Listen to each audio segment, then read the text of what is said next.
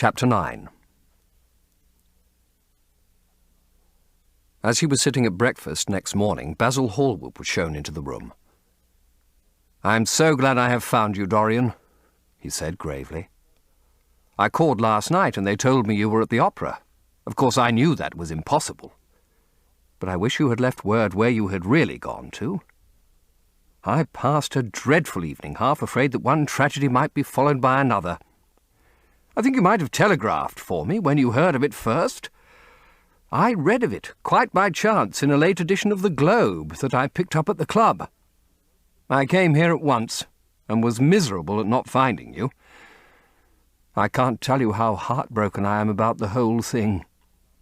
I know what you must suffer. But where were you? Did you go down and see the girl's mother? For a moment I thought of following you there. They gave the address in the paper. Somewhere in the Euston Road, isn't it?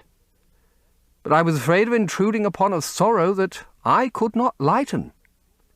Poor woman! What a state she must be in. And her only child, too. What did she say about it all?" "My dear Basil, how do I know?" murmured Dorian Gray, sipping some pale yellow wine from a delicate gold-beaded bubble of Venetian glass and looking dreadfully bored. "I was at the opera. You should have come on there. I met Lady Gwendolen, Harry's sister, for the first time. We were in her box. She is perfectly charming, and Patty sang divinely. Don't talk about horrid subjects. If one doesn't talk about a thing, it has never happened.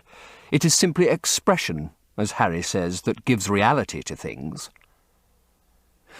I may mention that she was not the woman's only child. There is a son, a charming fellow, I believe. But he is not on the stage. He is a sailor or something. And now, tell me about yourself and what you were painting." "You went to the opera?" said Hallward, speaking very slowly and with a strained touch of pain in his voice. "You went to the opera while Sybil Vane was lying dead in some sordid lodging? You can talk to me of other women being charming and of Patty singing divinely before the girl you loved has even the quiet of a grave to sleep in? Why, man, there are horrors in store for that little white body of hers." "Stop, Basil! I won't hear it!" cried Dorian, leaping to his feet.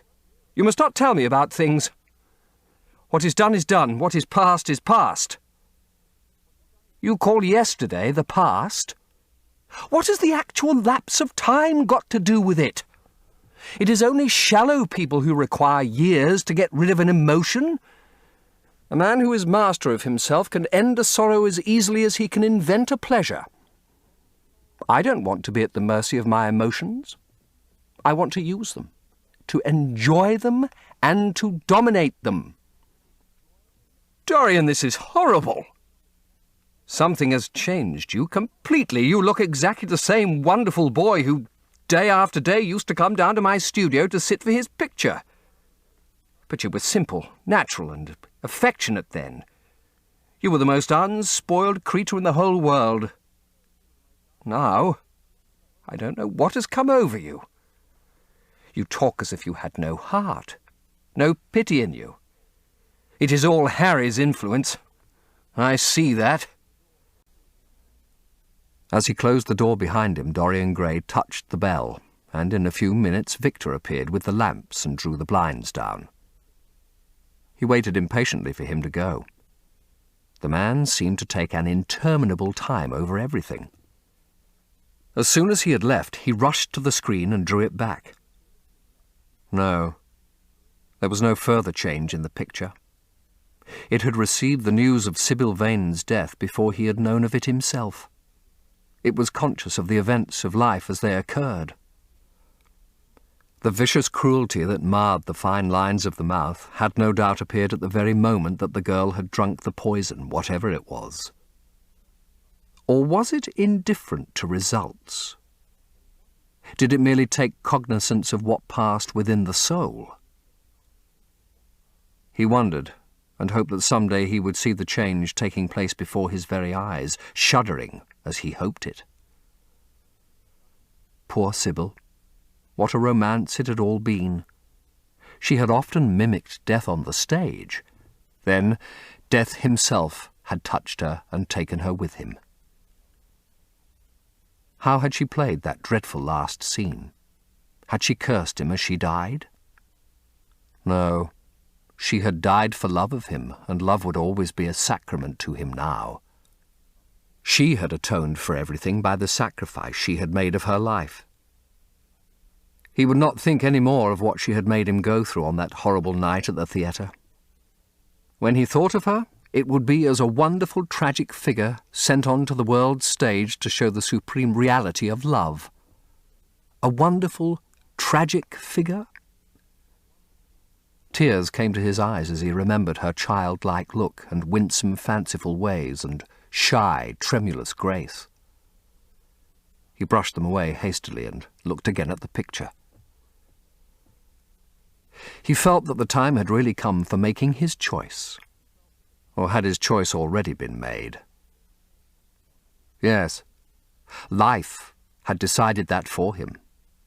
Life, and his own infinite curiosity about life. Eternal youth, infinite passion, pleasures subtle and secret, wild joy and wilder sins. He was to have all these things. The portrait was to bear the burden of his shame. That was all. A feeling of pain crept over him as he thought of the desecration that was in store for the fair face on the canvas. Once, in boyish mockery of Narcissus, he had kissed, or feigned to kiss, those painted lips that now smiled so cruelly at him. Morning after morning he had sat before the portrait, wondering at its beauty, almost enamoured of it, as it seemed to him at times. Was it to alter now with every mood to which he yielded? Was it to become a monstrous and loathsome thing to be hidden away in a locked room, to be shut out from the sunlight that had so often touched to brighter gold the waving wonder of its hair? The pity of it. The pity of it. "She will never come to life again now," muttered the lad, burying his face in his hands. "No, she will never come to life. She has played her last part. But you must think of that lonely death in the tawdry dressing-room simply as a strange, lurid fragment from some Jacobean tragedy, as a wonderful scene from Webster or Ford or Cyril Tourneur. The girl never really lived, and so she has never really died. To you at least she was always a dream, a phantom that flitted through Shakespeare's plays and left them lovelier for its presence, a reed through which Shakespeare's music sounded richer and more full of joy. The moment she touched actual life, she marred it, and it marred her, and so she passed away. Mourn for Ophelia, if you like. Put ashes on your head because Cordelia was strangled. Cry out against heaven because the daughter of Brabantio died. But don't waste your tears over Sybil Vane. She was less real than they are." There was a silence. The evening darkened in the room. Noiselessly and with silver feet the shadows crept in from the garden. The colours faded wearily out of things. After some time, Dorian Gray looked up. "You have explained me to myself, Harry," he murmured, with something of a sigh of relief. "I felt all that you have said, but somehow I was afraid of it and I could not express it to myself. How well you know me! But we will not talk again of what has happened. It has been a marvellous experience. That is all. I wonder if life has still in store for me anything as marvellous. Life has everything in store for you, Dorian. There is nothing that you, with your extraordinary good looks, will not be able to do. But suppose, Harry, I became haggard and old and wrinkled. What then?" "Ah, then," said Lord Henry, rising to go, Then, my dear Dorian, you would have to fight for your victories. As it is, they are brought to you. No, you must keep your good looks. We live in an age that reads too much to be wise and that thinks too much to be beautiful. We cannot spare you. And now you had better dress and drive down to the club. We are rather late as it is. I think I shall join you at the opera, Harry. I feel too tired to eat anything. What is the number of your sister's box? 27, I believe. It is on the grand tier. You will see her name on the door. But I am sorry you won't come and dine. I don't feel up to it, said Dorian listlessly. But I am awfully obliged to you for all that you have said to me. You are certainly my best friend. No one has ever understood me as you have. We are only at the beginning of our friendship, Dorian, answered Lord Henry, shaking him by the hand. Goodbye. I shall see you before 9:30, I hope. Remember, Patty is singing. I will try and do something, Dorian, if it would please you. But you must come and sit to me yourself again. I can't get on without you. I can never sit to you again, Basil. It is impossible, he exclaimed, starting back. The painter stared at him. My dear boy, what nonsense, he cried. Do you mean to say you don't like what I did of you? Where is it? Why have you pulled the screen in front of it? Let me look at it. It is the best thing I have ever done. Do take the screen away, Dorian.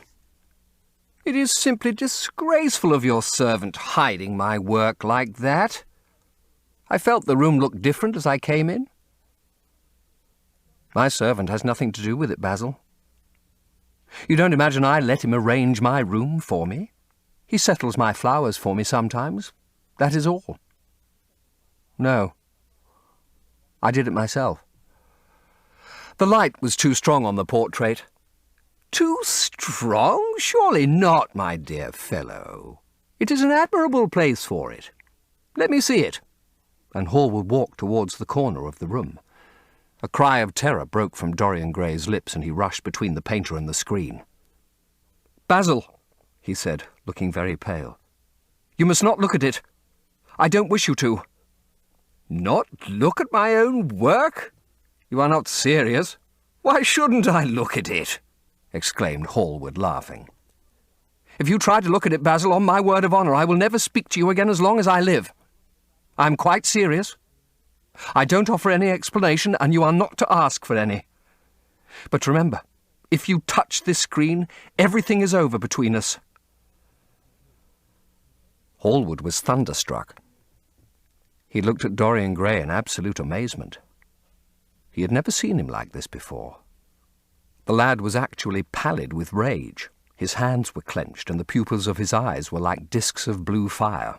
He was trembling all over. Dorian, don't speak.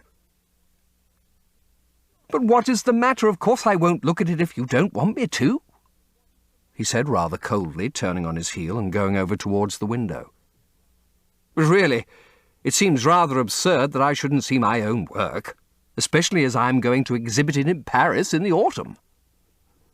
I shall probably have to give it another coat of varnish before that, so I must see it some day, and why not today? This ends Disc 4. The Picture of Dorian Gray, Disc 5. To exhibit it? You want to exhibit it? Exclaimed Dorian Gray, a strange sense of terror creeping over him. Was the world going to be shown his secret? Were people to gape at the mystery of his life? That was impossible. Something, he did not know what, had to be done at once. Yes, I don't suppose you will object to that. George Petit is going to collect all my best pictures for a special exhibition in the Rue de Sèze, which will open the first week in October. The portrait will only be away a month. I should think you could easily spare it for that time. In fact, you are sure to be out of town. And if you keep it always behind a screen, you can't care much about it. Dorian Gray passed his hand over his forehead. There were beads of perspiration there. He felt that he was on the brink of a horrible danger. "You told me a month ago that you would never exhibit it," he cried. "Why have you changed your mind? You people who go in for being consistent have just as many moods as others have. The only difference is that your moods are rather meaningless. You can't have forgotten that you assured me most solemnly that nothing in the world would induce you to send it to any exhibition. You told Harry exactly the same thing." He stopped suddenly, and a gleam of light came into his eyes. He remembered that Lord Henry had said to him once, half seriously and half in jest, "If you want to have a strange quarter of an hour, get Basil to tell you why he won't exhibit your picture." He told me why he wouldn't, and it was a revelation to me. Yes, perhaps Basil too had his secret. He would ask him and try. "Basil," he said, coming over quite close and looking him straight in the face, "we have each of us a secret. Let me know yours and I shall tell you mine. What was your reason for refusing to exhibit my picture?" The painter shuddered in spite of himself. "Dorian, if I told you, you might like me less than you do, and you would certainly laugh at me. I could not bear your doing either of those two things. If you wish me never to look at your picture again, I am content. I have always you to look at. If you wish the best work I have ever done to be hidden from the world, I am satisfied. Your friendship is dearer to me than any fame or reputation." "No, Basil, you must tell me," insisted Dorian Gray. "I think I have a right to know." His feeling of terror had passed away, and curiosity had taken its place. He was determined to find out Basil Hallward's mystery. The lad flushed up, and, going to the window, looked out for a few moments on the green, flickering, sun-lashed garden. "I owe a great deal to Harry, Basil," he said at last. "More than I owe to you. You only taught me to be vain." "Well, I am punished for that, Dorian. Or shall be some day." "I don't know what you mean, Basil," he exclaimed, turning round. "I don't know what you want. What do you want?" "I want the Dorian Gray I used to paint," said the artist sadly. "Basil," said the lad, going over to him and putting his hand on his shoulder, "you have come too late. Yesterday, when I heard that Sybil Vane had killed herself—" "Killed herself? Good heavens, is there no doubt about that?" cried Hallward, looking up at him with an expression of horror. "My dear Basil, surely you don't think it was a vulgar accident? Of course she killed herself." The elder man buried his face in his hands. "How fearful," he muttered, and a shudder ran through him. "No," said Dorian Gray. "There is nothing fearful about it. It is one of the great romantic tragedies of the age. As a rule, people who act lead the most commonplace lives. They are good husbands or faithful wives or something tedious. You know what I mean. Middle-class virtue and all that kind of thing. How different Sybil was. She lived her finest tragedy. She was always a heroine. The last night she played, the night you saw her, she acted badly because she had known the reality of love. When she knew its unreality, she died as Juliet might have died. She passed again into the sphere of art. There is something of the martyr about her. Her death has all the pathetic uselessness of martyrdom, all its wasted beauty. But, as I was saying, you must not think I have not suffered. If you had come in yesterday at a particular moment, about 5:30 perhaps, or 5:45, you would have found me in tears. Even Harry, who was here, who brought me the news, in fact, had no idea what I was going through. I suffered immensely. Then it passed away. I cannot repeat an emotion. No one can except sentimentalists. And you are awfully unjust, Basil. You come down here to console me. That is charming of you. You find me consoled and you are furious. How like a sympathetic person. You remind me of a story Harry told me about a certain philanthropist who spent 20 years of his life in trying to get some grievance redressed or some unjust law altered. I forget exactly what it was. Finally he succeeded, and nothing could exceed his disappointment. He had absolutely nothing to do, almost died of ennui and became a confirmed misanthrope. And besides, my dear old Basil, if you really want to console me, teach me rather to forget what has happened, or to see it from the proper artistic point of view. Was it not Gautier who used to write about la consolation des arts? "Let us sit down, Dorian," said the painter, looking troubled. "Let us sit down. And just answer me one question. Have you noticed in the picture something curious? Something that probably at first did not strike you, but that revealed itself to you suddenly?" "Basil!" cried the lad, clutching the arms of his chair with trembling hands and gazing at him with wild, startled eyes. "I see you did. Don't speak. Wait till you hear what I have to say. Dorian, from the moment I met you, your personality had the most extraordinary influence over me.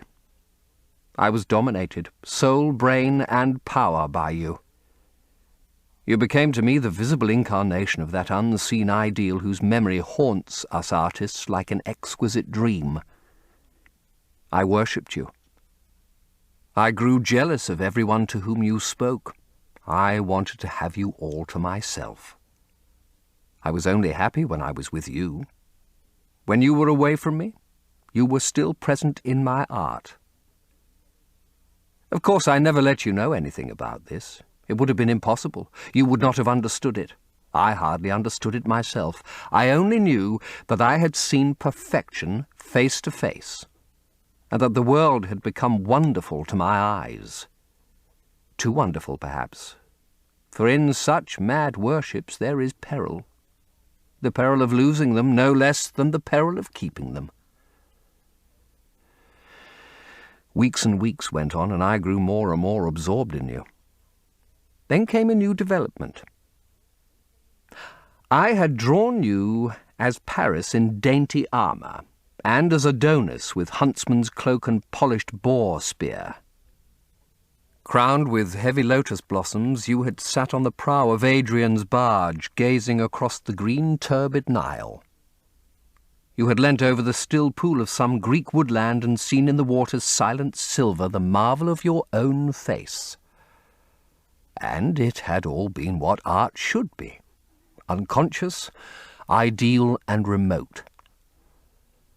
One day, a fatal day I sometimes think, I determined to paint a wonderful portrait of you as you actually are, not in the costume of dead ages, but in your own dress and in your own time. Whether it was the realism of the method or the mere wonder of your own personality, thus directly presented to me without mist or veil, I cannot tell. But I know that as I worked at it, every flake and film of colour seemed to me to reveal my secret. I grew afraid that others would know of my idolatry. I felt, Dorian, that I had told too much, that I had put too much of myself into it. Then it was that I resolved never to allow the picture to be exhibited. You were a little annoyed, but then you did not realize all that it meant to me. Harry, to whom I talked about it, laughed at me. But I did not mind that. When the picture was finished and I sat alone with it, I felt that I was right. Well, after a few days the thing left my studio, and as soon as I had got rid of the intolerable fascination of its presence, it seemed to me that I had been foolish in imagining that I had seen anything in it, more than that you were extremely good-looking and that I could paint. Even now I cannot help feeling that it is a mistake to think that the passion one feels in creation is ever really shown in the work one creates. Art is always more abstract than we fancy. Form and colour tell us of form and colour, that is all. It often seems to me that art conceals the artist far more completely than it ever reveals him. And so when I got this offer from Paris, I determined to make your portrait the principal thing in my exhibition. It never occurred to me that you would refuse. I see now that you were right. The picture cannot be shown. You must not be angry with me, Dorian, for what I have told you. As I said to Harry once, you are made to be worshipped. Dorian Gray drew a long breath. The colour came back to his cheeks and a smile played about his lips. The peril was over. He was safe for the time. Yet he could not help feeling infinite pity for the painter who had just made this strange confession to him, and wondered if he himself would ever be so dominated by the personality of a friend. Lord Henry had the charm of being very dangerous, but that was all. He was too clever and too cynical to be really fond of. Would there ever be someone who would fill him with a strange idolatry? Was that one of the things that life had in store? "It is extraordinary to me, Dorian," said Hallward, "that you should have seen this in the portrait. Did you really see it?" "I saw something in it," he answered. "Something that seemed to me very curious."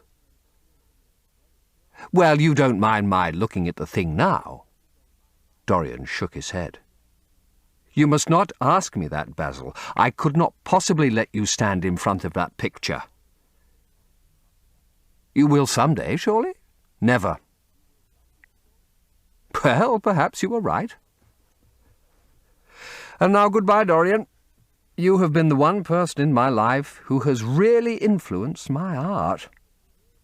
Whatever I have done that is good I owe to you. Ah, you don't know what it cost me to tell you all that I have told you." "My dear Basil," said Dorian, "what have you told me? Simply that you felt that you admired me too much. That is not even a compliment." "It was not intended as a compliment. It was a confession. Now that I have made it, something seems to have gone out of me. Perhaps one should never put one's worship into words. It was a very disappointing confession." "Why, what did you expect, Dorian? You didn't see anything else in that picture, did you? There was nothing else to see?" Chapter 10.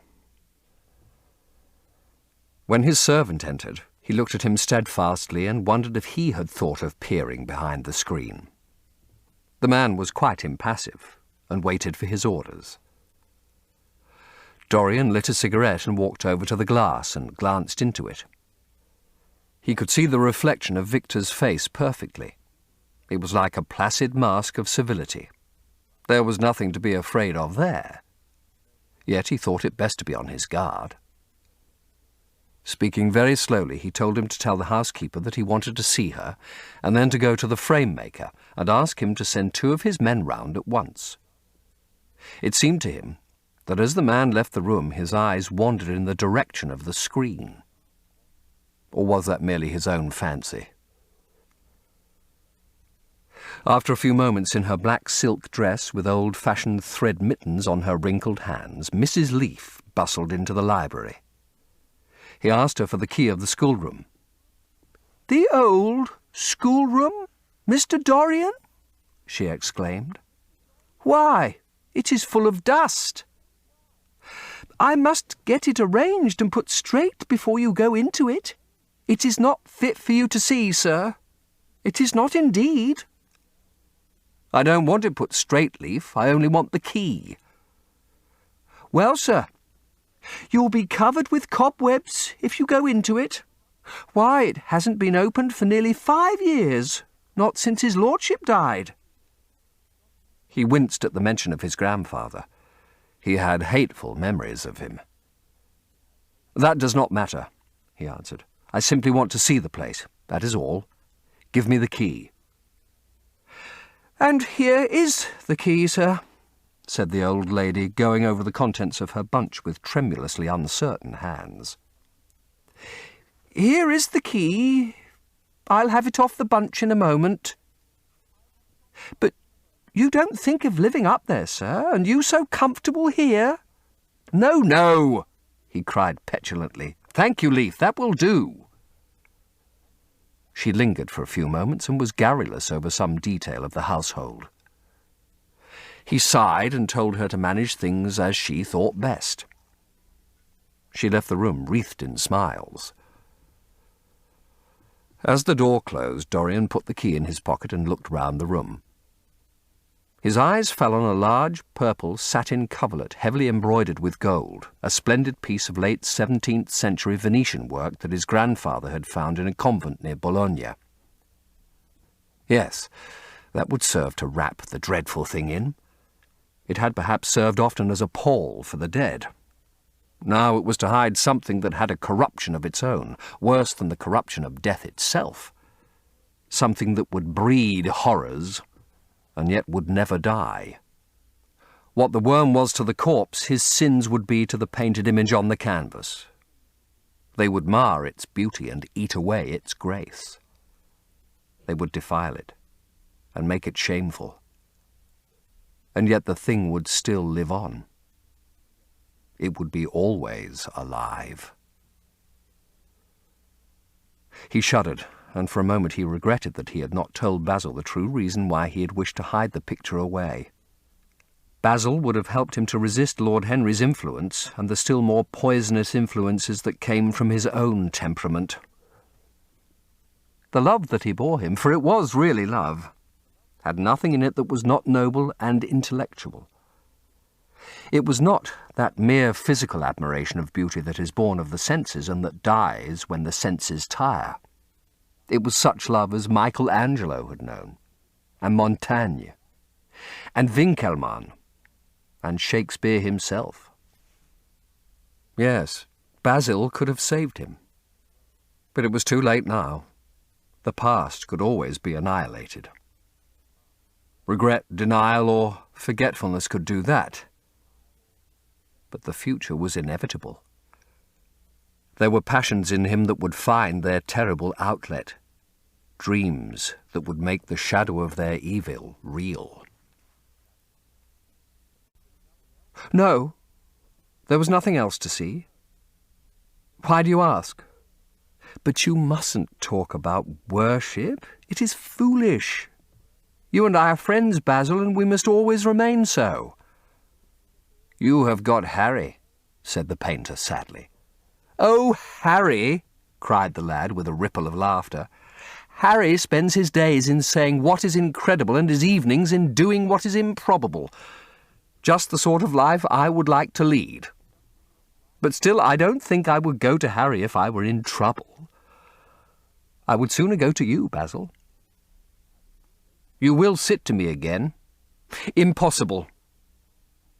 You spoil my life as an artist by refusing, Dorian. No man came across two ideal things. Few come across one.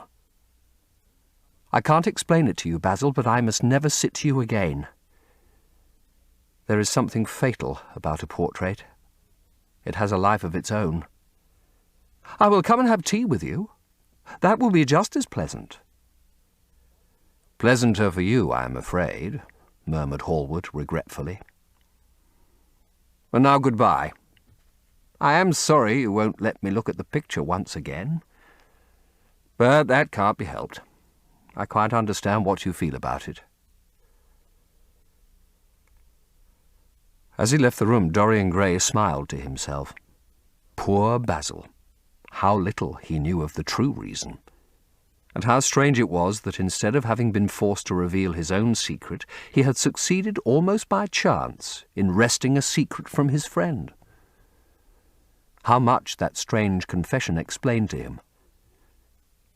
The painter's absurd fits of jealousy, his wild devotion, his extravagant panegyrics, his curious reticences. He understood them all now, and he felt sorry. There seemed to him to be something tragic in a friendship so coloured by romance. He sighed and touched the bell. The portrait must be hidden away at all costs. He could not run such a risk of discovery again. It had been mad of him to have allowed the thing to remain, even for an hour, in a room to which any of his friends had access.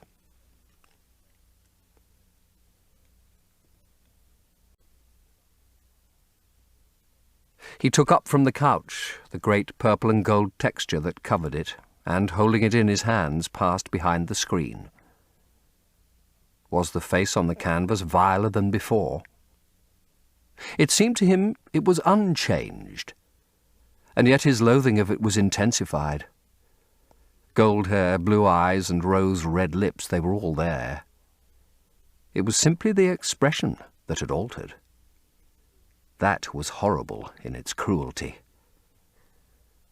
Compared to what he saw in it of censure or rebuke, how shallow Basil's reproaches about Sybil Vane had been. How shallow, and of what little account. His own soul was looking out at him from the canvas and calling him to judgment. A look of pain came across him, and he flung the rich pall over the picture. As he did so, a knock came to the door. He passed out as his servant entered.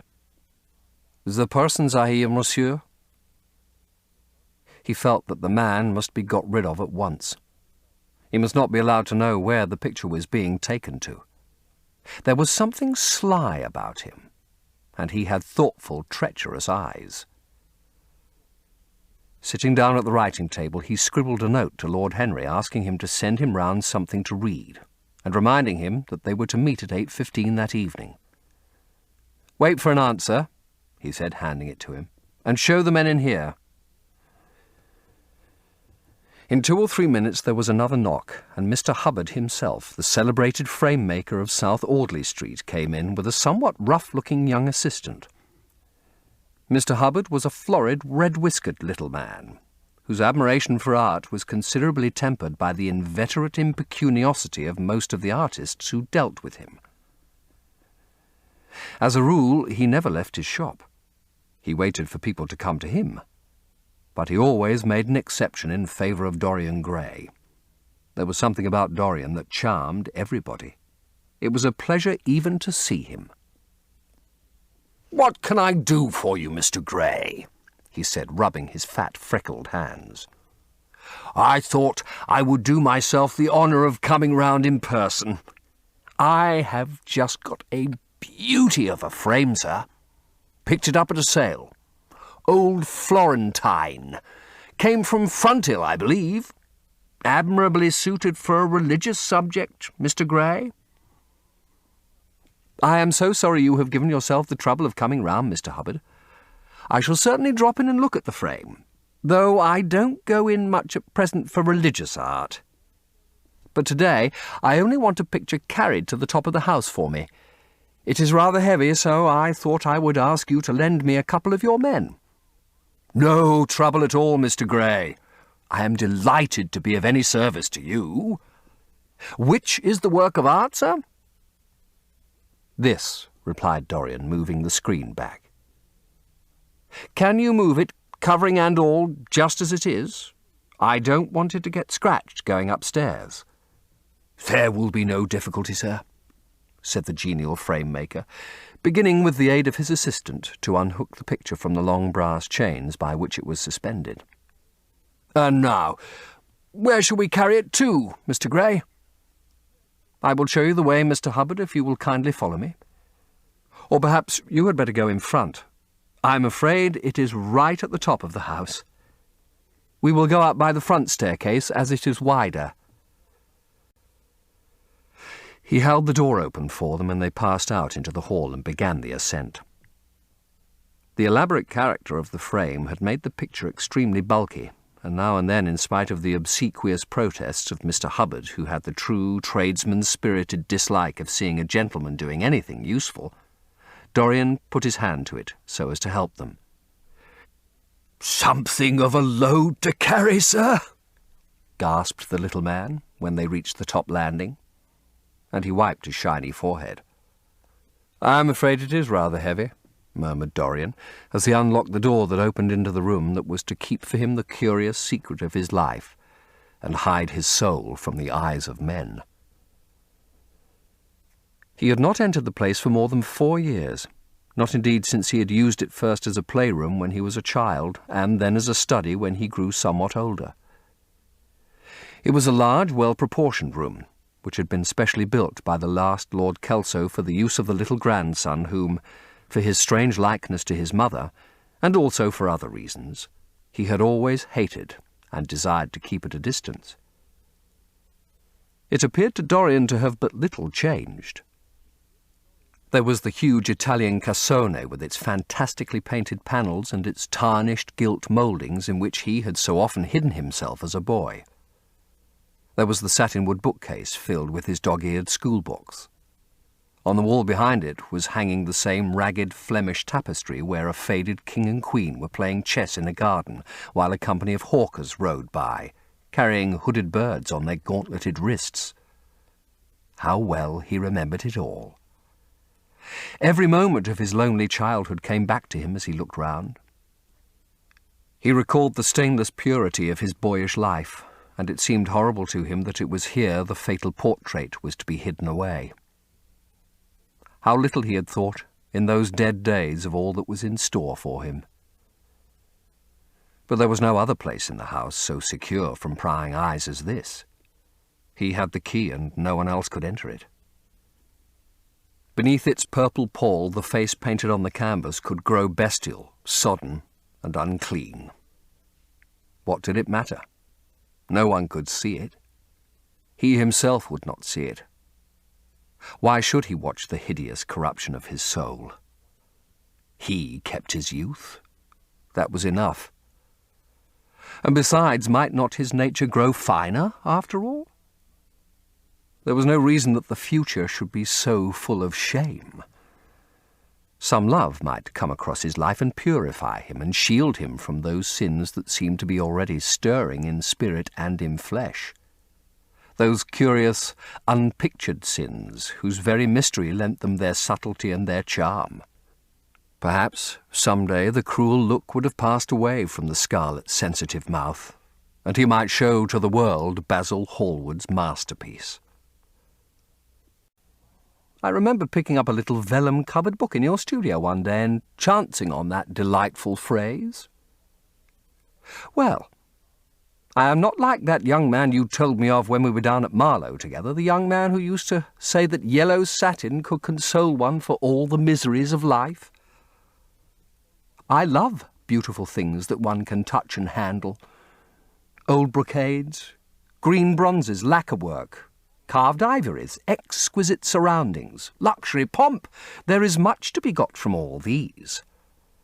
But the artistic temperament that they create, or at any rate reveal, is still more to me. To become the spectator of one's own life, as Harry says, is to escape the suffering of life. I know you are surprised at my talking to you like this. You have not realized how I have developed. I was a schoolboy when you knew me. I am a man now. I have new passions, new thoughts, new ideas. I am different. But you must not like me less. I am changed, but you must always be my friend. Of course, I am very fond of Harry, but I know that you are better than he is. You are not stronger. You are too much afraid of life. But you are better. And how happy we used to be together. Don't leave me, Basil, and don't quarrel with me. I am what I am. There is nothing more to be said. The painter felt strangely moved. The lad was infinitely dear to him, and his personality had been the great turning point in his art. He could not bear the idea of reproaching him any more. After all, his indifference was probably merely a mood that would pass away. There was so much in him that was good, so much in him that was noble. "Well, Dorian," he said at length with a sad smile, I won't speak to you again about this horrible thing after today. I only trust your name won't be mentioned in connection with it. The inquest is to take place this afternoon. Have they summoned you?" Dorian shook his head, and a look of annoyance passed over his face at the mention of the word inquest. There was something so crude and vulgar about everything of the kind. "They don't know my name," he answered. "But surely she did. Only my Christian name, and that, I am quite sure, she never mentioned to anyone. She told me once that they were all rather curious to learn who I was, and that she invariably told them my name was Prince Charming. It was pretty of her. You must do me a drawing of Sybil, Basil. I should like to have something more of her than the memory of a few kisses and some broken, pathetic words." For a moment he thought of praying that the horrible sympathy that existed between him and the picture might cease. It had changed in answer to a prayer. Perhaps in answer to a prayer it might remain unchanged. And yet, who that knew anything about life would surrender the chance of remaining always young, however fantastic that chance might be, or with what fateful consequences it might be fraught? Besides, was it really under his control?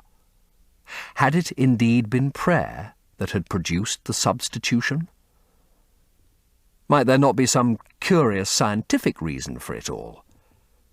If thought could exercise its influence upon a living organism, might not thought exercise an influence upon dead and inorganic things? Nay, without thought or conscious desire, might not things external to ourselves vibrate in unison with our moods and passions, atom calling to atom in secret love or strange affinity? But the reason was of no importance. He would never again tempt by a prayer any terrible power. If the picture was to alter, it was to alter. That was all. Why inquire too closely into it? For there would be a real pleasure in watching it. He would be able to follow his mind into its secret places.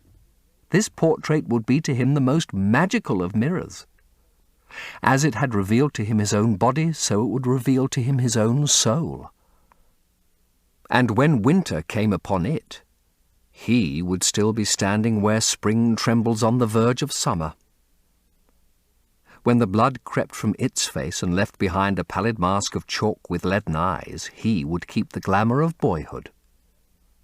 Not one blossom of his loveliness would ever fade. Not one pulse of his life would ever weaken. Like the gods of the Greeks, he would be strong and fleet and joyous. What did it matter what happened to the coloured image on the canvas? He would be safe. That was everything. He drew the screen back into its former place in front of the picture, smiling as he did so, and passed into his bedroom where his valet was already waiting for him. An hour later, he was at the opera, and Lord Henry was leaning over his chair. No, that was impossible. Hour by hour and week by week the thing upon the canvas was growing old. It might escape the hideousness of sin, but the hideousness of age was in store for it. The cheeks would become hollow or flaccid. Yellow crow's feet would creep round the fading eyes and make them horrible. The hair would lose its brightness, the mouth would gape or droop, would be foolish or gross, as the mouths of old men are. There would be the wrinkled throat, the cold blue-veined hands, the twisted body, that he remembered in the grandfather who had been so stern to him in his boyhood. The picture had to be concealed. There was no help for it. "Bring it in, Mr. Hubbard, please," he said wearily, turning round. "I am sorry I kept you so long. I was thinking of something else." "Always glad to have a rest, Mr. Gray," answered the frame-maker, who was still gasping for breath. "Where shall we put it, sir?" "Oh, anywhere. Here, this will do. I don't want to have it hung up. Just lean it against the wall. Thanks." Might one look at the work of art, sir?" Dorian started. "It would not interest you, Mr. Hubbard," he said, keeping his eye on the man. He felt ready to leap upon him and fling him to the ground if he dared to lift the gorgeous hanging that concealed the secret of his life. "I shan't trouble you any more now. I am much obliged for your kindness in coming round." "Not at all, Mr. Gray. Ever ready to do anything for you, sir?" And Mr. Hubbard tramped downstairs, followed by the assistant, who glanced back at Dorian with a look of shy wonder in his rough, uncomely face.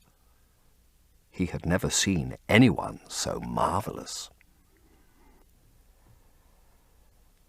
When the sound of their footsteps had died away, Dorian locked the door and put the key in his pocket. He felt safe now. No one would ever look upon the horrible thing. No eye but his would ever see his shame.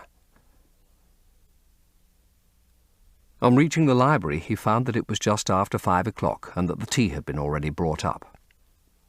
On a little table of dark perfumed wood, thickly encrusted with nacre, a present from Lady Radley, his guardian's wife, a pretty professional invalid who had spent the preceding winter in Cairo, was lying a note from Lord Henry. And beside it was a book bound in yellow paper, the cover slightly torn and the edges soiled. A copy of the 3rd edition of the St. James's Gazette had been placed on the tea tray. It was evident that Victor had returned. He wondered if he had met the men in the hall as they were leaving the house and had wormed out of them what they had been doing. He would be sure to miss the picture, had no doubt missed it already, while he had been laying the tea things. The screen had not been set back, and a blank space was visible on the wall. Perhaps some night he might find him creeping upstairs and trying to force the door of the room. It was a horrible thing to have a spy in one's house. He had heard of rich men who had been blackmailed all their lives by some servant who had read a letter or overheard a conversation or picked up a card with an address or found beneath a pillow a withered flower or a shred of crumpled lace. He sighed, and, having poured himself out some tea, opened Lord Henry's note. It was simply to say that he had sent him round the evening paper and a book that might interest him, and that he would be at the club at 8:15.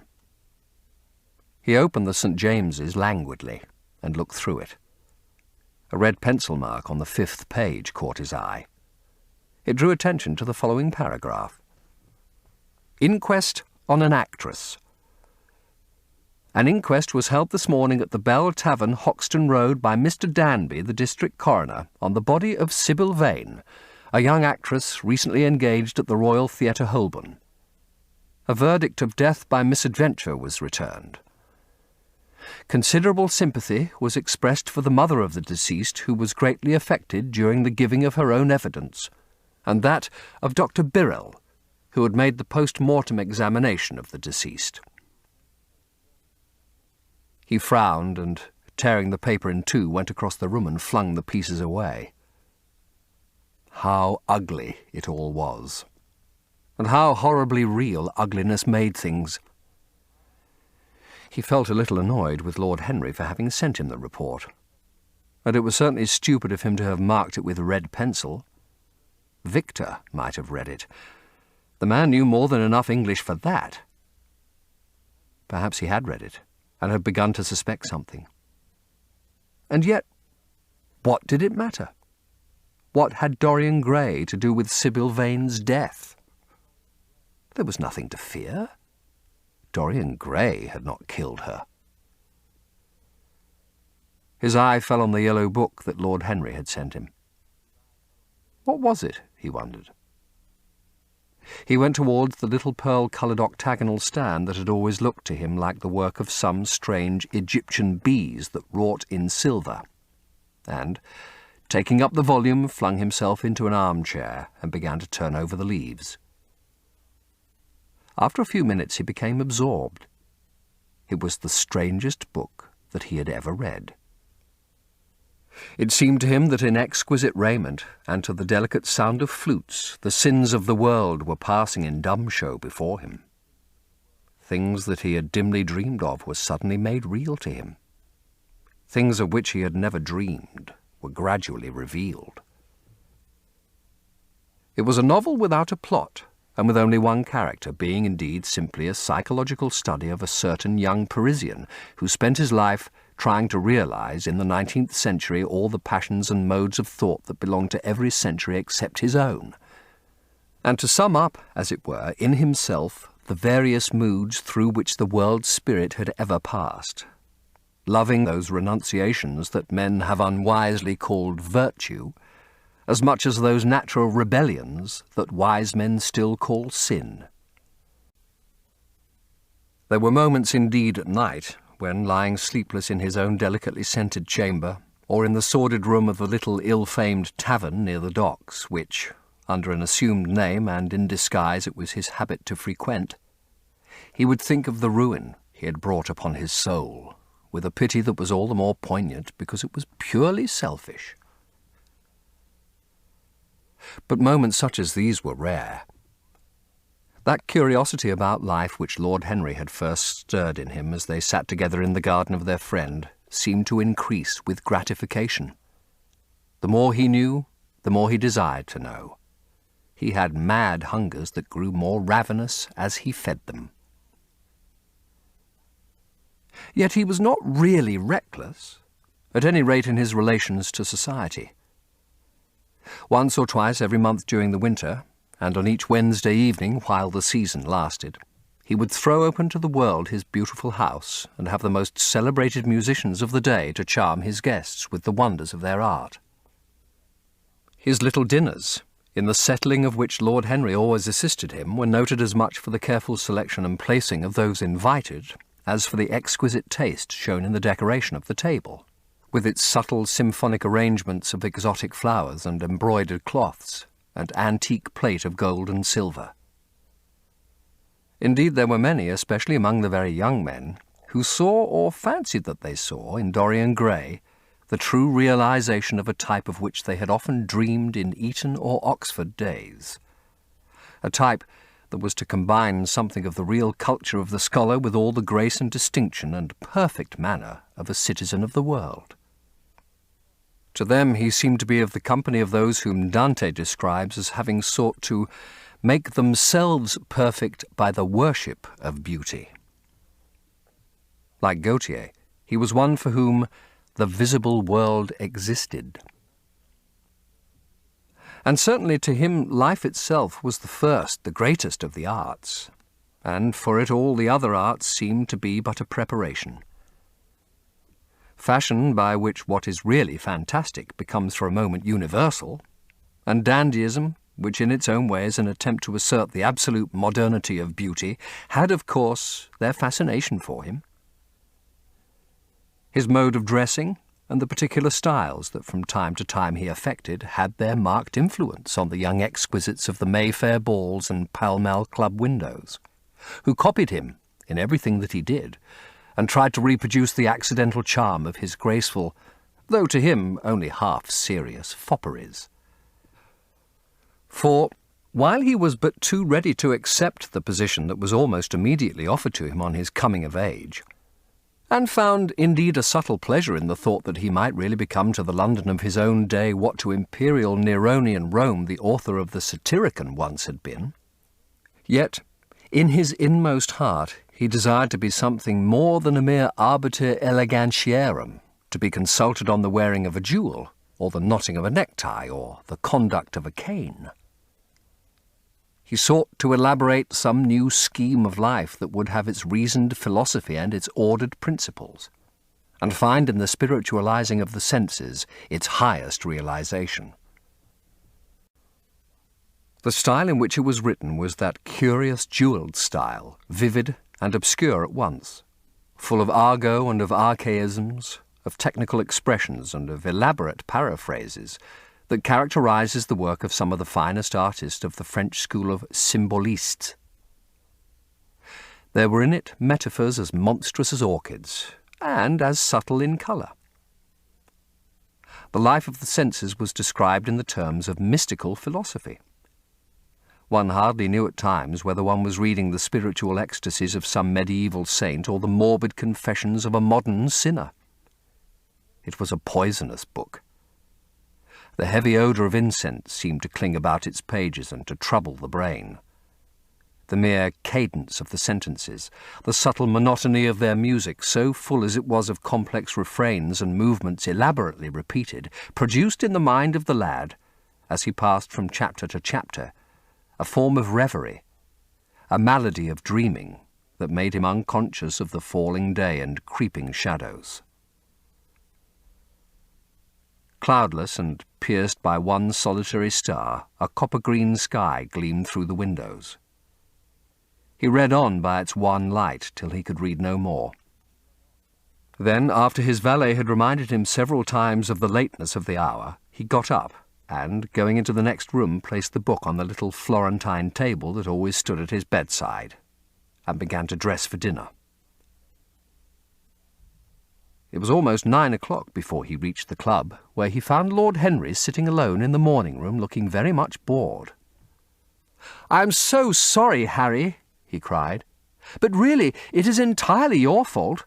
The book you sent me so fascinated me that I forgot how the time was going." "Yes, I thought you would like it," replied his host, rising from his chair. "I didn't say I liked it, Harry. I said it fascinated me. There is a great difference." "Ah, you have discovered that?" murmured Lord Henry. And they passed into the dining-room. Chapter 11. For years, Dorian Gray could not free himself from the influence of this book. Or perhaps it would be more accurate to say that he never sought to free himself from it. He procured from Paris no less than 9 large paper copies of the first edition, and had them bound in different colours so that they might suit his various moods, and the changing fancies of a nature over which he seemed at times to have almost entirely lost control. The hero, the wonderful young Parisian in whom the romantic and the scientific temperaments were so strangely blended, became to him a kind of prefiguring type of himself. And indeed the whole book seemed to him to contain the story of his own life, written before he had lived it. In one point he was more fortunate than the novel's fantastic hero. He never indeed had any cause to know that somewhat grotesque dread of mirrors and polished metal surfaces and still water which came upon the young Parisian so early in his life, and was occasioned by the sudden decay of a beauty that had once apparently been so remarkable. It was with an almost cruel joy, and perhaps in nearly every joy, as certainly in every pleasure cruelty has its place, that he used to read the latter part of the book with its really tragic, if somewhat overemphasized, account of the sorrow and despair of one who had himself lost what in others, and in the world, he had most dearly valued. For the wonderful beauty that had so fascinated Basil Hallward and many others besides him seemed never to leave him. Even those who had heard the most evil things against him, and from time to time strange rumours about his mode of life crept through London and became the chatter of the clubs, could not believe anything to his dishonour when they saw him. He had always the look of one who had kept himself unspotted from the world. Men who talked grossly became silent when Dorian Gray entered the room. There was something in the purity of his face that rebuked them. His mere presence seemed to recall to them the memory of the innocence that they had tarnished. They wondered how one so charming and graceful as he was could have escaped the stain of an age that was at once sordid and sensual. Often, on returning home from one of those mysterious and prolonged absences that gave rise to such strange conjecture among those who were his friends, or thought that they were so, he himself would creep upstairs to the locked room, open the door with the key that never left him now, and stand, with a mirror, in front of the portrait that Basil Hallward had painted of him, looking now at the evil and ageing face on the canvas, and now at the fair young face that laughed back at him from the polished glass. The very sharpness of the contrast used to quicken his sense of pleasure. He grew more and more enamoured of his own beauty, more and more interested in the corruption of his own soul. He would examine with minute care and sometimes with a monstrous and terrible delight the hideous lines that seared the wrinkling forehead or crawled around the heavy sensual mouth, wondering sometimes which were the more horrible, the signs of sin or the signs of age. He would place his white hands beside the coarse, bloated hands of the picture and smile. He mocked the misshapen body and the failing limbs. The worship of the senses has often, and with much justice, been decried, men feeling a natural instinct of terror about passions and sensations that seem stronger than themselves, and that they are conscious of sharing with the less highly organized forms of existence. But it appeared to Dorian Gray that the true nature of the senses had never been understood, and that they had remained savage and animal merely because the world had sought to starve them into submission or to kill them by pain, instead of aiming at making them elements of a new spirituality, of which a fine instinct for beauty was to be the dominant characteristic. As he looked back upon man moving through history, he was haunted by a feeling of loss. So much had been surrendered, and to such little purpose. There had been mad, wilful rejections, monstrous forms of self-torture and self-denial whose origin was fear, and whose result was a degradation infinitely more terrible than that fancied degradation from which in their ignorance they had sought to escape. Nature, in her wonderful irony, driving out the anchorite to feed with the wild animals of the desert and giving to the hermit the beasts of the field as his companions. Yes, there was to be, as Lord Henry had prophesied, a new hedonism that was to recreate life and to save it from that harsh, uncomely Puritanism that is having in our own day its curious revival. It was to have its service of the intellect, certainly, yet it was never to accept any theory or system that would involve the sacrifice of any mode of passionate experience. Its aim, indeed, was to be experience itself, and not the fruits of experience, sweet or bitter as they might be. Of the asceticism that deadens the senses, as of the vulgar profligacy that dulls them, it was to know nothing. But it was to teach man to concentrate himself upon the moments of a life that is itself but a moment. There are few of us who have not sometimes wakened before dawn, either after one of those dreamless nights that make us almost enamoured of death, or one of those nights of horror and misshapen joy, when through the chambers of the brain sweep phantoms more terrible than reality itself, and instinct, with that vivid life that lurks in all grotesques, and that lends to Gothic art its enduring vitality, this art being, one might fancy, especially the art of those whose minds have been troubled with the malady of reverie. Gradually, white fingers creep through the curtains, and they appear to tremble. In black, fantastic shapes, dumb shadows crawl into the corners of the room and crouch there. Outside there is the stirring of birds among the leaves, or the sound of men going forth to their work, or the sigh and sob of the wind coming down from the hills and wandering round the silent house, as though it feared to wake the sleepers, and yet must needs call forth sleep from her purple cave. Veil after veil of thin, dusky gauze is lifted, and by degrees the forms and colours of things are restored to them, and we watch the dawn remaking the world in its antique pattern. The wan mirrors get back their mimic life.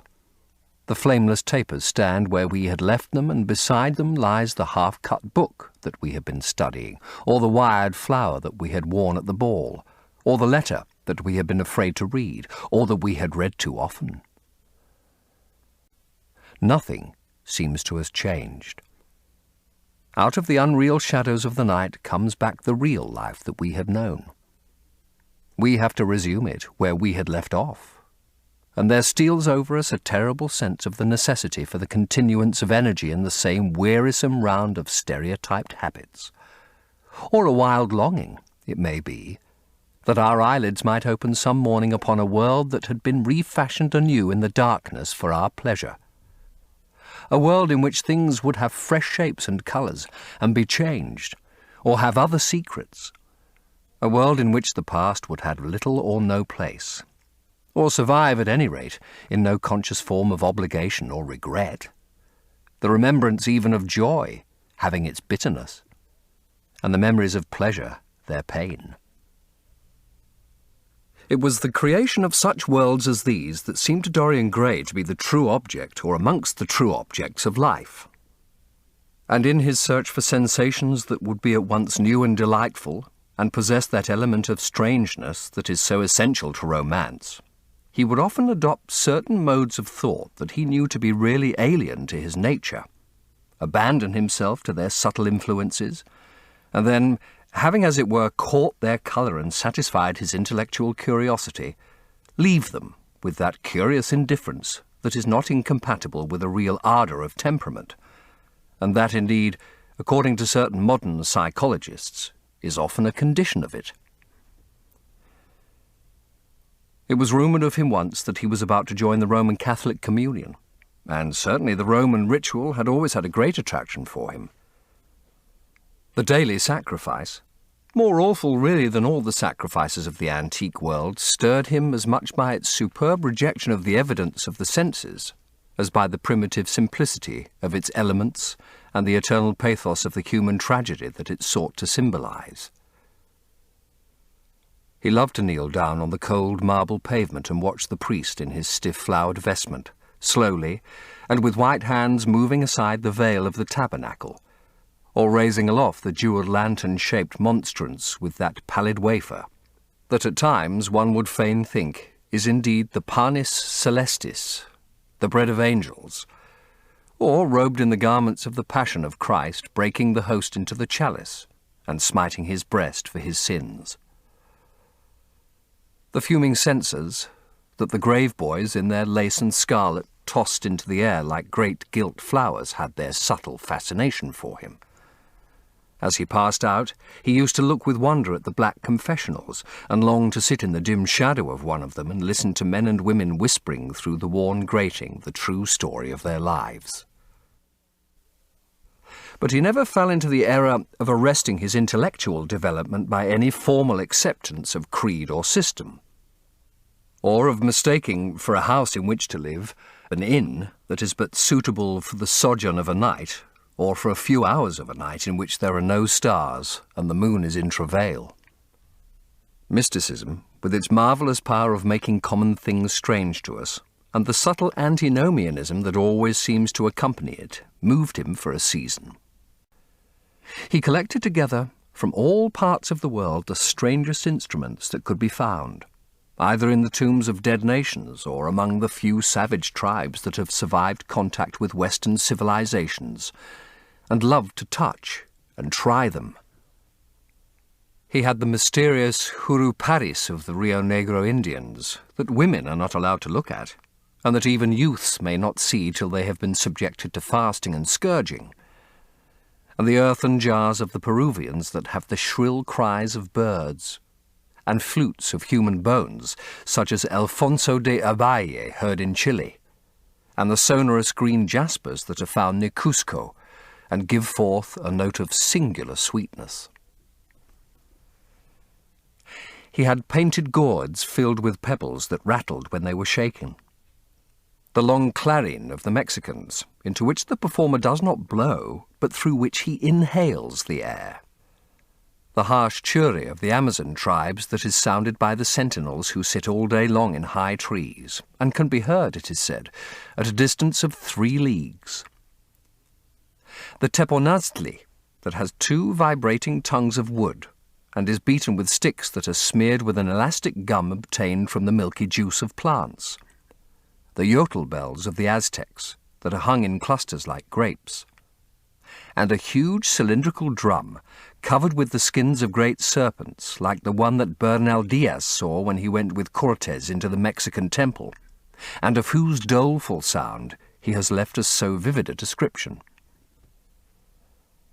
The fantastic character of these instruments fascinated him, and he felt a curious delight in the thought that art, like nature, has her monsters, things of bestial shape and with hideous voices.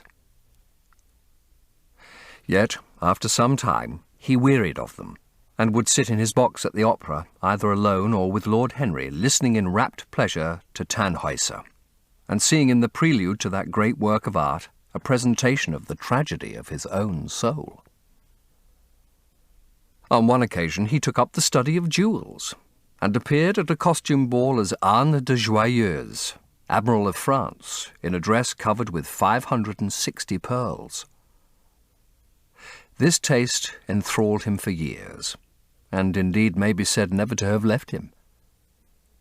He would often spend a whole day settling and resettling in their cases the various stones that he had collected, such as the olive-green chrysoberyl that turns red by lamplight, the cymophane with its wire-like line of silver, the pistachio-coloured peridot, rose-pink and wine-yellow topazes, carbuncles of fiery scarlet with tremulous four-rayed stars, flame-red cinnamon stones, orange and violet spinels, and amethysts with their alternate layers of ruby and sapphire.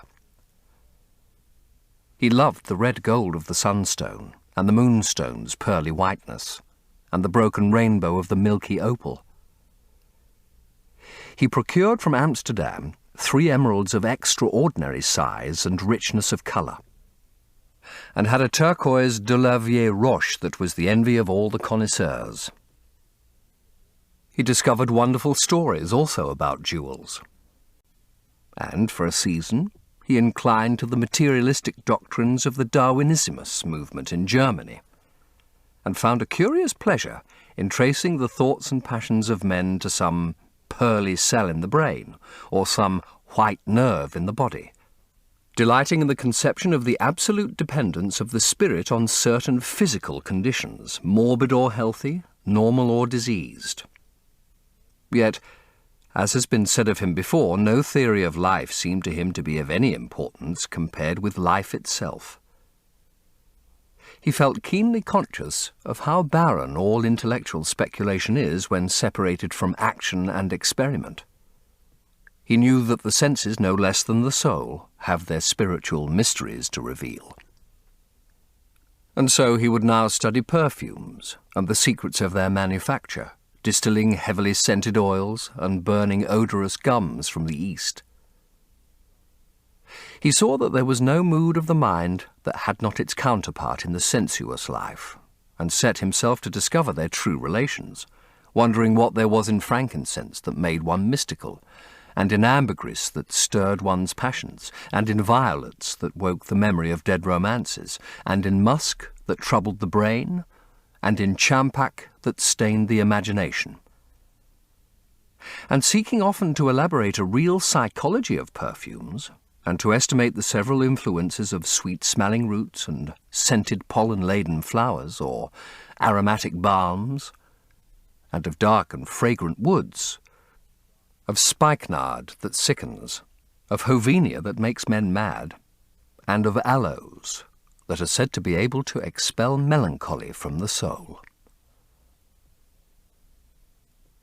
At another time he devoted himself entirely to music, and in a long latticed room with a vermilion and gold ceiling and walls of olive-green lacquer, he used to give curious concerts in which mad gypsies tore wild music from little zithers, or grave yellow-shawled Tunisians plucked at the strained strings of monstrous lutes, while grinning negroes beat monotonously upon copper drums, and, crouching upon scarlet mats, slim-turbaned Indians blew through long pipes of reed or brass, and charmed or feigned to charm great hooded snakes and horrible horned adders.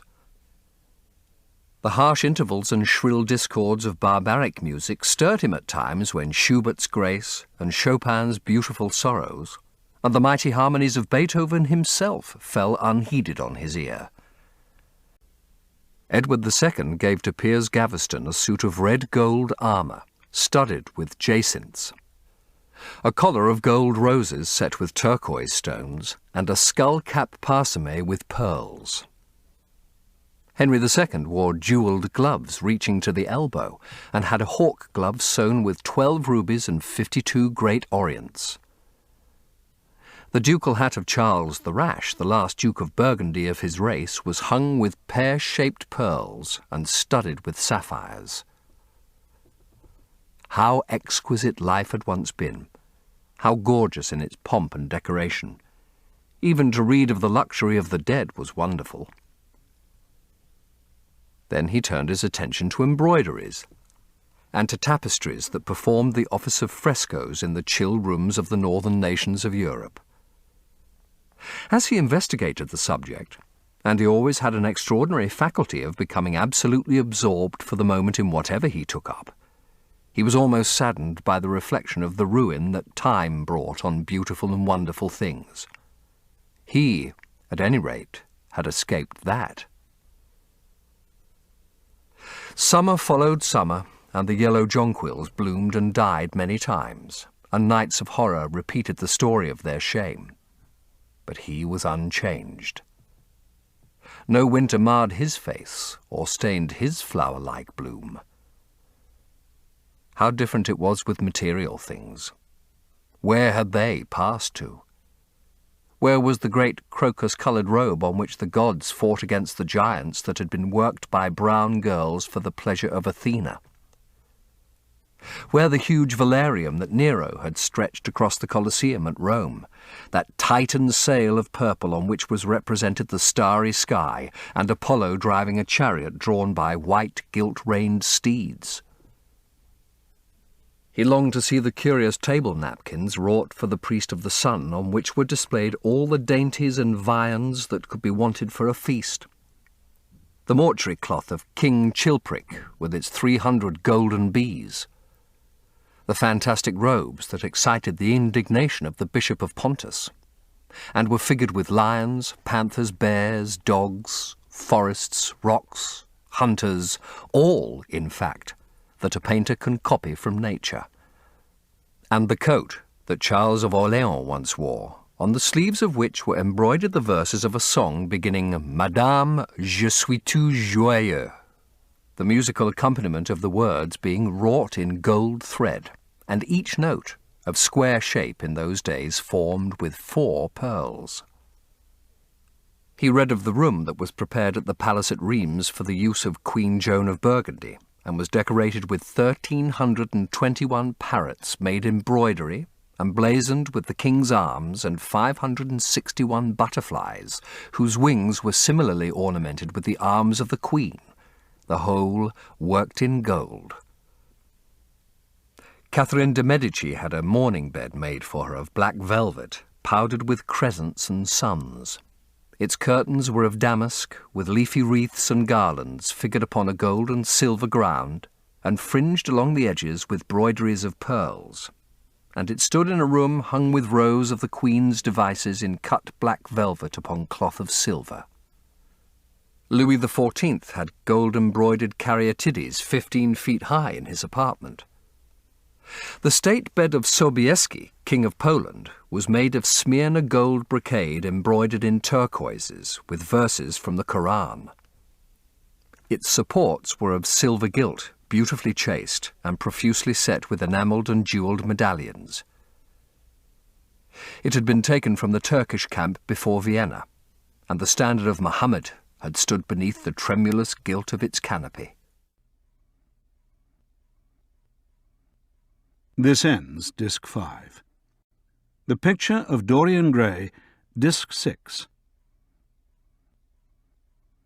And so, for a whole year, he sought to accumulate the most exquisite specimens that he could find in textile and embroidered work, getting the dainty Delhi muslins, finely wrought with gold thread pelmets and stitched over with iridescent beetles' wings, the Dhaka gauzes, that from their transparency are known in the East as woven air and running water and evening dew, strange figured cloths from Java, elaborate yellow Chinese hangings, books bound in tawny satins or fair blue silks and wrought with fleur-de-lis, birds and images, veils of laces worked in Hungary point, Sicilian brocades, and stiff Spanish velvets. Georgian work with its gilt coins, and Japanese fukusas with their green-toned golds and their marvellously plumaged birds. He had a special passion also for ecclesiastical vestments, as indeed he had for everything connected with the service of the church. In the long cedar chests that lined the west gallery of his house, he had stored away many rare and beautiful specimens of what is really the raiment of the bride of Christ, who must wear purple and jewels and fine linen that she may hide the pallid, macerated body that is worn by the suffering that she seeks for, and wounded by self-inflicted pain. He possessed a gorgeous cope of crimson silk and gold thread damask, figured with a repeating pattern of golden pomegranates, set in 6-petalled formal blossoms, beyond which on either side was the pineapple device wrought in seed pearls. The orphreys were divided into panels representing scenes from the life of the Virgin, and the coronation of the Virgin was figured in coloured silks upon the hood. This was Italian work of the 15th century. Another cope was of green velvet, embroidered with heart-shaped groups of acanthus leaves, from which spread long-stemmed white blossoms, the details of which were picked out with silver thread and coloured crystals. The morse bore a seraph's head in gold thread raised work. The orphreys were woven in a diaper of red and gold silk, and were starred with medallions of many saints and martyrs, among whom was St. Sebastian. He had chasubles also, of amber-coloured silk, and blue silk, and gold brocade, and yellow silk damask, and cloth of gold, figured with representations of the Passion and Crucifixion of Christ, and embroidered with lions and peacocks and other emblems. Dalmatics of white satin and pink silk damask decorated with tulips and dolphins and fleur-de-lis. Altar frontals of crimson velvet and blue linen, and many corporals, chalice veils, and sudaria. In the mystic offices to which such things were put, there was something that quickened his imagination. For these treasures, and everything that he collected in his lovely house, were to be to him means of forgetfulness, modes by which he could escape, for a season, from the fear that seemed to him at times to be almost too great to be borne. Upon the walls of the lonely locked room where he had spent so much of his boyhood, he had hung with his own hands the terrible portrait whose changing features showed him the real degradation of his life, and in front of it had draped the purple and gold pall as a curtain. For weeks he would not go there, would forget the hideous painted thing, and get back his light heart, his wonderful joyousness, his passionate absorption in mere existence. Then, suddenly, some night he would creep out of the house, go down to dreadful places near Blue Gate Fields, and stay there, day after day until he was driven away. In Alfonso's Clericalis Disciplina, a serpent was mentioned with eyes of real jacinth, and, in the romantic history of Alexander, the conqueror of Emathia was said to have found in the Vale of Jordan snakes with collars of real emeralds growing on their backs. There was a gem in the brain of the dragon, Philostratus told us, and, by the exhibition of golden letters and a scarlet robe, the monster could be thrown into a magical sleep and slain. According to the great alchemist Pierre de Boniface, the diamond rendered a man invisible, and the agate of India made him eloquent. The cornelian appeased anger, and the hyacinth provoked sleep, and the amethyst drove away the fumes of wine. The garnet cast out demons, and the hydropicus deprived the moon of her colour.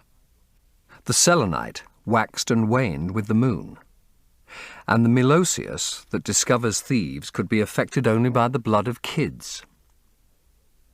Leonardus Camillus had seen a white stone taken from the brain of a newly killed toad that was a certain antidote against poison. The bezoar that was found in the heart of the Arabian deer was a charm that could cure the plague. In the nests of Arabian birds was the aspilates, that, according to Democritus, kept the wearer from any danger by fire. The king of Ceylon rode through his city with a large ruby in his hand at the ceremony of his coronation.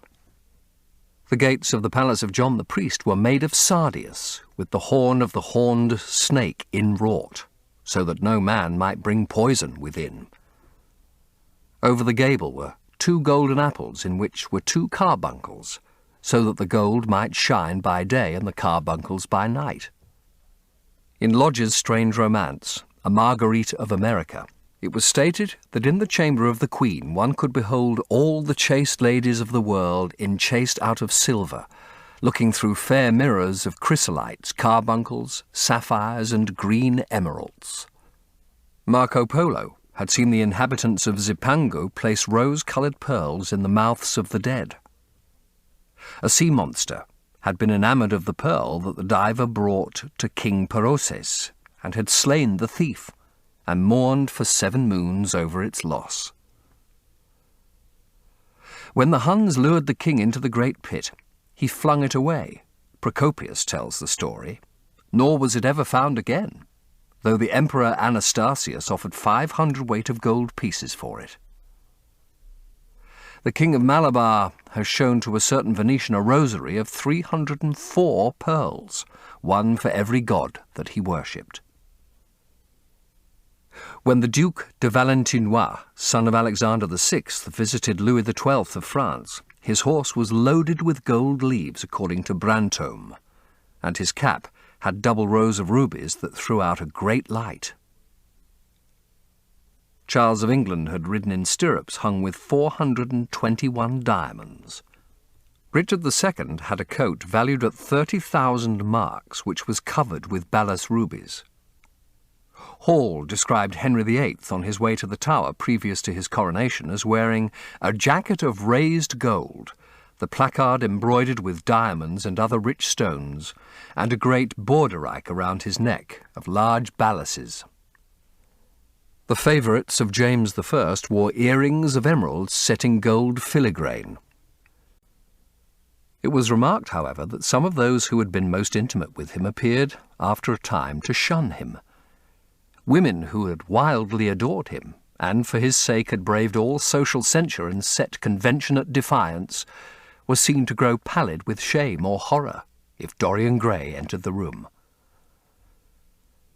Yet these whispered scandals only increased in the eyes of many his strange and dangerous charm. His great wealth was a certain element of security. Society, civilized society at least, is never very ready to believe anything to the detriment of those who are both rich and fascinating. It feels instinctively that manners are of more importance than morals, and, in its opinion, the highest respectability is of much less value than the possession of a good chef. And after all, it is a very poor consolation to be told that the man who has given one a bad dinner or poor wine is irreproachable in his private life. Even the cardinal virtues cannot atone for half-cold entrees, as Lord Henry remarked once in a discussion on the subject. And there is possibly a good deal to be said for his view. For the canons of good society are or should be the same as the canons of art. Form is absolutely essential to it. It should have the dignity of a ceremony as well as its unreality, and should combine the insincere character of a romantic play with the wit and beauty that make such plays delightful to us. Is insincerity such a terrible thing? I think not. It is merely a method by which we can multiply our personalities. Such, at any rate, was Dorian Gray's opinion. He used to wonder at the shallow psychology of those who conceive the ego in man as a thing simple, permanent, reliable, and of one essence. To him, man was a being with myriad lives and myriad sensations, a complex, multiform creature that bore within itself strange legacies of thought and passion, and whose very flesh was tainted with the monstrous maladies of the dead. He loved to stroll through the gaunt, cold picture gallery of his country house and look at the various portraits of those whose blood flowed in his veins. Here was Philip Herbert, described by Francis Osborne in his Memoirs on the Reigns of Queen Elizabeth and King James as one who was caressed by the court for his handsome face, which kept him not long company. Was it young Herbert's life that he sometimes led? Had some strange poisonous germ crept from body to body till it had reached his own? Was it some dim sense of that ruined grace that had made him so suddenly and almost without cause give utterance, in Basil Hallward's studio, to the mad prayer that had so changed his life? Here, in gold-embroidered red doublet, jewelled surcoat, and gilt-edged ruff and wristbands, stood Sir Anthony Sherard, with his silver and black armour piled at his feet. What had this man's legacy been? Had the lover of Giovanna of Naples bequeathed him some inheritance of sin and shame? Were his own actions merely the dreams that the dead man had not dared to realize? On his return he would sit in front of the picture, sometimes loathing it and himself, but filled at other times with that pride of individualism that is half the fascination of sin, and, smiling with secret pleasure at the misshapen shadow that had to bear the burden that should have been his own. After a few years he could not endure to be long out of England, and gave up the villa that he had shared at Trouville with Lord Henry, as well as the little white walled-in house at Algiers, where they had more than once spent the winter. He hated to be separated from the picture that was such a part of his life, and was also afraid that during his absence someone might gain access to the room in spite of the elaborate bars that he had caused to be placed upon the door. He was quite conscious that this would tell them nothing. It was true that the portrait still preserved, under all the foulness and ugliness of the face, its marked likeness to himself. But what could they learn from that? He would laugh at anyone who tried to taunt him. He had not painted it. What was it to him how vile and full of shame it looked? Even if he told them, would they believe it? Yet he was afraid. Sometimes, when he was down at his great house in Nottinghamshire, entertaining the fashionable young men of his own rank who were his chief companions, and astounding the county by the wanton luxury and gorgeous splendour of his mode of life, he would suddenly leave his guests and rush back to town to see that the door had not been tampered with, and that the picture was still there. What if it should be stolen? The mere thought made him cold with horror. Surely the world would know his secret then. Perhaps the world already suspected it. For while he fascinated many, there were not a few who distrusted him. He was very nearly blackballed at a West End club of which his birth and social position fully entitled him to become a member, and it was said that on one occasion when he was brought by a friend into the smoking room of the Churchill, the Duke of Berwick and another gentleman got up in a marked manner and went out. Curious stories became current about him after he had passed his 25th year. It was rumoured that he had been seen brawling with foreign sailors in a low den in the distant parts of Whitechapel, and that he consorted with thieves and coiners, and knew the mysteries of their trade. His extraordinary absences became notorious, and when he used to reappear again in society, men would whisper to each other in corners, or pass him with a sneer, or look at him with cold, searching eyes as though they were determined to discover his secret. Of such insolences and attempted slights he, of course, took no notice, and in the opinion of most people his frank debonair manner, his charming boyish smile, and the infinite grace of that wonderful youth that seemed never to leave him, were in themselves a sufficient answer to the calumnies, for so they termed them, that were circulated about him. Here, from the fading canvas, smiled Lady Elizabeth Devereux, in her gauze hood, pearl stomacher, and pink slashed sleeves. A flower was in her right hand, and her left clasped an enamelled collar of white and damask roses. On a table by her side lay a mandolin and an apple. There were large rosettes upon her little pointed shoes. He knew her life and the strange stories that were told about her lovers. Had he something of her temperament in him? These oval, heavy-lidded eyes seemed to look curiously at him. What of George Willoughby, with his powdered hair and fantastic patches? How evil he looked! The face was saturnine and swarthy, and the sensual lips seemed to be twisted with disdain. Delicate lace ruffles fell over the lean yellow hands that were so overladen with rings. He had been a macaroni of the 18th century, and the friend, in his youth, of Lord Ferrers. What of the second Lord Beckenham, the companion of the Prince Regent in his wildest days, and one of the witnesses at the secret marriage with Mrs. Fitzherbert? How proud and handsome he was, with his chestnut curls and insolent pose! What passions had he bequeathed? The world had looked upon him as infamous. He had led the orgies at Carlton House. The Star of the Garter glittered upon his breast. Beside him hung the portrait of his wife, a pallid, thin-lipped woman in black. Her blood also stirred within him. How curious it all seemed. And his mother with her Lady Hamilton face and her moist, wine-dashed lips. He knew what he had got from her. He had got from her his beauty, and his passion for the beauty of others. She laughed at him in her loose bacchante dress. There were vine leaves in her hair. The purple spilled from the cup she was holding. The carnations of the painting had withered, but the eyes were still wonderful in their depth and brilliancy of colour. They seemed to follow him wherever he went.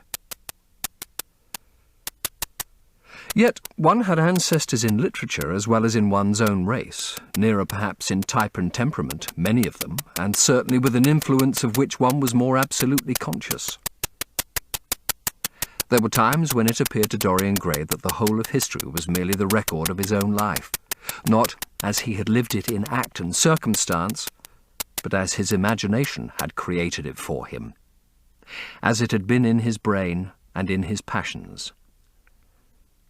He felt that he had known them all, those strange, terrible figures that had passed across the stage of the world and made sin so marvellous and evil so full of subtlety.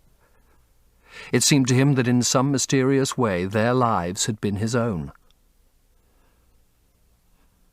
The hero of the wonderful novel that had so influenced his life had himself known this curious fancy. In the 7th chapter, he tells how, crowned with laurel, lest lightning might strike him, he had sat, as Tiberius, in a garden at Capri, reading the shameful books of Elephantus, while dwarfs and peacocks strutted round him, and the flute-player mocked the swinger of the censer. And, as Caligula had caroused with the green-shirted jockeys in their stables, and supped in an ivory manger with a jewel-frontleted horse. And, as Domitian had wandered through a corridor lined with marble mirrors, looking round with haggard eyes for the reflection of the dagger that was to end his days. And sick with that ennui, that terrible tedium vitae that comes on those to whom life denies nothing, and had peered through a clear emerald at the red shambles of the circus. And then, in a litter of pearl and purple drawn by silver-shod mules, been carried through the street of pomegranates to a house of gold, and heard men cry on Nero Caesar as he passed by. And, as Elagabalus had painted his face with colours, and plied the distaff among the women, and brought the moon from Carthage, and given her in mystic marriage to the sun. Over and over again Dorian used to read this fantastic chapter, and the 2 chapters immediately following, in which, as in some curious tapestries or cunningly wrought enamels, were pictured the awful and beautiful forms of those whom vice and blood and weariness had made monstrous or mad. Filippo, Duke of Milan, who slew his wife and painted her lips with a scarlet poison that her lover might suck death from the dead thing he fondled. Pietro Barbi, the Venetian, known as Paul II, who sought in his vanity to assume the title of Formosus, and whose tiara, valued at 200,000 florins, was bought at the price of a terrible sin. Gian Maria Visconti, who used hounds to chase living men, and whose murdered body was covered with roses by a harlot who had loved him. The Borgia, on his white horse with fratricide riding beside him, and his mantle stained with the blood of Perotto. Pietro Riario, the young Cardinal Archbishop of Florence, child and minion of Sixtus IV, whose beauty was equalled only by his debauchery, and who received Leonora of Aragon in a pavilion of white and crimson silk filled with nymphs and centaurs, and gilded a boy that he might serve at the feast as Ganymede or Hylas.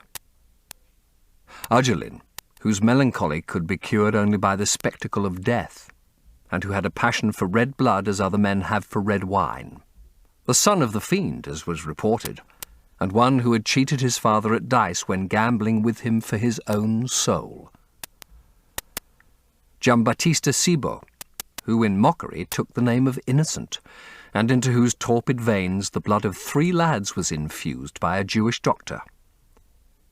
Sigismondo Malatesta, the lover of Isotta, and the lord of Rimini, whose effigy was burned at Rome as the enemy of God and man, who strangled Polissena with a napkin, and gave poison to Ginevra d'Este in a cup of emerald, and in honour of a shameful passion built a pagan church for Christian worship. Charles VI, who had so wildly adored his brother's wife that a leper had warned him of the insanity that was coming on him, and who, when his brain had sickened and grown strange, could only be soothed by Saracen cards painted with the images of love and death and madness. And in his trimmed jerkin and jewelled cap and acanthus-like curls, Griffonetto Baglioni, who slew Astore with his bride, and Simonetto with his page, and whose comeliness was such that, as he lay dying in the yellow piazza of Perugia, those who hated him could not choose but weep, and Atalanta, who had cursed him, blessed him. There was a horrible fascination in them all. He saw them at night, and they troubled his imagination in the day.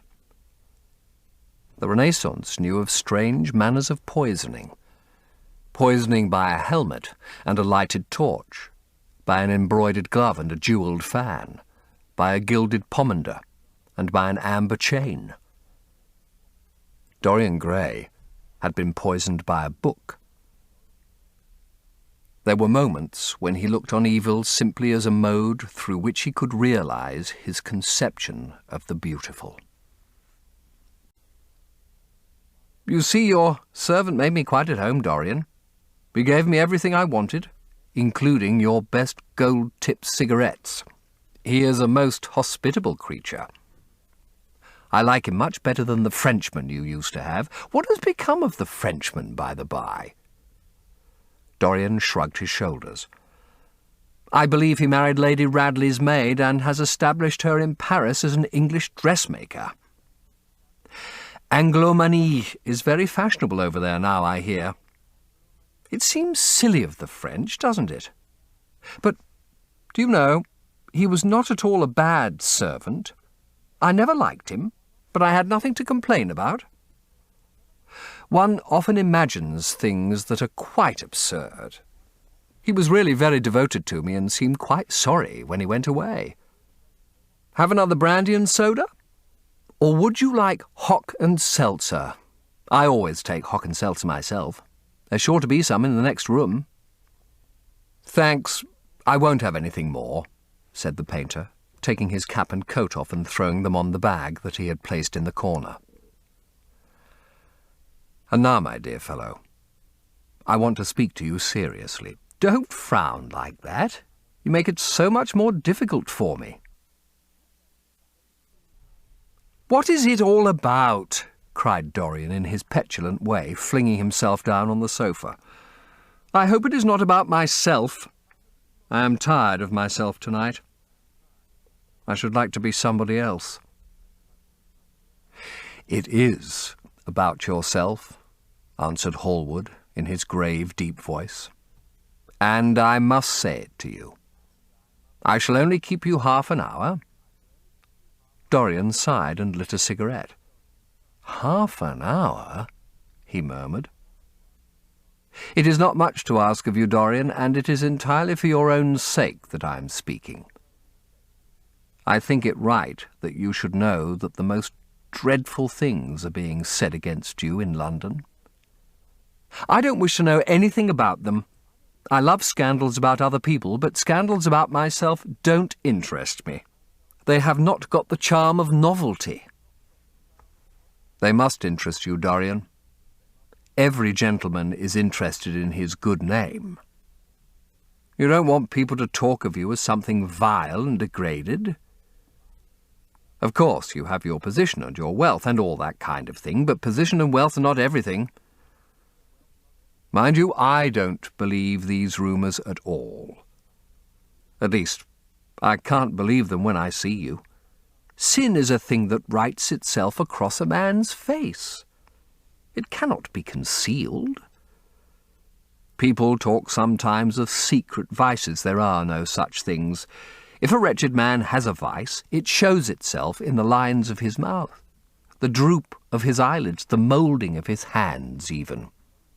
Somebody, I won't mention his name, but you know him, came to me last year to have his portrait done. I had never seen him before, and had never heard anything about him at the time, though I have heard a good deal since. He offered an extravagant price. I refused him. There was something in the shape of his fingers that I hated. I know now that I was quite right in what I fancied about him. His life is dreadful.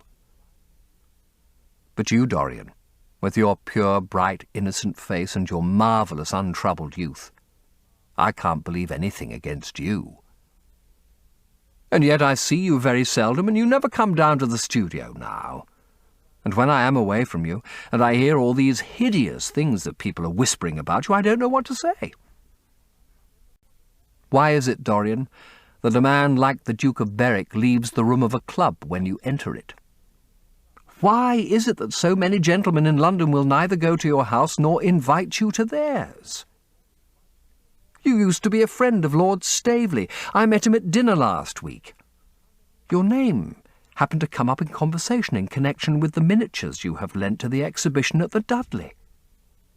Staveley curled his lip and said that you might have the most artistic tastes, but that you were a man whom no pure-minded girl should be allowed to know, and whom no chaste woman should sit in the same room with. I reminded him that I was a friend of yours and asked him what he meant. He told me. He told me right out before everybody. It was horrible. Why is your friendship so fatal to young men? There was that wretched boy in the Guards who committed suicide. You were his great friend. There was Sir Henry Ashton, who had to leave England with a tarnished name. You and he were inseparable. What about Adrian Singleton and his dreadful end? What about Lord Kent's only son in his career? I met his father yesterday in St. James's Street. He seemed broken with shame and sorrow. What about the young Duke of Perth? What sort of life has he got now? What gentleman would associate with him? Stop, Basil. You are talking about things of which you know nothing, said Dorian Gray, biting his lip, and with a note of infinite contempt in his voice. You ask me why Berwick leaves a room when I enter it. It is because I know everything about his life, not because he knows anything about mine. With such blood as he has in his veins, how could his record be clean? You ask me about Henry Ashton and young Perth. Did I teach the one his vices and the other his debauchery? If Kent's silly son takes his wife from the streets, what is that to me? If Adrian Singleton writes his friend's name across a bill, am I his keeper? I know how people chatter in England. The middle classes air their moral prejudices over their gross dinner tables and whisper about what they call the profligacies of their betters in order to try and pretend that they are in smart society and on intimate terms with the people they slander. In this country, it is enough for a man to have distinction and brains for every common tongue to wag against him. And what sort of lives do these people who pose as being moral lead themselves? My dear fellow, you forget that we are in the native land of the hypocrite. Dorian, cried Hallward, that is not the question. England is bad enough, I know, and English society is all wrong. That is the reason why I want you to be fine. You have not been fine. One has a right to judge of a man by the effect he has over his friends.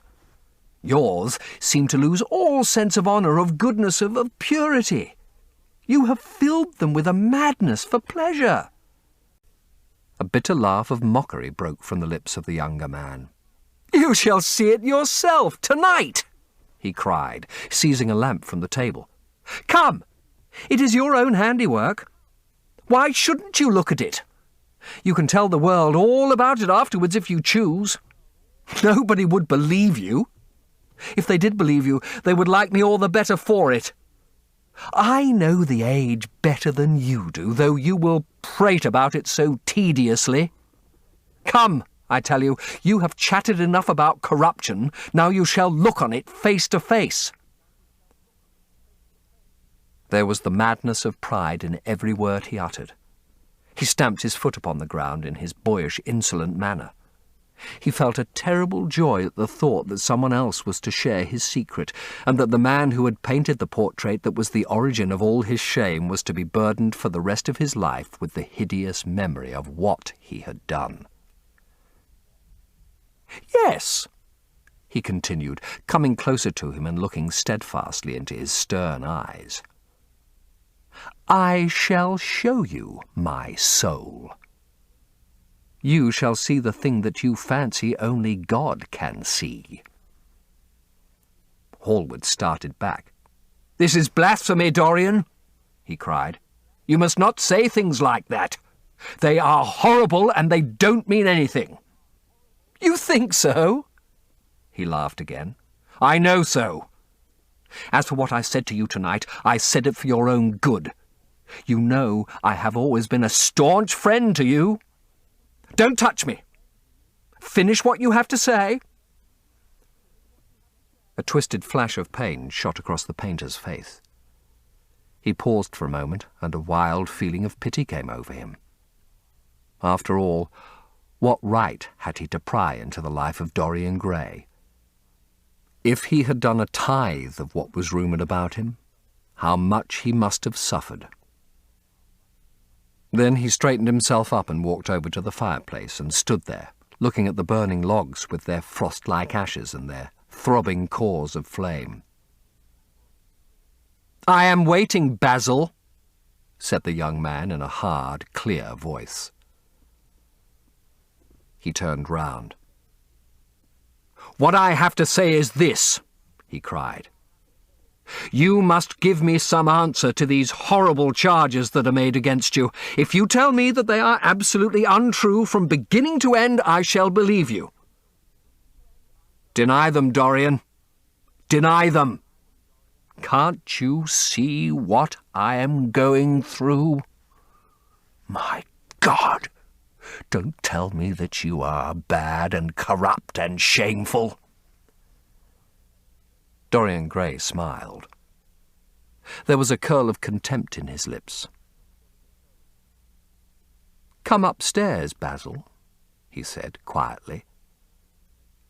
I keep a diary of my life from day to day, and it never leaves the room in which it is written.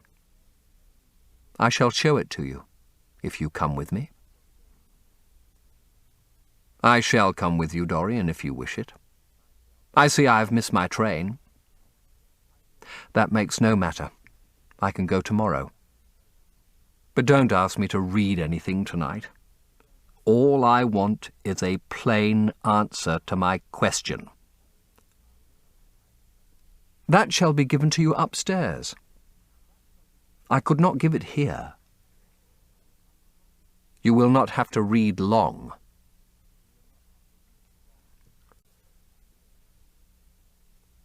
Chapter 13. He passed out of the room and began the ascent, Basil Hallward following close behind. They walked softly, as men do instinctively at night. The lamp cast fantastic shadows on the wall and staircase. A rising wind made some of the windows rattle. When they reached the top landing, Dorian set the lamp down on the floor and, taking out the key, turned it in the lock. "You insist on knowing, Basil?" he asked in a low voice. "Yes." "I am delighted," he answered, smiling. Then he added somewhat harshly, "You are the one man in the world who is entitled to know everything about me. You have had more to do with my life than you think." And, taking up the lamp, he opened the door and went in. A cold current of air passed them, and the light shot up for a moment in a flame of murky orange. He shuddered. "Shut the door behind you," he whispered, as he placed the lamp on the table. Hallward glanced round him with a puzzled expression. The room looked as if it had not been lived in for years. A faded Flemish tapestry, a curtained picture, an old Italian cassone, and an almost empty bookcase. That was all that it seemed to contain, besides a chair and a table. As Dorian Gray was lighting a half-burned candle that was standing on the mantel-shelf, he saw that the whole place was covered with dust and that the carpet was in holes. A mouse ran scuffling behind the wainscoting. There was a damp odour of mildew. "So you think that it is only God who sees the soul, Basil? Draw that curtain back and you will see mine." The voice that spoke was cold and cruel. "You are mad, Dorian, or playing a part," muttered Hallward, frowning. "You won't? Then I must do it myself," said the young man, and he tore the curtain from its rod and flung it on the ground. An exclamation of horror broke from the painter's lips as he saw in the dim light the hideous face on the canvas grinning at him. There was something in its expression that filled him with disgust and loathing. Good heavens, it was Dorian Gray's own face that he was looking at. The horror, whatever it was, had not yet entirely spoiled that marvellous beauty. There was still some gold in the thinning hair, and some scarlet on the sensual mouth. The sodden eyes had kept something of the loveliness of their blue. The noble curves had not yet completely passed away from chiselled nostrils and from plastic throat. Yes, it was Dorian himself. But who had done it? He seemed to recognise his own brushwork, and the frame was his own design. The idea was monstrous, yet he felt afraid. He seized the lighted candle and held it to the picture. In the left-hand corner was his own name traced in long letters of bright vermilion. It was some foul parody, some infamous, ignoble satire. He had never done that. Still, it was his own picture. He knew it, and he felt as if his blood had changed in a moment from fire to sluggish ice. His own picture. What did it mean? Why had it altered? He turned and looked at Dorian Gray with the eyes of a sick man. His mouth twitched, and his parched tongue seemed unable to articulate. He passed his hand across his forehead. It was dank with clammy sweat.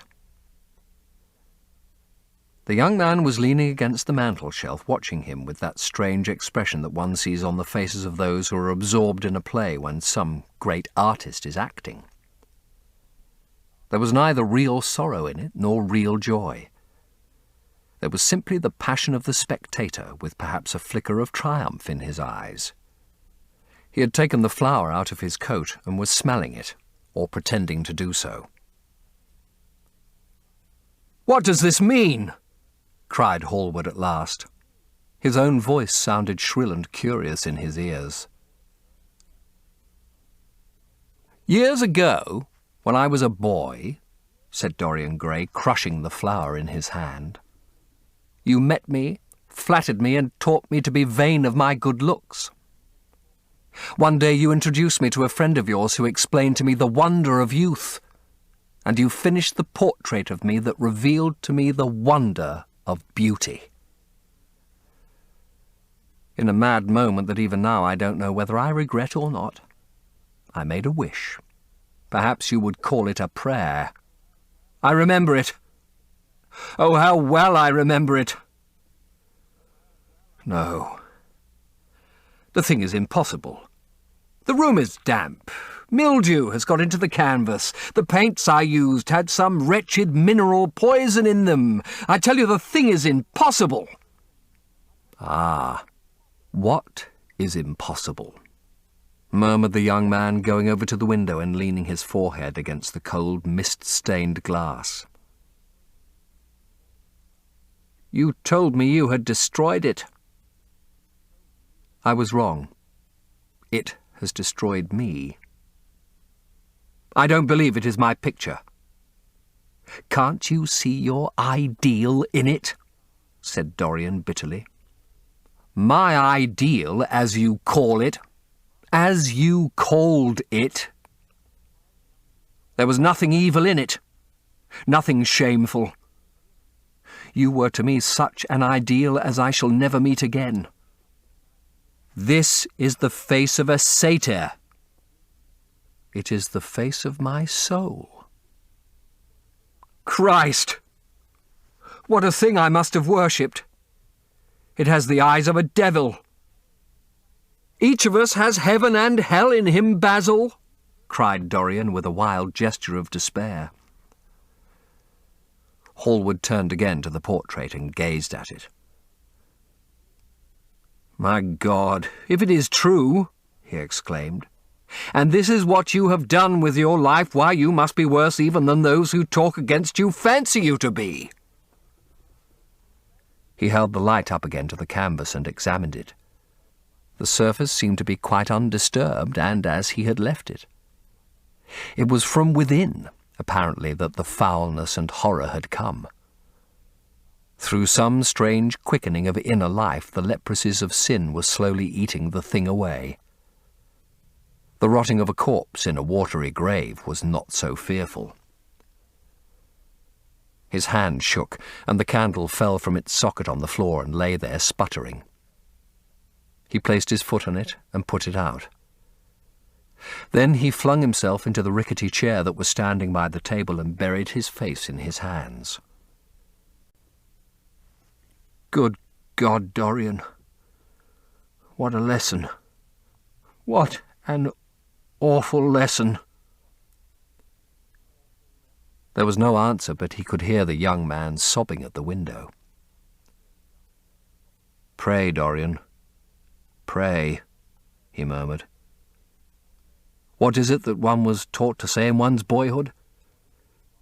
Lead us not into temptation. Forgive us our sins. Wash away our iniquities. Let us say that together. The prayer of your pride has been answered. The prayer of your repentance will be answered also. I worshipped you too much. I am punished for it. You worshipped yourself too much. We are both punished." Dorian Gray turned slowly around and looked at him with tear-dimmed eyes. "It is too late, Basil," he faltered. "It is never too late, Dorian. Let us kneel down and try if we cannot remember a prayer. Isn't there a verse somewhere? 'Though your sins be as scarlet, yet I will make them as white as snow.' Those words mean nothing to me now." "Hush, don't say that. You have done enough evil in your life. My God! Don't you see that accursed thing leering at us?" Dorian Gray glanced at the picture and suddenly an uncontrollable feeling of hatred for Basil Hallward came over him, as though it had been suggested to him by the image on the canvas, whispered into his ear by those grinning lips. The mad passions of a hunted animal stirred within him, and he loathed the man who was seated at the table more than in his whole life he had ever loathed anything. He glanced wildly around. Something glimmered on the top of the painted chest that faced him. His eye fell on it. He knew what it was. It was a knife that he had brought up some days before to cut a piece of cord and had forgotten to take away with him. He moved slowly towards it, passing Hallward as he did so. As soon as he got behind him, he seized it and turned round. Hallward stirred in his chair as if he was going to rise. He rushed at him and dug the knife into the great vein that is behind the ear, crushing the man's head down on the table and stabbing again and again. There was a stifled groan and the horrible sound of someone choking with blood. 3 times the outstretched arm shot up convulsively, waving grotesque, stiff-fingered hands in the air. He stabbed him twice more, but the man did not move. "They have gone down into the depths. You led them there." "Yes, you led them there, and yet you can smile as you are smiling now. And there is worse behind. I know you and Harry are inseparable. Surely, for that reason, if for none other, you should not have made his sister's name a byword. Take care, Basil. You go too far. I must speak, and you must listen. You shall listen. When you met Lady Gwendolen, not a breath of scandal had ever touched her. Is there a single decent woman in London now who would drive with her in the park? Why, even her children are not allowed to live with her. Then there are other stories that you have been seen creeping at dawn out of dreadful houses and slinking in disguise into the foulest dens in London. Are they true? Can they be true? When I first heard them, I laughed. I hear them now, and they make me shudder. What about your country house and the life that is led there? Dorian, you don't know what is said about you. I won't tell you that I don't want to preach to you. I remember Harry's saying once that every man who turned himself into an amateur curate for the moment always began by saying that, and then proceeded to break his word. I do want to preach to you. I want you to lead such a life as will make the world respect you. I want you to have a clean name and a fair record. I want you to get rid of the dreadful people you associate with. Don't shrug your shoulders like that. Don't be so indifferent. You have a wonderful influence. Let it be for good, not for evil. They say that you corrupt everyone with whom you become intimate, and that it is quite sufficient for you to enter a house for shame of some kind to follow after. I don't know whether it is so or not. How should I know? But it is said of you. I am told things that it seems impossible to doubt. Lord Gloucester was one of my greatest friends at Oxford. He showed me a letter that his wife had written to him when she was dying alone in her villa at Mentone. Your name was implicated in the most terrible confession I have ever read. I told him that it was absurd, that I knew you thoroughly and that you were incapable of anything of the kind. Know you? I wonder, do I know you? Before I could answer that, I should have to see your soul. To see my soul, muttered Dorian Gray, starting up from the sofa and turning almost white from fear. Yes, answered Hallward gravely, and with deep-toned sorrow in his voice. To see your soul. But only God can do that. Chapter 12. It was on the 9th of November, the eve of his own 38th birthday, as he often remembered afterwards. He was walking home about 11 o'clock from Lord Henry's, where he had been dining, and was wrapped in heavy furs, as the night was cold and foggy. At the corner of Grosvenor Square and South Audley Street, a man passed him in the mist, walking very fast, and with the collar of his grey ulster turned up. He had a bag in his hand. Dorian recognised him. It was Basil Hallward. A strange sense of fear for which he could not account came over him.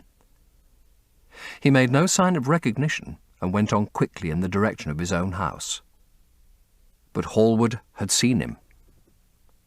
Dorian heard him first stopping on the pavement and then hurrying after him.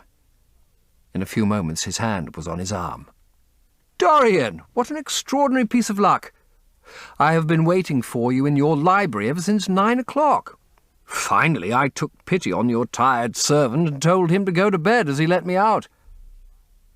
I am off to Paris by the midnight train, and I particularly wanted to see you before I left.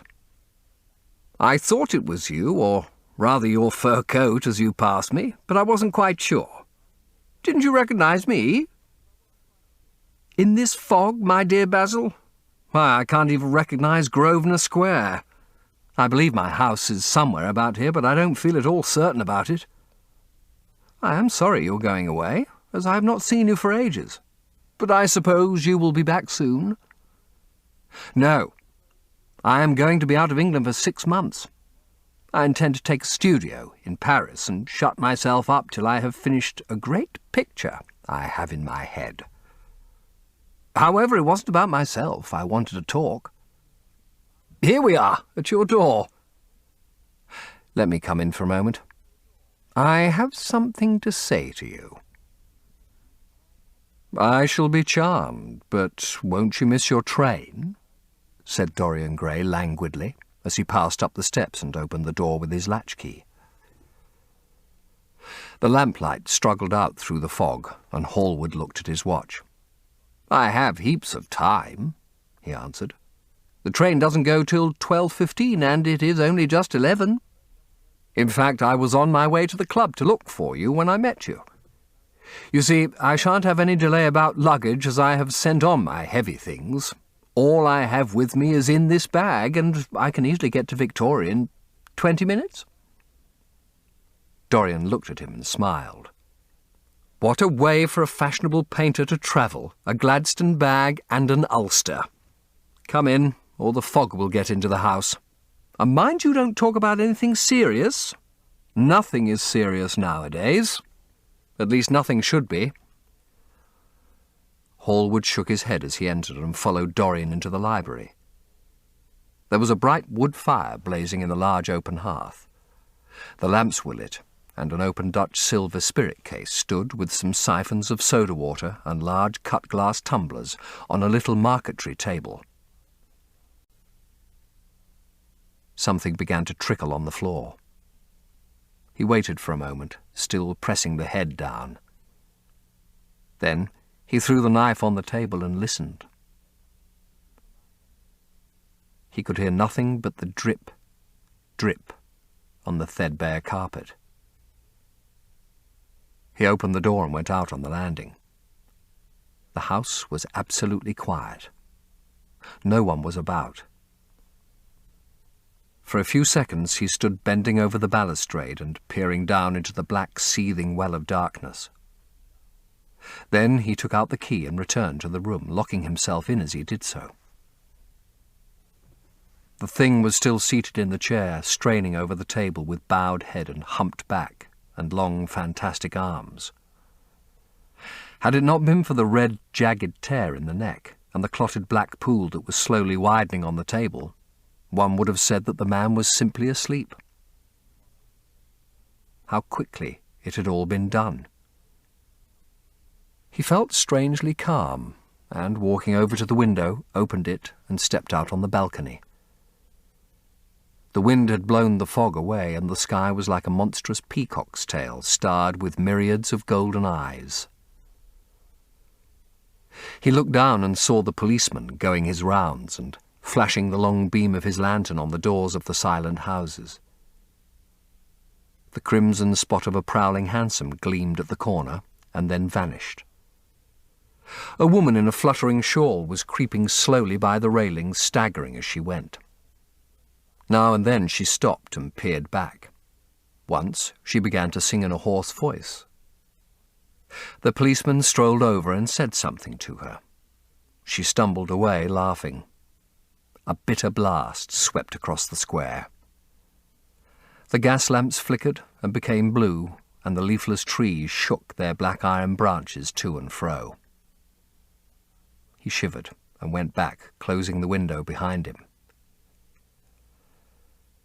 Having reached the door, he turned the key and opened it. He did not even glance at the murdered man. He felt that the secret of the whole thing was not to realize the situation. The friend who had painted the fatal portrait to which all his misery had been due had gone out of his life. That was enough. Then he remembered the lamp. It was a rather curious one of Moorish workmanship, made of dull silver inlaid with arabesques of burnished steel, and studded with coarse turquoises. Perhaps it might be missed by his servant, and questions would be asked. He hesitated for a moment, then he turned back and took it from the table. He could not help seeing the dead thing. How still it was. How horribly white the long hands looked. It was like a dreadful wax image. Having locked the door behind him, he crept quietly downstairs. The woodwork creaked and seemed to cry out as if in pain. He stopped several times and waited. No, everything was still. It was merely the sound of his own footsteps. When he reached the library, he saw the bag and coat in the corner. They must be hidden away somewhere. He unlocked a secret press that was in the wainscoting, a press in which he kept his own curious disguises, and put them into it. He could easily burn them afterwards. Then he pulled out his watch. It was 20 minutes to. He sat down and began to think. Every year, every month almost, men were strangled in England for what he had done. There had been a madness of murder in the air. Some red star had come too close to the earth. And yet, what evidence was there against him? Basil Hallward had left the house at 11. No one had seen him come in again. Most of the servants were at Selby Royal. His valet had gone to bed. Paris. Yes, it was to Paris that Basil had gone, and by the midnight train, as he had intended. With his curious, reserved habits, it would be months before any suspicions would be aroused. Months. Everything could be destroyed long before then. A sudden thought struck him. He put on his fur coat and hat and went out into the hall. There he paused, hearing the slow, heavy tread of the policeman on the pavement outside and seeing the flash of the bull's-eye reflected in the window. He waited and held his breath. After a few moments he drew back the latch and slipped out, shutting the door very gently behind him. Then he began ringing the bell. In about 5 minutes, his valet appeared, half-dressed and looking very drowsy. "I am sorry to have to wake you up, Francis," he said, stepping in, "but I had forgotten my latchkey. What time is it?" 10 minutes past 2, sir," answered the man, looking at the clock and blinking. 10 minutes past 2? How horribly late. You must wake me up at 9 tomorrow. I have some work to do." "All right, sir." "Did anyone call this evening?" "Mr. Hallward, sir. He stayed here till 11 and then he went away to catch his train." "Oh, I'm sorry I didn't see him. Did he leave any message?" "No, sir, except that he would write to you from Paris if he did not find you at the club." "That will do, Francis. Don't forget to call me at 9 tomorrow." "No, sir." The man shambled down the passage in his slippers. Dorian Gray threw his hat and coat upon the table and passed into the library. For a quarter of an hour he walked up and down the room, biting his lip and thinking. Then he took down the blue book from one of the shelves and began to turn over the leaves. Alan Campbell, 152 Hertford Street, Mayfair. Yes, that was the man he wanted.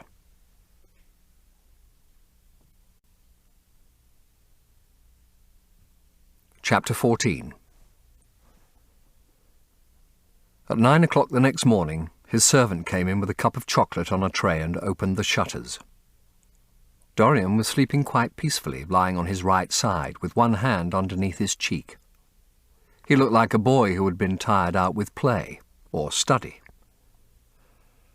The man had to touch him twice on the shoulder before he woke, and, as he opened his eyes, a faint smile passed across his lips as though he had been lost in some delightful dream. Yet he had not dreamed at all.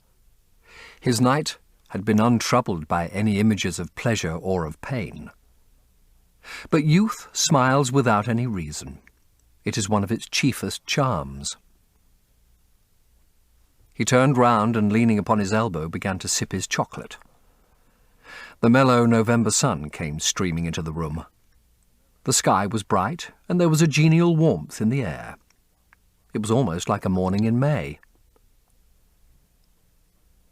Gradually the events of the preceding night crept with silent blood-stained feet into his brain, and reconstructed themselves there with terrible distinctness.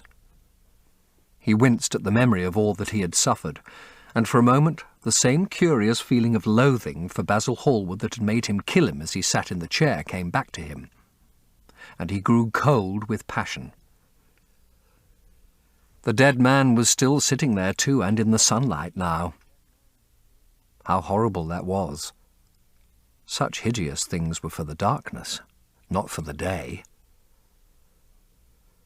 He felt that if he brooded on what he had gone through, he would sicken or grow mad.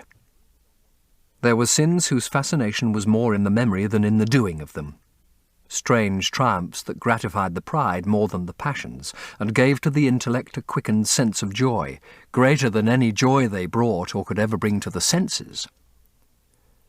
But this was not one of them.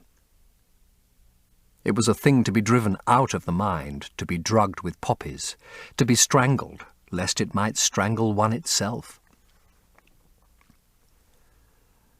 When the half-hour struck, he passed his hand across his forehead and then got up hastily and dressed himself with even more than his usual care, giving a good deal of attention to the choice of his necktie and scarf-pin, and changing his rings more than once.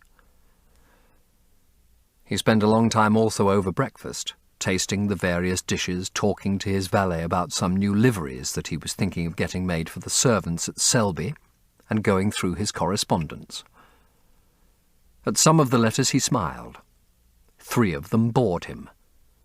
One he read several times over, and then tore up with a slight look of annoyance in his face. That awful thing, a woman's memory, as Lord Henry had once said. After he had drunk his cup of black coffee, he wiped his lips slowly with a napkin, motioned to his servant to wait, and, going over to the table, sat down and wrote 2 letters. One he put in his pocket, the other he handed to the valet. "Take this round to 152 Hertford Street, Francis, and if Mr. Campbell is out of town, get his address." As soon as he was alone, he lit a cigarette and began sketching upon a piece of paper, drawing first flowers and bits of architecture, and then human faces. Suddenly he remarked that every face that he drew seemed to have a fantastic likeness to Basil Hallward. He frowned, and, getting up, went over to the bookcase and took out a volume at hazard. He was determined that he would not think about what had happened until it became absolutely necessary that he should do so. When he had stretched himself on the sofa, he looked at the title page of the book. It was Gautier's Émaux et Camé, Charpentier's Japanese paper edition, with the Jacquemart etching. The binding was of citron green leather with a design of gilt trellis work and dotted pomegranates. It had been given to him by Adrian Singleton. As he turned over the pages, his eye fell on the poem about the hand of Lacenaire, the cold yellow hand, du supplice encore mal lavé, with its downy red hairs and its doigts de faune. He glanced at his own white taper fingers, shuddering slightly in spite of himself, and passed on till he came to those lovely stanzas upon Venice. Sur une gamme chromatique, le sein de perles ruisselant, la Vénus de l'Adriatique, sur de l'eau son corps rose et blanc. Les dômes sur l'azur des ondes, suivant la phrase au pur contour, s'enflent comme des gorges rondes que soulève un soupir d'amour. L'esquif à bord me dépose, jetant son amarre au pilier, devant une façade rose sur le marbre d'un escalier. How exquisite they were! As one read them, one seemed to be floating down the green waterways of the pink and pearl city, seated in a black gondola with silver prow and trailing curtains. The mere lines looked to him like those straight lines of turquoise blue that follow one as one pushes out to the Lido. The sudden flashes of colour reminded him of the gleam of the opal and iris-throated birds that flutter round the tall honeycombed campanile, or stalk with such stately grace through the dim, dust-stained arcades. Leaning back with half-closed eyes, he kept saying over and over to himself, Devant une façade rose, sur le marbre d'un escalier. The whole of Venice was in those two lines. He remembered the autumn that he had passed there, and a wonderful love that had stirred him to mad, delightful follies. There was romance in every place, but Venice, like Oxford, had kept the background for romance, and, to the true romantic, background was everything, or almost everything. Basil had been with him part of the time and had gone wild over Tintoret. Poor Basil! What a horrible way for a man to die! He sighed and took up the volume again and tried to forget. He read of the swallows that fly in and out of the little cafe at Smyrna, where the Hajis sit counting their amber beads, and the turbaned merchants smoke their long tasselled pipes and talk gravely to each other. He read of the obelisk in the Place de la Concorde that weeps tears of granite in its lonely, sunless exile, and longs to be back by the hot lotus-covered Nile, where there are sphinxes, and rose-red ibises, and white vultures with gilded claws, and crocodiles with small, beryl eyes that crawl over the green, steaming mud. He began to brood over those verses which, drawing music from kiss-stained marble, tell of that curious statue that Gautier compares to a contralto voice, the monstre charmant that couches in the porphyry room of the Louvre. But after a time the book fell from his hand. He grew nervous, and a horrible fit of terror came over him. What if Alan Campbell should be out of England? Days would elapse before he could come back. Perhaps he might refuse to come. What could he do then? Every moment was of vital importance. They had been great friends once, 5 years before, almost inseparable indeed. Then the intimacy had come suddenly to an end. When they met in society now, it was only Dorian Gray who smiled. Alan Campbell never did. He was an extremely clever young man, though he had no real appreciation of the visible arts, and whatever little sense of the beauty of poetry he possessed, he had gained entirely from Dorian. His dominant intellectual passion was for science. At Cambridge, he had spent a great deal of his time working in the laboratory, and had taken a good class in the natural science tripos of his year. Indeed, he was still devoted to the study of chemistry, and had a laboratory of his own in which he used to shut himself up all day long, greatly to the annoyance of his mother, who had set her heart on his standing for Parliament, and had a vague idea that a chemist was a person who made up prescriptions. He was an excellent musician, however, as well, and played both the violin and the piano better than most amateurs. In fact, it was music that had first brought him and Dorian Gray together. Music and that indefinable attraction that Dorian seemed to be able to exercise whenever he wished, and indeed exercised often without being conscious of it. They had met at Lady Berkshire's the night that Rubinstein played there, and after that used to be always seen together at the opera and wherever good music was going on. For 18 months their intimacy lasted. Campbell was always either at Selby Royal or in Grosvenor Square. To him, as to many others, Dorian Gray was the type of everything that is wonderful and fascinating in life. Whether or not a quarrel had taken place between them, no one ever knew. But suddenly, people remarked that they scarcely spoke when they met, and that Campbell seemed always to go away early from any party at which Dorian Gray was present. He had changed, too, was strangely melancholy at times, appeared almost to dislike hearing music, and would never play himself, giving, as his excuse, when he was called upon, that he was so absorbed in science that he had no time left in which to practice. And this was certainly true. Every day he seemed to become more interested in biology, and his name appeared once or twice in some of the scientific reviews in connection with certain curious experiments. This was the man Dorian Gray was waiting for. Every second he kept glancing at the clock. As the minutes went by, he became horribly agitated.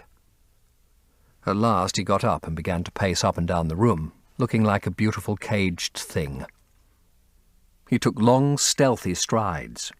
His hands were curiously cold. The suspense became unbearable. Time seemed to him to be crawling with feet of lead, while he by monstrous winds was being swept towards the jagged edge of some black precipice. He knew what was waiting for him there, saw it indeed, and, shuddering, crushed with dank hands his burning lids as though he would have robbed the very brain of sight, and driven the eyeballs back into their cave. It was useless. The brain had its own food on which it battened, and the imagination, made grotesque by terror, twisted and distorted as a living thing by pain, danced like some foul puppet on a stand, and grinned through moving masks. Then, suddenly, time stopped for him. Yes, that blind, slow-breathing thing crawled no more, and horrible thoughts, time being dead, raced nimbly on in front and dragged a hideous future from its grave and showed it to him.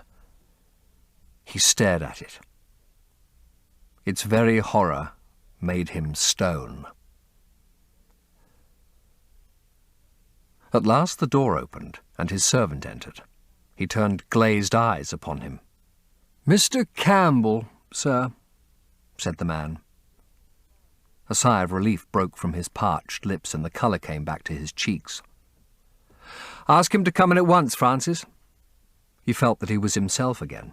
His mood of cowardice had passed away. The man bowed and retired. In a few moments, Alan Campbell walked in, looking very stern and rather pale, his pallor being intensified by his coal-black hair and dark eyebrows.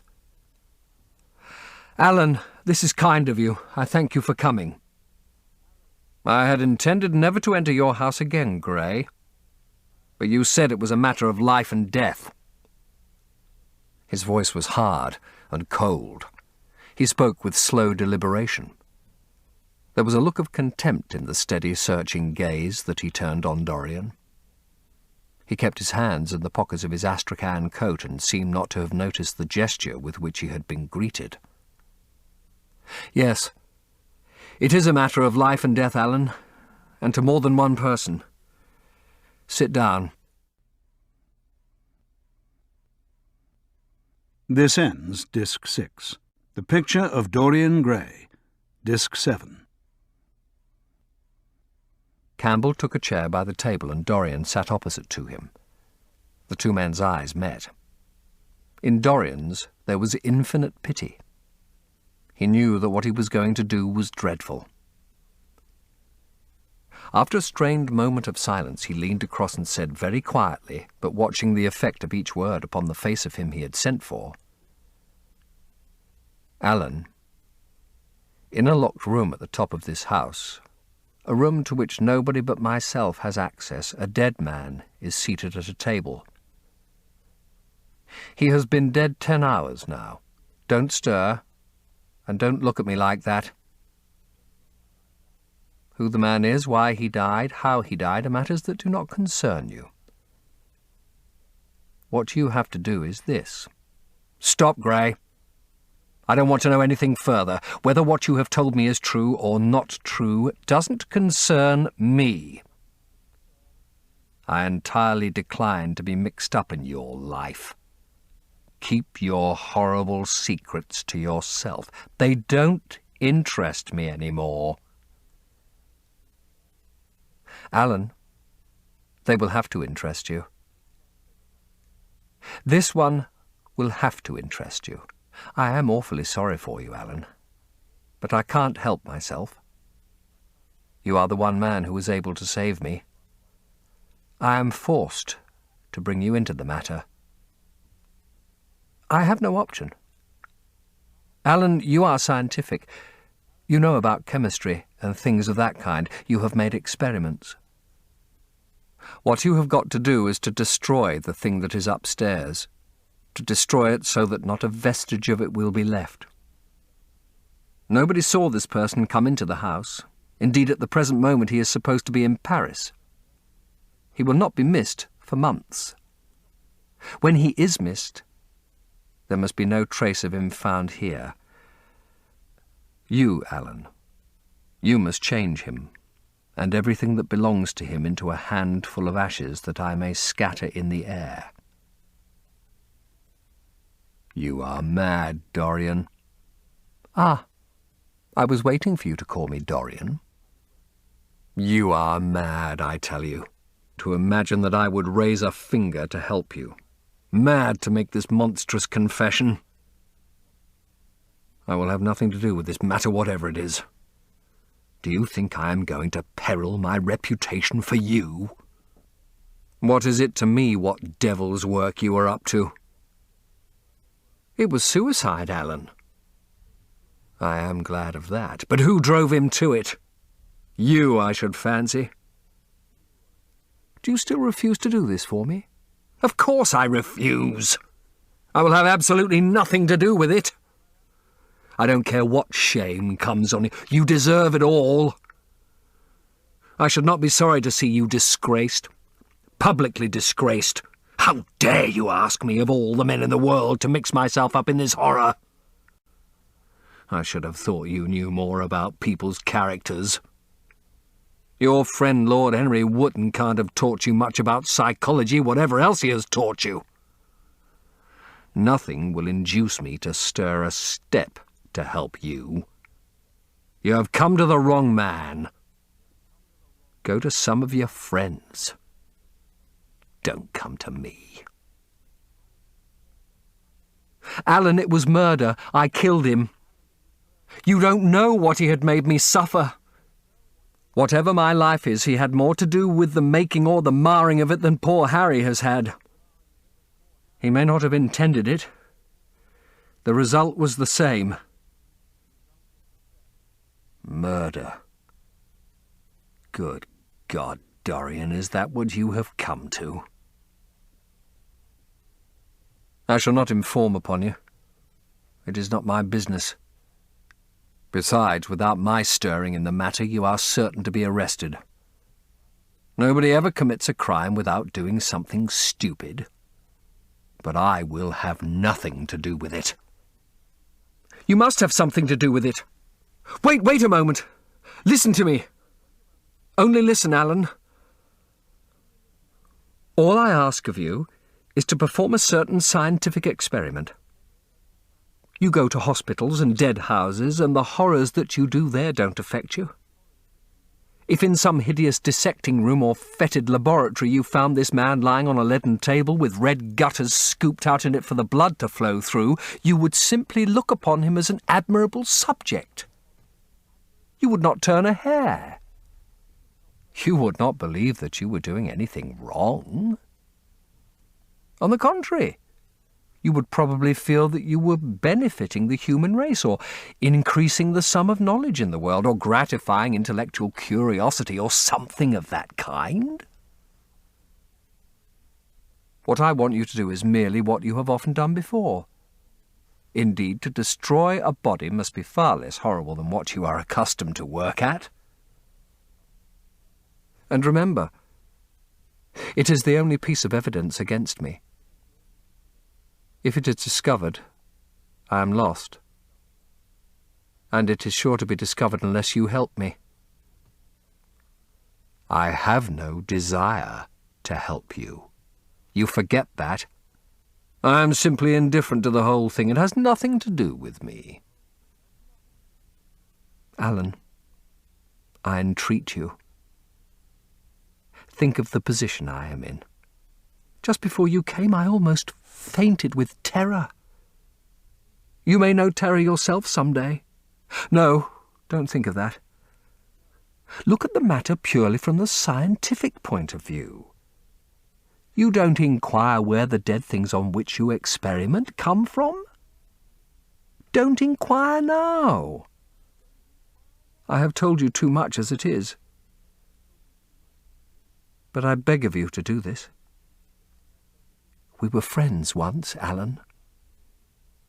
Don't speak about those days, Dorian. They are dead. The dead linger sometimes. The man upstairs will not go away. He is sitting at the table with bowed head and outstretched arms.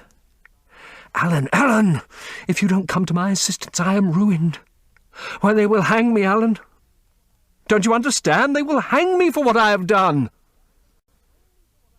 There is no good in prolonging this scene. I absolutely refuse to do anything in the matter. It is insane of you to ask me. You refuse? Yes. I entreat you, Alan. It is useless. The same look of pity came into Dorian Gray's eyes. Then he stretched out his hand, took a piece of paper and wrote something on it. He read it over twice, folded it carefully and pushed it across the table. Having done this, he got up and went over to the window. Campbell looked at him in surprise and then took up the paper and opened it.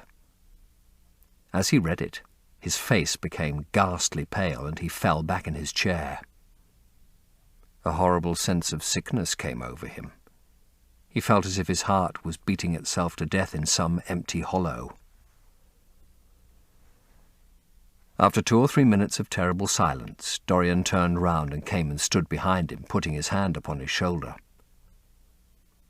"I am so sorry for you, Alan," he murmured, "but you leave me no alternative. I have a letter written already. Here it is. You see the address. If you don't help me, I must send it. If you don't help me, I will send it. You know what the result will be. But you are going to help me. It is impossible for you to refuse now. I tried to spare you. You will do me the justice to admit that. You were stern, harsh, offensive. You treated me as no man has ever dared to treat me. No living man, at any rate. I bore it all. Now it is for me to dictate terms." Campbell buried his face in his hands and a shudder passed through him. "Yes, it is my turn to dictate terms, Alan. You know what they are. The thing is quite simple. Come, don't work yourself into this fever. The thing has to be done. Face it and do it." A groan broke from Campbell's lips and he shivered all over. The ticking of the clock on the mantelpiece seemed to him to be dividing time into separate atoms of agony, each of which was too terrible to be borne.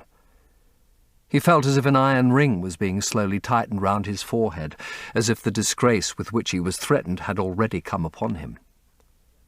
The hand upon his shoulder weighed like a hand of lead. It was intolerable. It seemed to crush him. "Come, Alan, you must decide at once." "I cannot do it," he said mechanically, as though words could alter things. "You must. You have no choice. Don't delay." He hesitated a moment. "Is there a fire in the room upstairs?" "Yes, there is a gas fire with asbestos." "I shall have to go home and get some things from the laboratory." "No, Alan. You must not leave the house. Write out on a sheet of notepaper what you want, and my servant will take a cab and bring the things back to you." Campbell scrawled a few lines, blotted them, and addressed an envelope to his assistant. Dorian took the note up and read it carefully. Then he rang the bell and gave it to his valet, with orders to return as soon as possible and to bring the things with him. As the hall door shut, Campbell started nervously and, having got up from the chair, went over to the chimney-piece. He was shivering with a kind of ague. For nearly 20 minutes neither of the men spoke. A fly buzzed noisily about the room, and the ticking of the clock was like the beat of a hammer. As the chime struck 1, Campbell turned round and, looking at Dorian Gray, saw that his eyes were filled with tears. There was something in the purity and refinement of that sad face that seemed to enrage him. "You are infamous! Absolutely infamous!" he muttered. "Hush, Alan! You have saved my life," said Dorian. "Your life? Good heavens, what a life that is! You have gone from corruption to corruption, and now you have culminated in crime. In doing what I am going to do, what you force me to do. It is not of your life that I am thinking." "Ah, Alan," murmured Dorian with a sigh. "I wish you had 1,000th part of the pity for me that I have for you." He turned away as he spoke and stood looking out at the garden. Campbell made no answer. After about 10 minutes a knock came to the door, and the servant entered carrying a large mahogany chest of chemicals with a long coil of steel and platinum wire and 2 rather curiously shaped iron clamps. "Shall I leave the things here, sir?" he asked Campbell. "Yes," said Dorian. "And I'm afraid, Francis, that I have another errand for you. What is the name of the man at Richmond who supplies Selby with orchids?" "Harden, sir." "Yes, Harden. You must go down to Richmond at once, see Harden personally, and tell him to send twice as many orchids as I ordered, and to have as few white ones as possible. In fact, I don't want any white ones. It is a lovely day, Francis, and Richmond is a very pretty place. Otherwise I wouldn't bother you about it." "No trouble, sir? At what time shall I be back?" Dorian looked at Campbell. "How long will your experiment take, Alan?" he said in a calm, indifferent voice. The presence of a third person in the room seemed to give him extraordinary courage. Campbell frowned and bit his lip. "It will take about 5 hours," he answered. "It will be time enough then if you are back at 7:30, Francis. Or stay, just leave my things out for dressing. You can have the evening to yourself. I am not dining at home, so I shall not want you." "Thank you, sir," said the man, leaving the room. "Now, Alan, there is not a moment to be lost. How heavy this chest is. I'll take it for you. You bring the other things." He spoke rapidly, and in an authoritative manner. Campbell felt dominated by him. They left the room together. When they reached the top landing, Dorian took out the key and turned it in the lock. Then he stopped, and a troubled look came into his eyes. He shuddered. "I don't think I can go in, Alan," he murmured. "It is nothing to me. I don't require you," said Campbell coldly. Dorian half opened the door. As he did so, he saw the face of his portrait leering in the sunlight. On the floor in front of it, the torn curtain was lying. He remembered that the night before he had forgotten, for the first time in his life, to hide the fatal canvas, and was about to rush forward when he drew back with a shudder. What was that loathsome red dew that gleamed, wet and glistening on one of the hands, as though the canvas had sweated blood? How horrible it was. More horrible it seemed to him for the moment than the silent thing that he knew was stretched across the table. The thing whose grotesque misshapen shadow on the spotted carpet showed him that it had not stirred, but was still there as he had left it. He heaved a deep breath, opened the door a little wider, and with half-closed eyes and averted head walked quickly in, determined that he would not look even once upon the dead man. Then, stooping down and taking up the gold and purple hanging, he flung it right over the picture. There he stopped, feeling afraid to turn round, and his eyes fixed themselves on the intricacies of the pattern before him. He heard Campbell bringing in the heavy chest, and the irons, and the other things that he had required for his dreadful work. He began to wonder if he and Basil Hallward had ever met, and if so, what they had thought of each other. "Leave me now," said a stern voice behind him. He turned and hurried out, just conscious that the dead man had been thrust back into the chair and that Campbell was gazing into a glistening yellow face. As he was going downstairs, he heard the key being turned in the lock. It was long after 7 when Campbell came back into the library. He was pale, but absolutely calm. "I have done what you asked me to do," he muttered. "And now goodbye. Let us never see each other again." "You have saved me from ruin, Alan. I cannot forget that," said Dorian simply.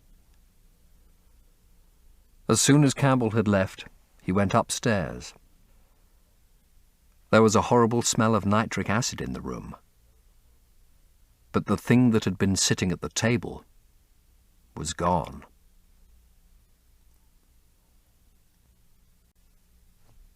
Chapter 15. That evening at 8:30, exquisitely dressed and wearing a large buttonhole of Parma violets, Dorian Gray was ushered into Lady Narborough's drawing-room by bowing servants. His forehead was throbbing with maddened nerves, and he felt wildly excited. But his manner as he bent over his hostess's hand was as easy and graceful as ever. Perhaps one never seems so much at one's ease as when one has to play a part. Certainly no one looking at Dorian Gray that night could have believed that he had passed through a tragedy as horrible as any tragedy of our age. Those finely shaped fingers could never have clutched a knife for sin, nor those smiling lips have cried out on God and goodness. He himself could not help wondering at the calm of his demeanour, and for a moment felt keenly the terrible pleasure of a double life. It was a small party, got up rather in a hurry by Lady Narborough, who was a very clever woman with what Lord Henry used to describe as the remains of really remarkable ugliness. She had proved an excellent wife to one of our most tedious ambassadors, and having buried her husband properly in a marble mausoleum, which she had herself designed, and married off her daughters to some rich, rather elderly men, she devoted herself now to the pleasures of French fiction, French cookery, and French esprit, when she could get it. Dorian was one of her special favourites, and she always told him that she was extremely glad she had not met him in early life, "I know, my dear, I should have fallen madly in love with you," she used to say, "and thrown my bonnet right over the mills for your sake. It is most fortunate that you were not thought of at the time. As it was, our bonnets were so unbecoming and the mills were so occupied in trying to raise the wind that I never had even a flirtation with anybody. However, that was all Narborough's fault. He was dreadfully short-sighted, and there is no pleasure in taking in a husband who never sees anything." Her guests this evening were rather tedious. The fact was, as she explained to Dorian, behind a very shabby fan, one of her married daughters had come up quite suddenly to stay with her, and to make matters worse had actually brought her husband with her. "I think it is most unkind of her, my dear," she whispered.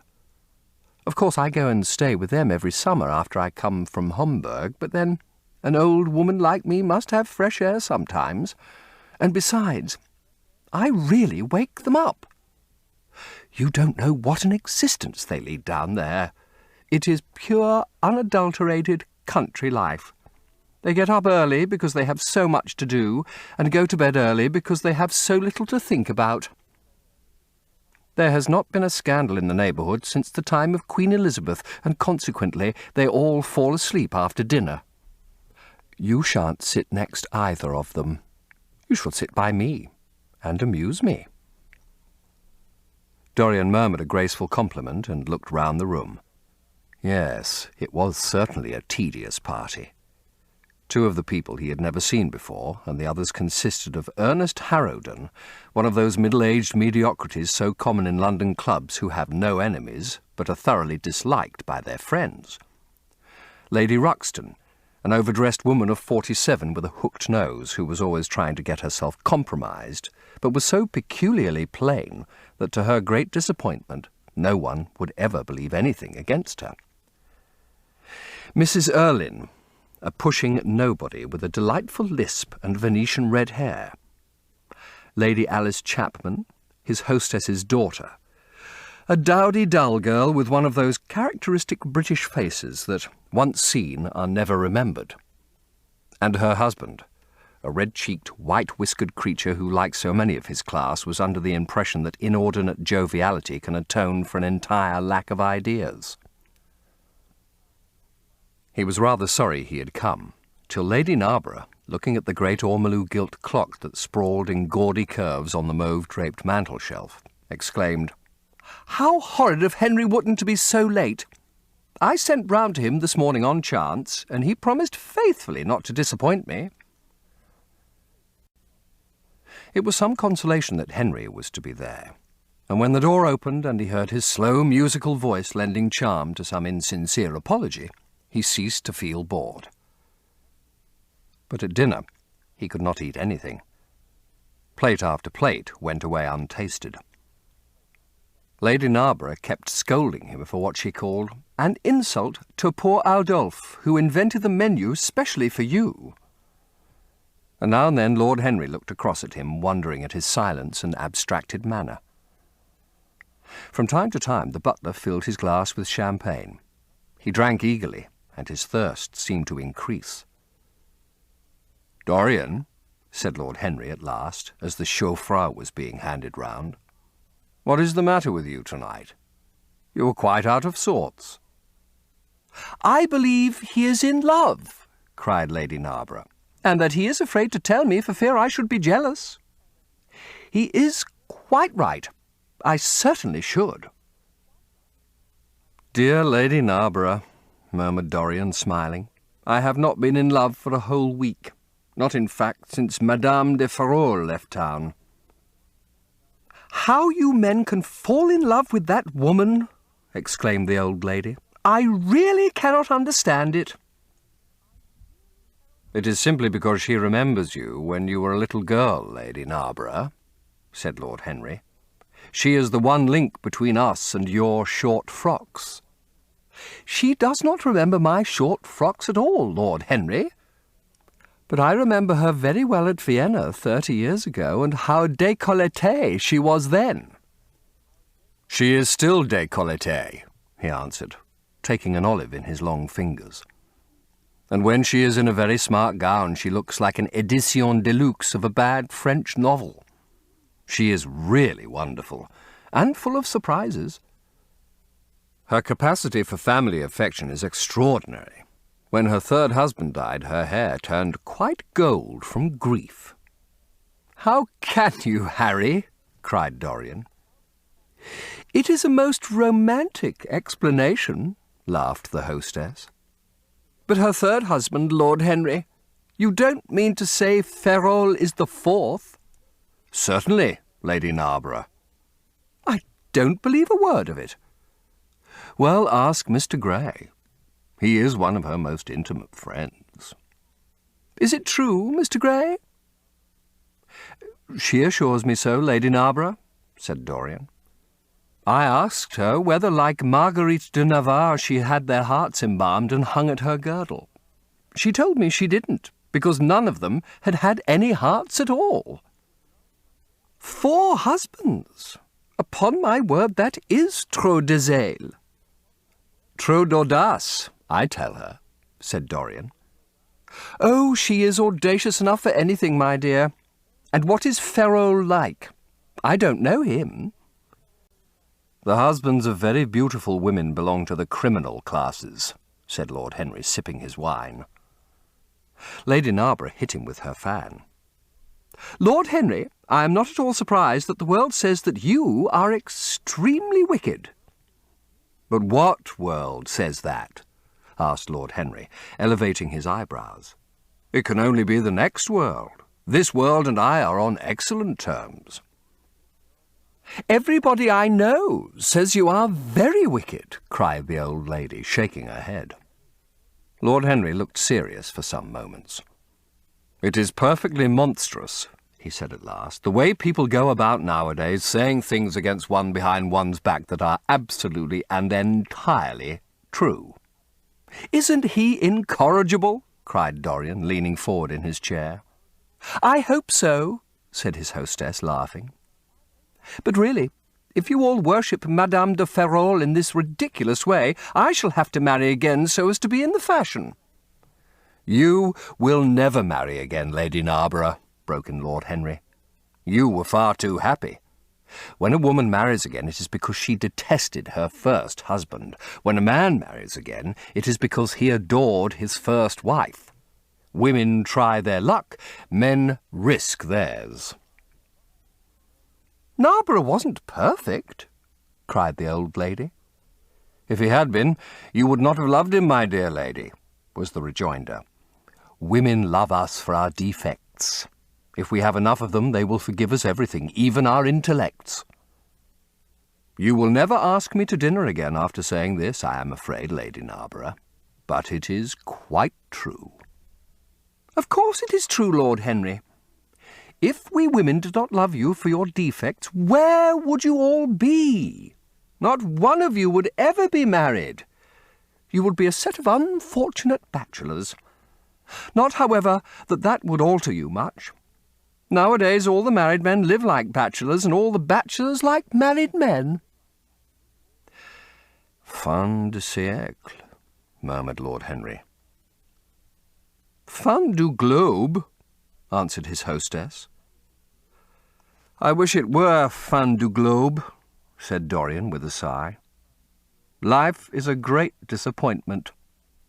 "Ah, my dear," cried Lady Narborough, putting on her gloves, "don't tell me that you have exhausted life. When a man says that, one knows that life has exhausted him. Lord Henry is very wicked, and I sometimes wish that I had been. But you are made to be good. You look so good. I must find you a nice wife. Lord Henry, don't you think that Mr. Grey should get married?" "I am always telling him so, Lady Narborough," said Lord Henry with a bow. "Well, we must look out for a suitable match for him. I shall go through Debrett carefully tonight and draw out a list of all the eligible young ladies." "With their ages, Lady Narborough?" asked Dorian. "Of course, with their ages. Slightly edited.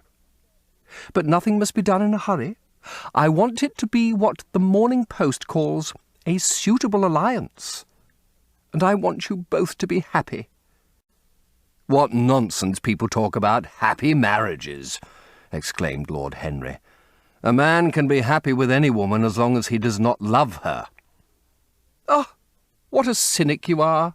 cried the old lady, pushing back her chair and nodding to Lady Ruxton. "You must come and dine with me soon again. You are really an admirable tonic, much better than what Sir Andrew prescribes for me. You must tell me what people you would like to meet, though. I want it to be a delightful gathering." "I like men who have a future and women who have a past," he answered. "Or do you think that would make it a petticoat party?" "I fear so," she said, laughing as she stood up. "1,000 pardons, my dear Lady Ruxton," she added. "I didn't see you hadn't finished your cigarette." "Never mind, Lady Narborough.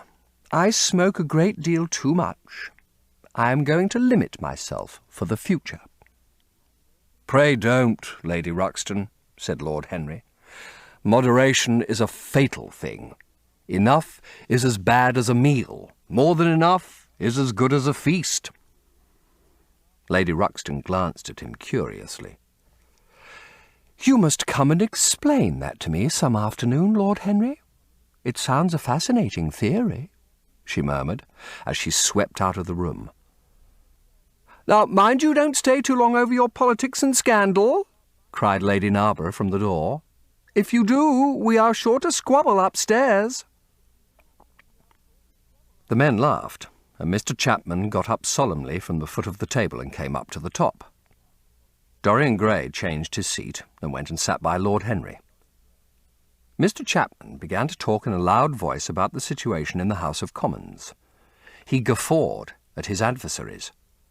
The word doctrinaire, word full of terror to the British mind, reappeared from time to time between his explosions. An alliterative prefix served as an ornament of oratory. He hoisted the Union Jack on the pinnacles of thought. The inherited stupidity of the race, sound English common sense he jovially termed it, was shown to be the proper bulwark for society. A smile curved Lord Henry's lips, and he turned round and looked at Dorian. "Are you better, my dear fellow?" he asked. "You seemed rather out of sorts at dinner." "I am quite well, Harry. I am tired. That is all." "You were charming last night. The little Duchess is quite devoted to you. She tells me she is going down to Selby." "She has promised to come on the 20th. "Is Monmouth to be there too?" "Oh, yes, Harry." "He bores me dreadfully, almost as much as he bores her. She is very clever. Too clever for a woman. She lacks the indefinable charm of weakness. It is the feet of clay that make the gold of the image precious. Her feet are very pretty, but they are not feet of clay, white porcelain feet, if you like. They have been through the fire, and what fire does not destroy, it hardens. She has had experiences." "How long has she been married?" asked Dorian. "An eternity, she tells me. I believe, according to the peerage, it is 10 years, but 10 years with Monmouth must have been like an eternity with time thrown in. Who else is coming?" "Oh, the Willoughbys, Lord Rugby and his wife, our hostess, Geoffrey Clouston, the usual set. I have asked Lord Grottrian." "Oh, I like him," said Lord Henry. "A great many people don't, but I find him charming. He atones for being occasionally somewhat overdressed by being always absolutely over-educated. He is a very modern type." "I don't know if he will be able to come, Harry. He may have to go to Monte Carlo with his father." "Oh, but what a nuisance people's people are. Try and make him come. By the way, Dorian, you ran off very early last night. You left before 11. What did you do afterwards? Did you go straight home?" Dorian glanced at him hurriedly and frowned. "No, Harry," he said at last. "I did not get home till nearly 3. Did you go to the club? Yes, he answered. Then he bit his lip. No, I don't mean that. I didn't go to the club. I walked about. I forget what I did. How inquisitive you are, Harry. You always want to know what one has been doing. I always want to forget what I have been doing. I came in at 2:30, if you wish to know the exact time. I had left my latchkey at home and my servant had to let me in. If you want any corroborative evidence on the subject, you can ask him. Lord Henry shrugged his shoulders. My dear fellow, as if I cared. Let us go up to the drawing-room. No sherry, thank you, Mr. Chapman. Something has happened to you, Dorian. Tell me what it is. You are not yourself tonight. Don't mind me, Harry. I am irritable and out of temper. I shall come round and see you tomorrow or next day. Make my excuses to Lady Narborough. I shan't go upstairs. I shall go home. I must go home. All right, Dorian. I dare say I shall see you tomorrow at tea-time. The Duchess is coming. I will try to be there, Harry, he said, leaving the room. As he drove back to his own house, he was conscious that the sense of terror he thought he had strangled had come back to him.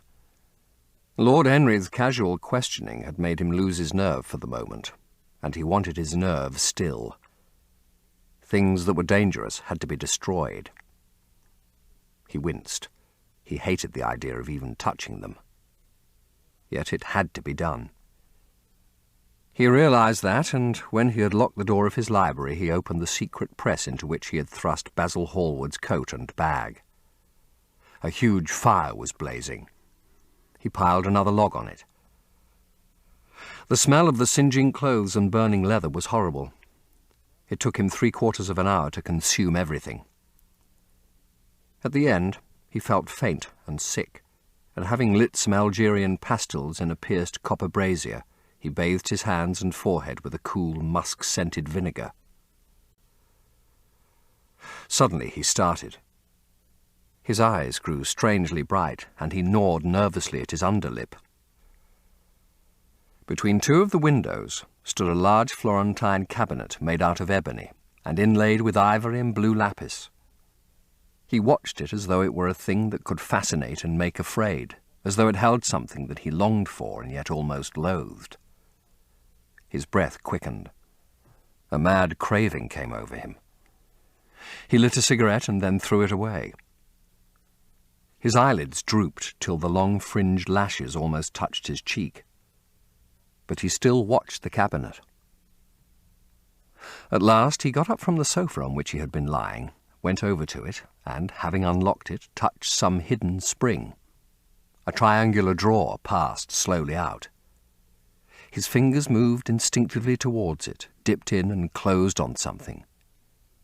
It was a small Chinese box of black and gold dust lacquer, elaborately wrought, the sides patterned with curved waves and the silken cords hung with round crystals and tasselled inplaited metal threads. He opened it. Inside was a green paste, waxy in lustre, the odour curiously heavy and persistent. He hesitated for some moments with a strangely immobile smile upon his face. Then, shivering, though the atmosphere of the room was terribly hot, he drew himself up and glanced at the clock. It was 20 minutes to 12. He put the box back, shutting the cabinet doors as he did so, and went into his bedroom. As midnight was striking bronze blows upon the dusky air, Dorian Gray dressed commonly, and with a muffler wrapped round his throat crept quietly out of the house. In Bond Street he found a hansom with a good horse. He hailed it, and in a low voice gave the driver an address.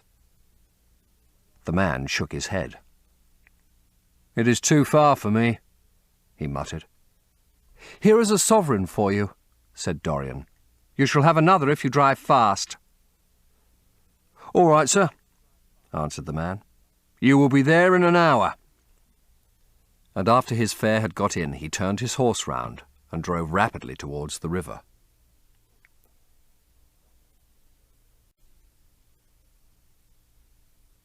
Chapter 16. A cold rain began to fall, and the blurred street lamps looked ghastly in the dripping mist. The public houses were just closing, and dim men and women were clustering in broken groups round their doors. From some of the bars came the sound of horrible laughter. In others, drunkards brawled and screamed. Lying back in the hansom with his hat pulled over his forehead, Dorian Gray watched with listless eye the sordid shame of the great city, and now and then he repeated to himself the words that Lord Henry had said to him on the first day they had met. To cure the soul by means of the senses, and the senses by means of the soul. Yes, that was the secret. He had often tried it, and would try it again now. There were opium dens where one could buy oblivion, dens of horror where the memory of old sins could be destroyed by the madness of sins that were new. The moon hung low in the sky like a yellow skull. From time to time a huge misshapen cloud stretched a long arm across and hid it. The gas lamps grew fewer, and the streets more narrow and gloomy. Once the man lost his way and had to drive back half a mile. A steam rose from the horse as it splashed up the puddles. The side windows of the hansom were clogged with a grey flannel mist. To cure the soul by means of the senses, and the senses by means of the soul. How the words rang in his ears. His soul certainly was sick to death. Was it true that the senses could cure it? Innocent blood had been spilt. What could atone for that? Ah, for that there was no atonement. But though forgiveness was impossible, forgetfulness was possible still, and he was determined to forget, to stamp the thing out, to crush it as one would crush the adder that had stung one. Indeed, what right had Basil to have spoken to him as he had done? Who had made him a judge over others? He had said things that were dreadful, horrible, not to be endured. On and on plodded the hansom, going slower, it seemed to him, at each step.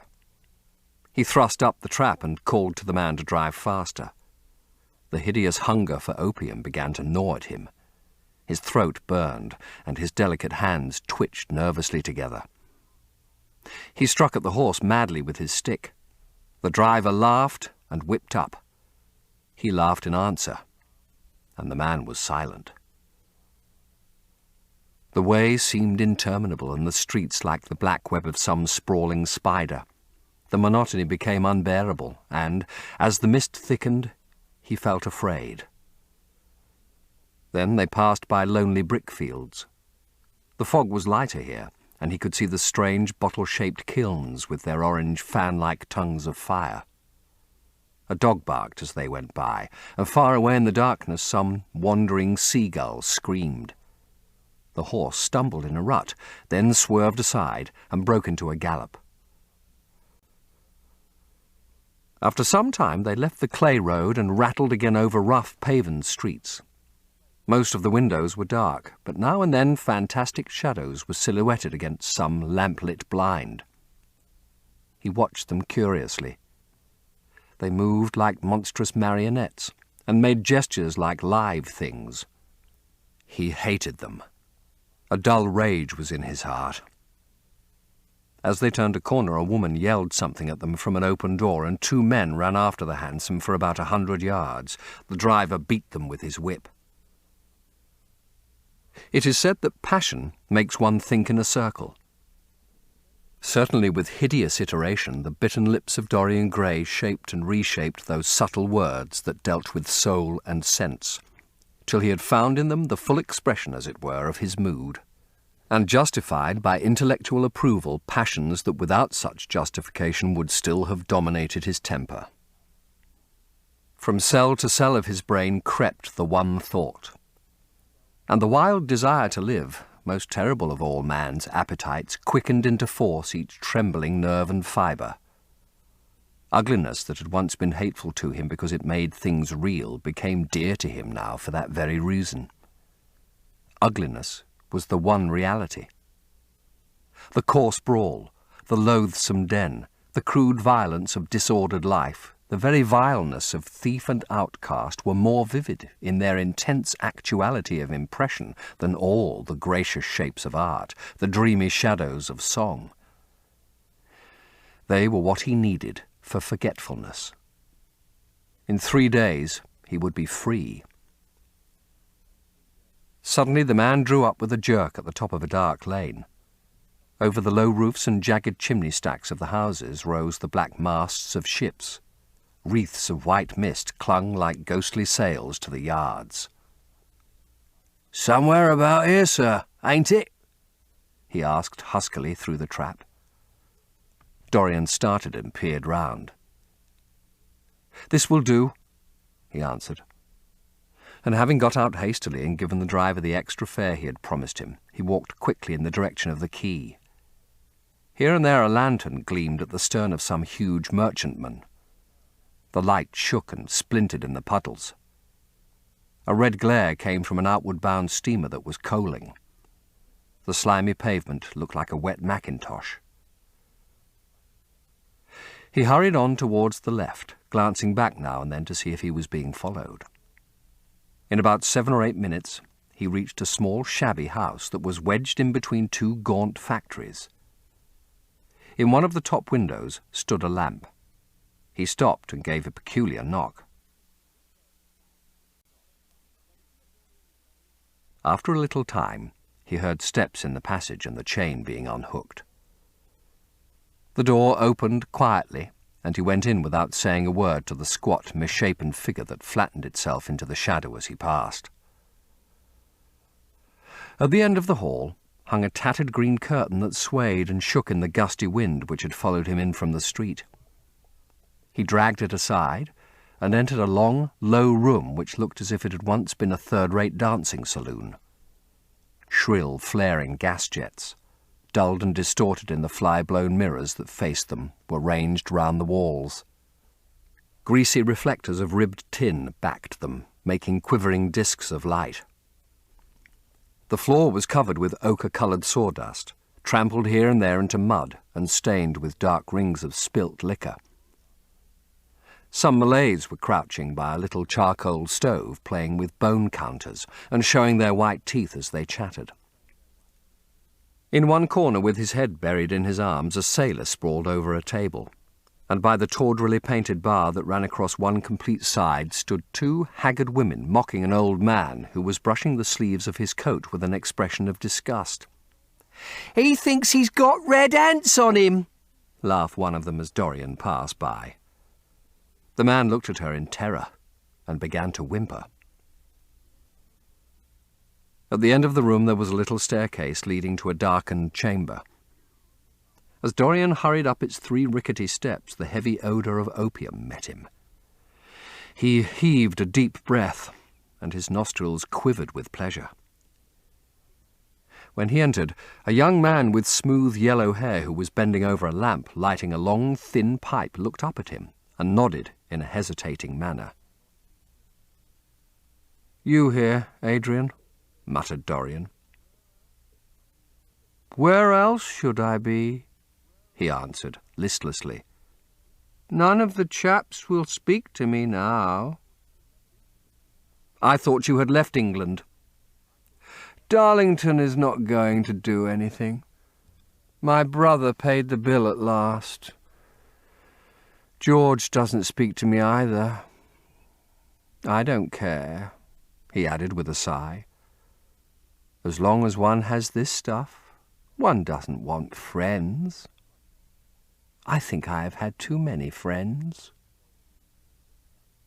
Dorian winced and looked round at the grotesque things that lay in such fantastic postures on the ragged mattresses. The twisted limbs, the gaping mouths, the staring, lustreless eyes fascinated him.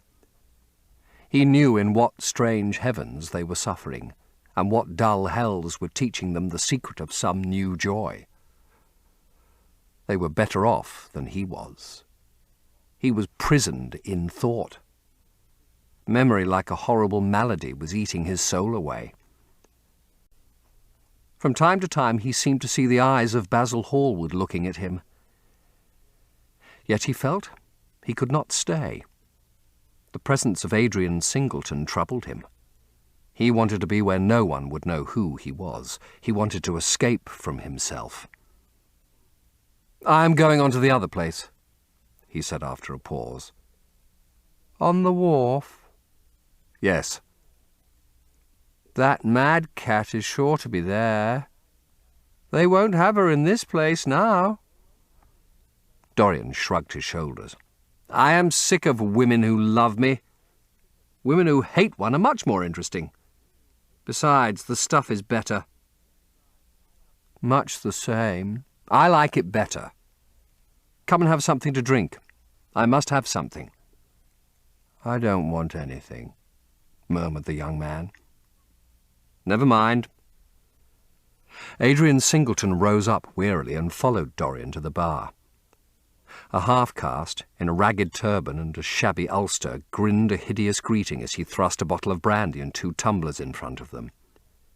The women sidled up and began to chatter. Dorian turned his back on them and said something in a low voice to Adrian Singleton. A crooked smile, like a Malay crease, writhed across the face of one of the women. "We are very proud tonight," she sneered. "For God's sake, don't talk to me!" cried Dorian, stamping his foot on the ground. "What do you want? Money? Here it is. Don't ever talk to me again." 2 red sparks flashed for a moment in the woman's sodden eyes, then flickered out and left them dull and glazed. She tossed her head and raked the coins off the counter with greedy fingers. Her companion watched her enviously. "It's no use," sighed Adrian Singleton. "I don't care to go back. What does it matter? I'm quite happy here." "You will write to me if you want anything, won't you?" said Dorian after a pause.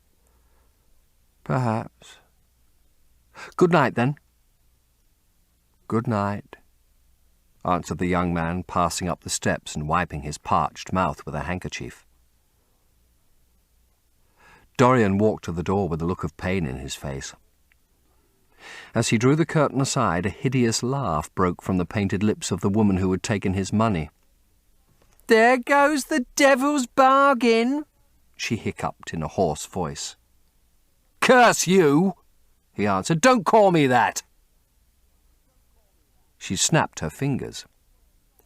"Prince Charming is what you like to be called, ain't it?" she yelled after him. The drowsy sailor leapt to his feet as she spoke and looked wildly round. The sound of the shutting of the hall door fell on his ear. He rushed out as if in pursuit. Dorian Gray hurried along the quay through the drizzling rain.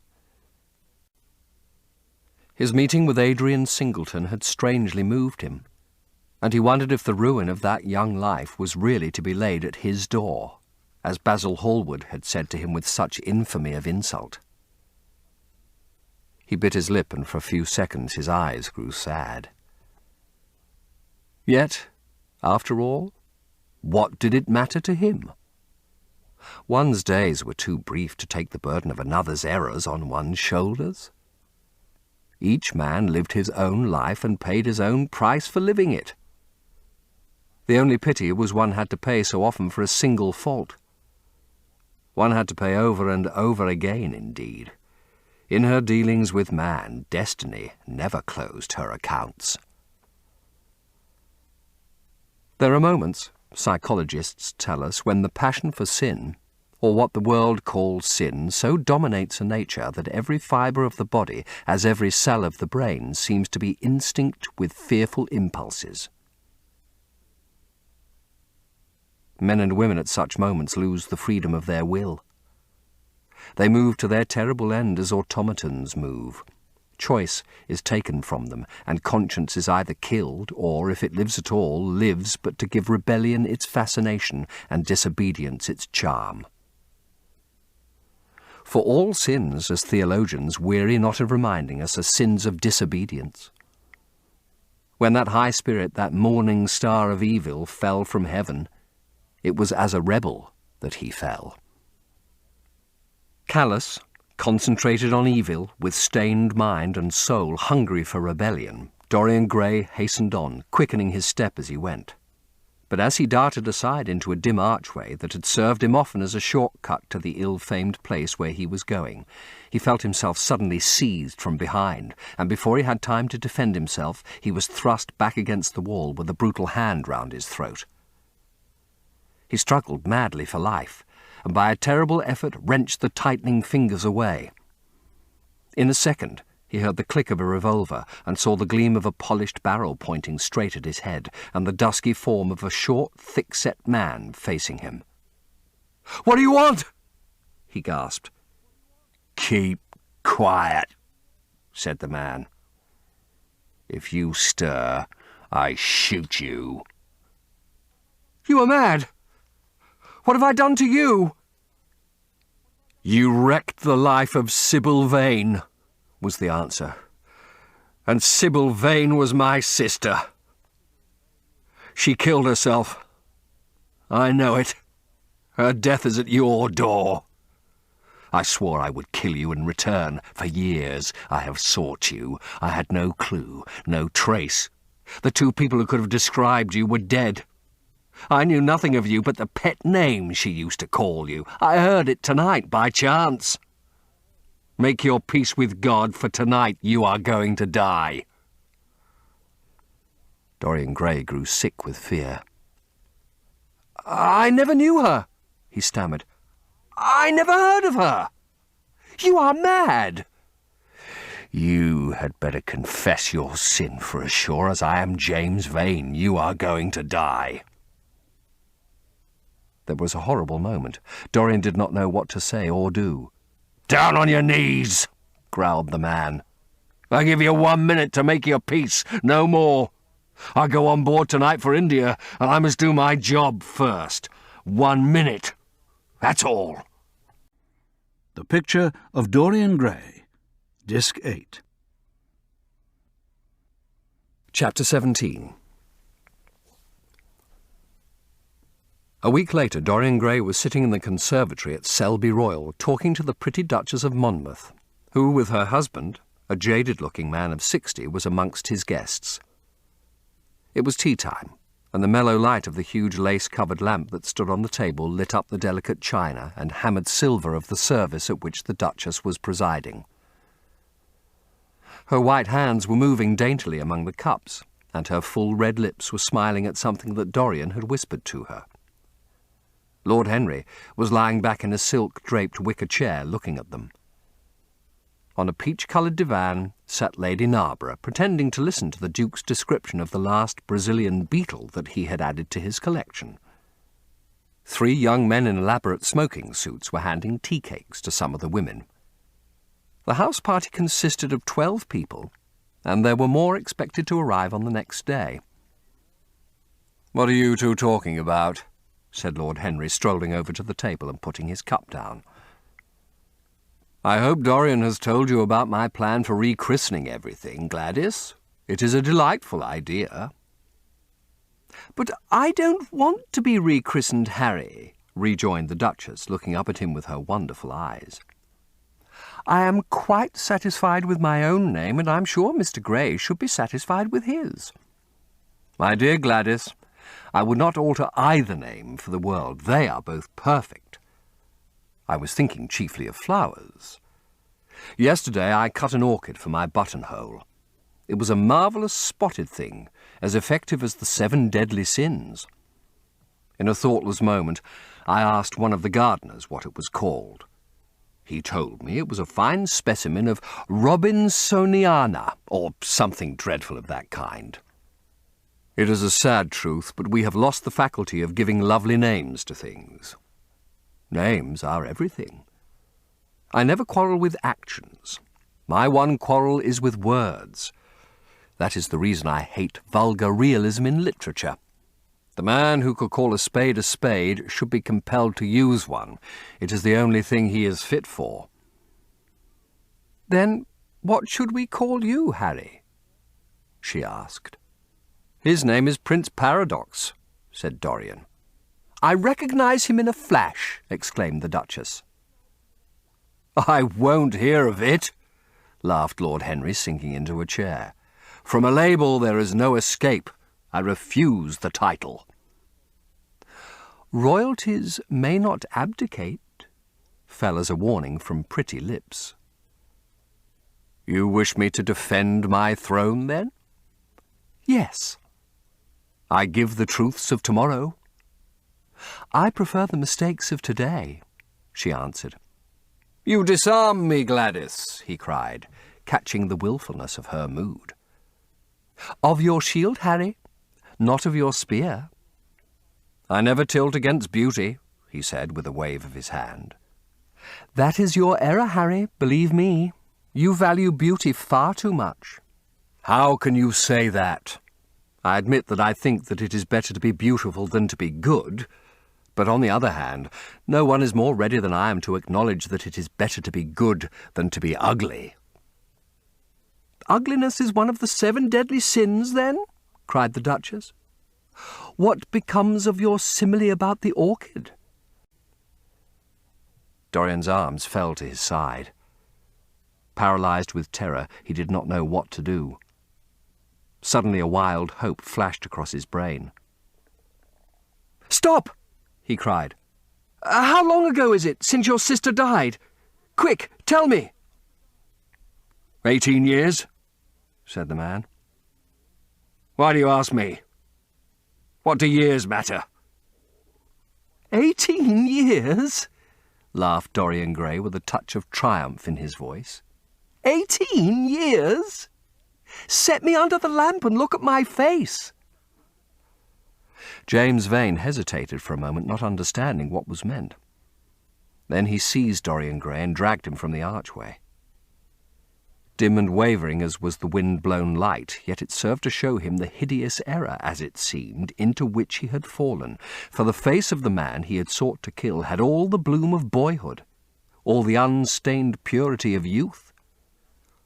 He seemed little more than a lad of 20 summers, hardly older, if older indeed at all, than his sister had been when they had parted so many years ago. It was obvious that this was not the man who had destroyed her life. He loosened his hold and reeled back. "My God! My God!" he cried. "And I would have murdered you." Dorian Gray drew a long breath. "You have been on the brink of committing a terrible crime, my man," he said, looking at him sternly. "Let this be a warning to you not to take vengeance into your own hands." "Forgive me, sir," muttered James Vane. "I was deceived. A chance word I heard in the damned den set me on the wrong track." "You had better go home and put that pistol away, or you may get into trouble," said Dorian, turning on his heel and going slowly down the street. James Vane stood on the pavement in horror. He was trembling from head to foot. After a little while, a black shadow that had been creeping along the dripping wall moved out into the light and came close to him with stealthy footsteps. He felt a hand laid on his arm and looked round with a start. It was one of the women who had been drinking at the bar. "Why didn't you kill him?" she hissed, putting her haggard face quite close to his. "I knew you were following him when you rushed out from Daly's. You fool! You should have killed him. He has lots of money, and he's as bad as bad." "He is not the man I am looking for," he answered. "And I want no man's money. I want a man's life. The man whose life I want must be nearly 40 now. This one is little more than a boy. Thank God I have not got his blood upon my hands." The woman gave a bitter laugh. "Little more than a boy?" she sneered. "Why, man, it's nigh on 18 years since Prince Charming made me what I am." "You lie!" cried James Vane. She raised her hand up to heaven. Before God, I am telling the truth, she cried. Before God? Strike me dumb if it ain't so. He is the worst one that comes here. They say he has sold himself to the devil for a pretty face. It's nigh on 18 years since I met him. He hasn't changed much since then. I have, though, she added with a sickly leer. You swear this? I swear it, came in hoarse echo from her flat mouth. But don't give me away to him, she whined. I am afraid of him. Let me have some money for my night's lodging. He broke from her with an oath and rushed to the corner of the street, but Dorian Gray had disappeared. When he looked back, the woman had vanished also.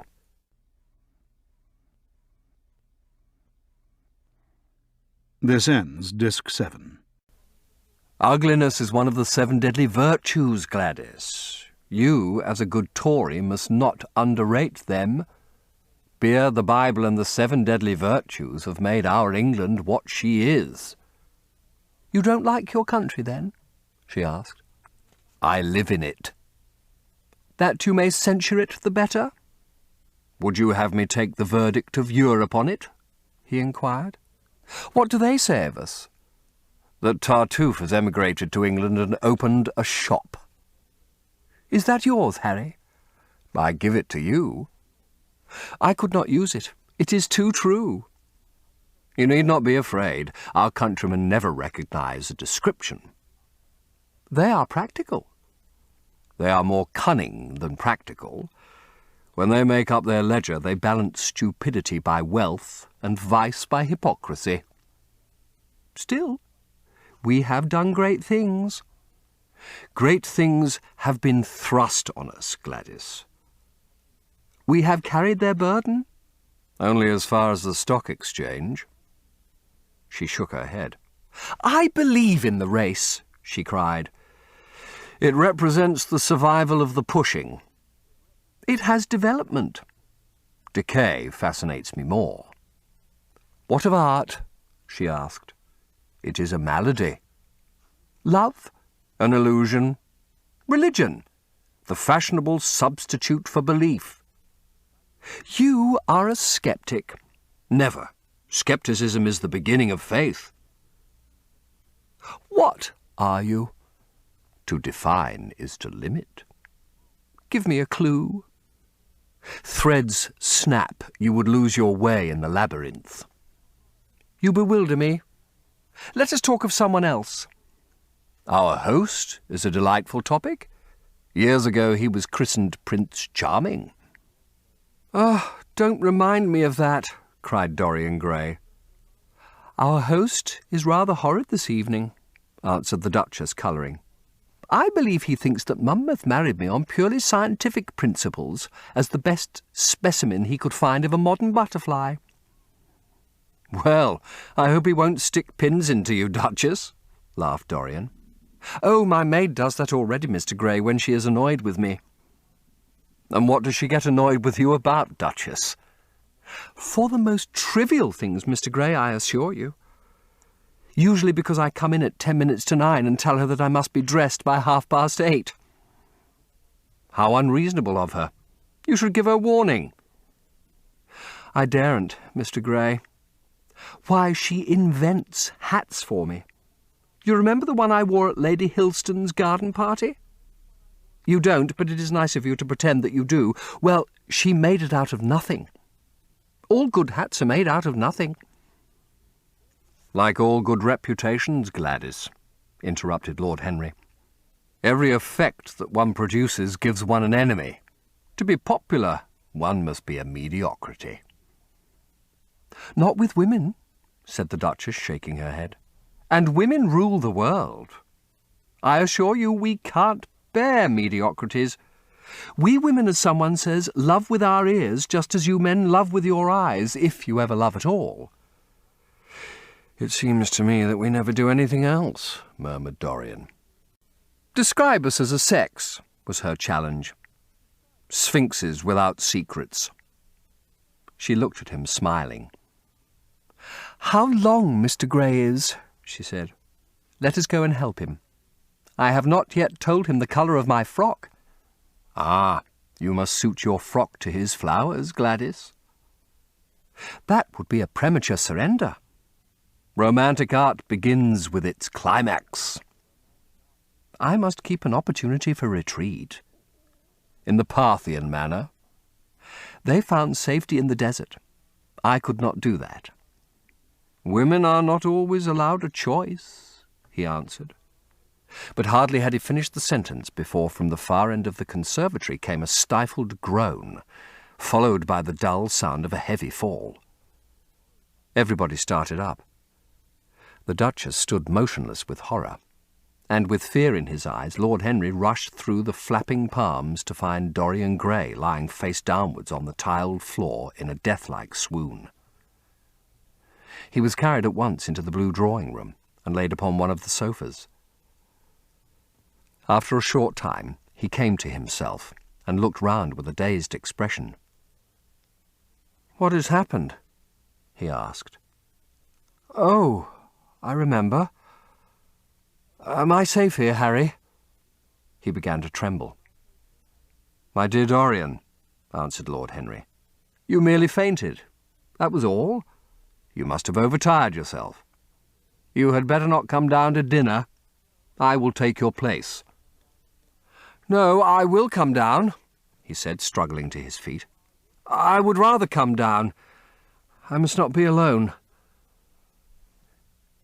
He went to his room and dressed. There was a wild recklessness of gaiety in his manner as he sat at table, but now and then a thrill of terror ran through him when he remembered that, pressed against the window of the conservatory, like a white handkerchief, he had seen the face of James Vane watching him.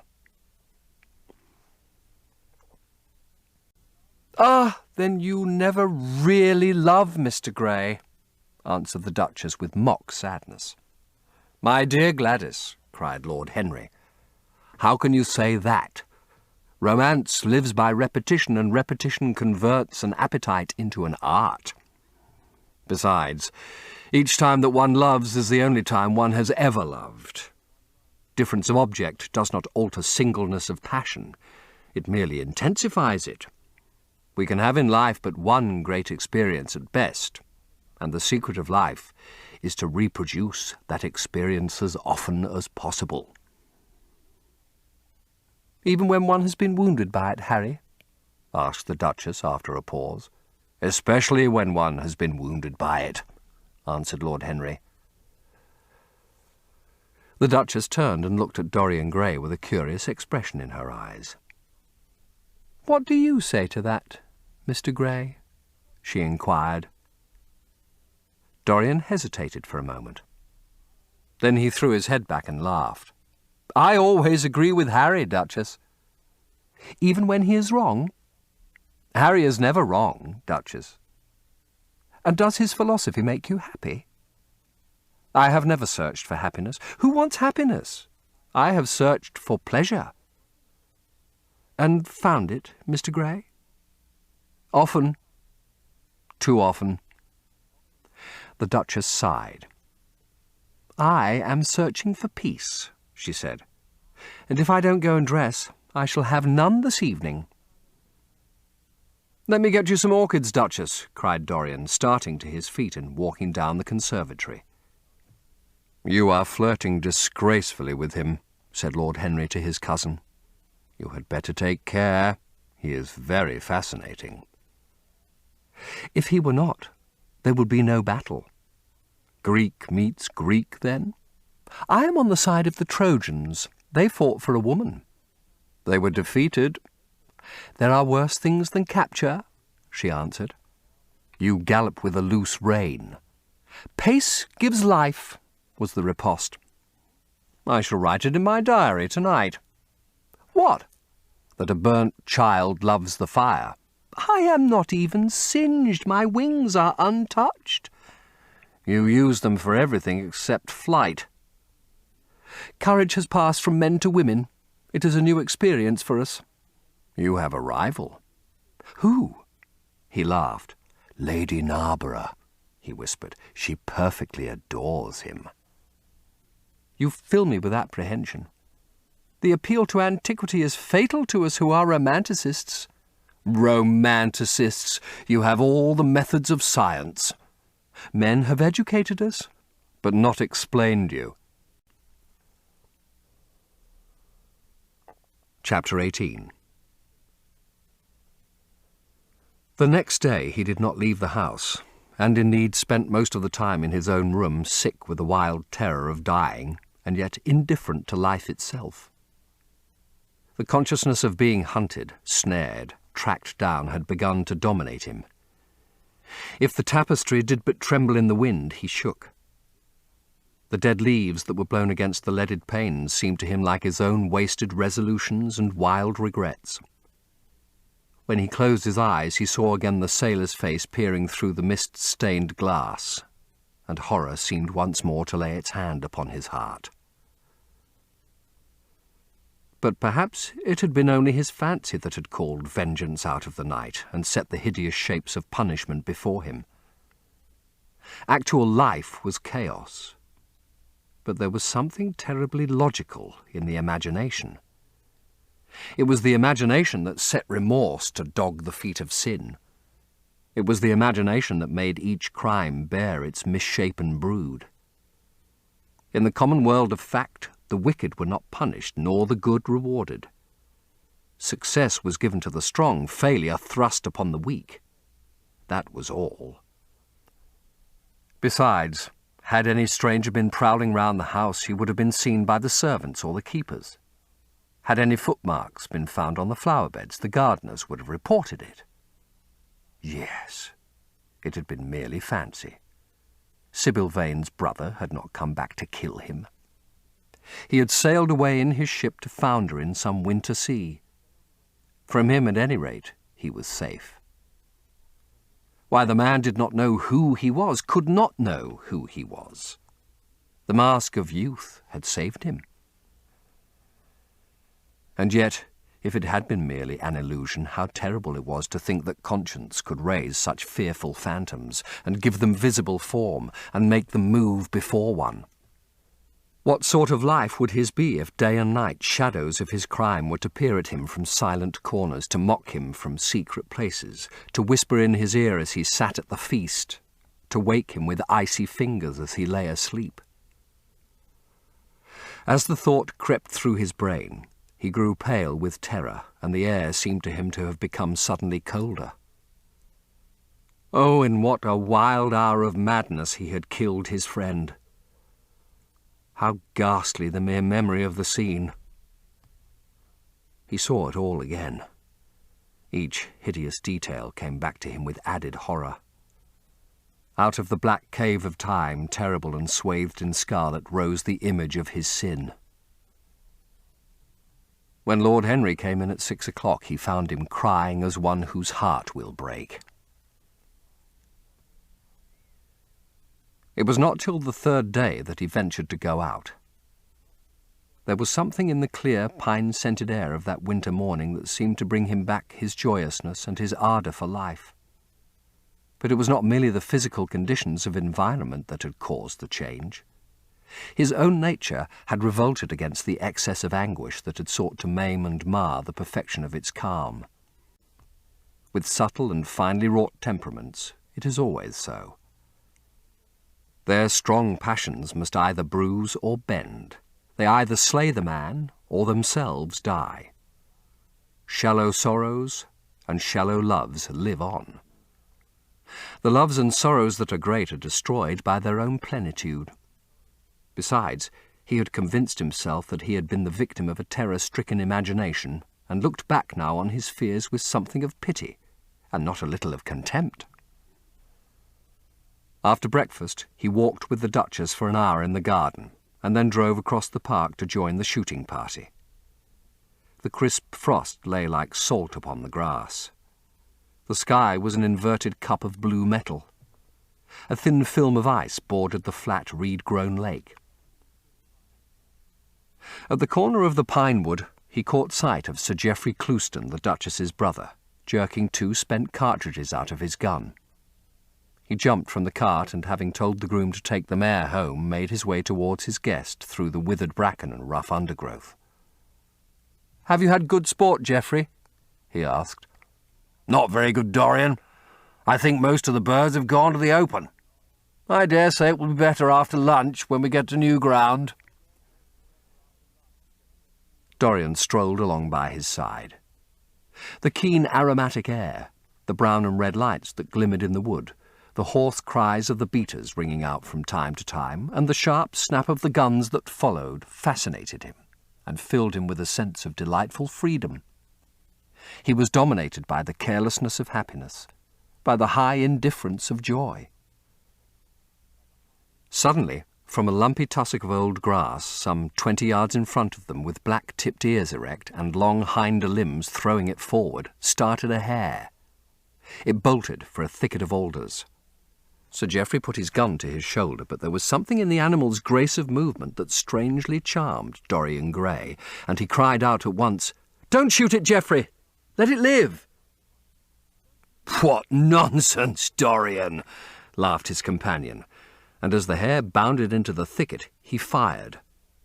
There were 2 cries heard, the cry of a hare in pain, which is dreadful, the cry of a man in agony, which is worse. "Good heavens! I've hit a beater!" exclaimed Sir Geoffrey.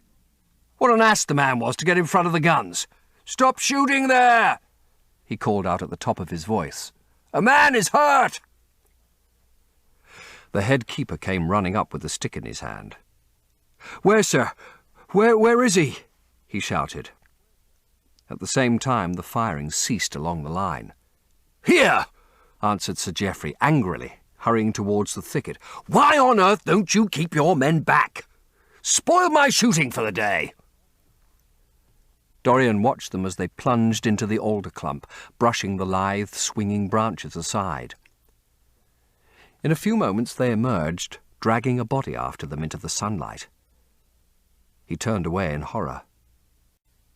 It seemed to him that misfortune followed him wherever he went. He heard Sir Geoffrey ask if the man was really dead, and the affirmative answer of the keeper.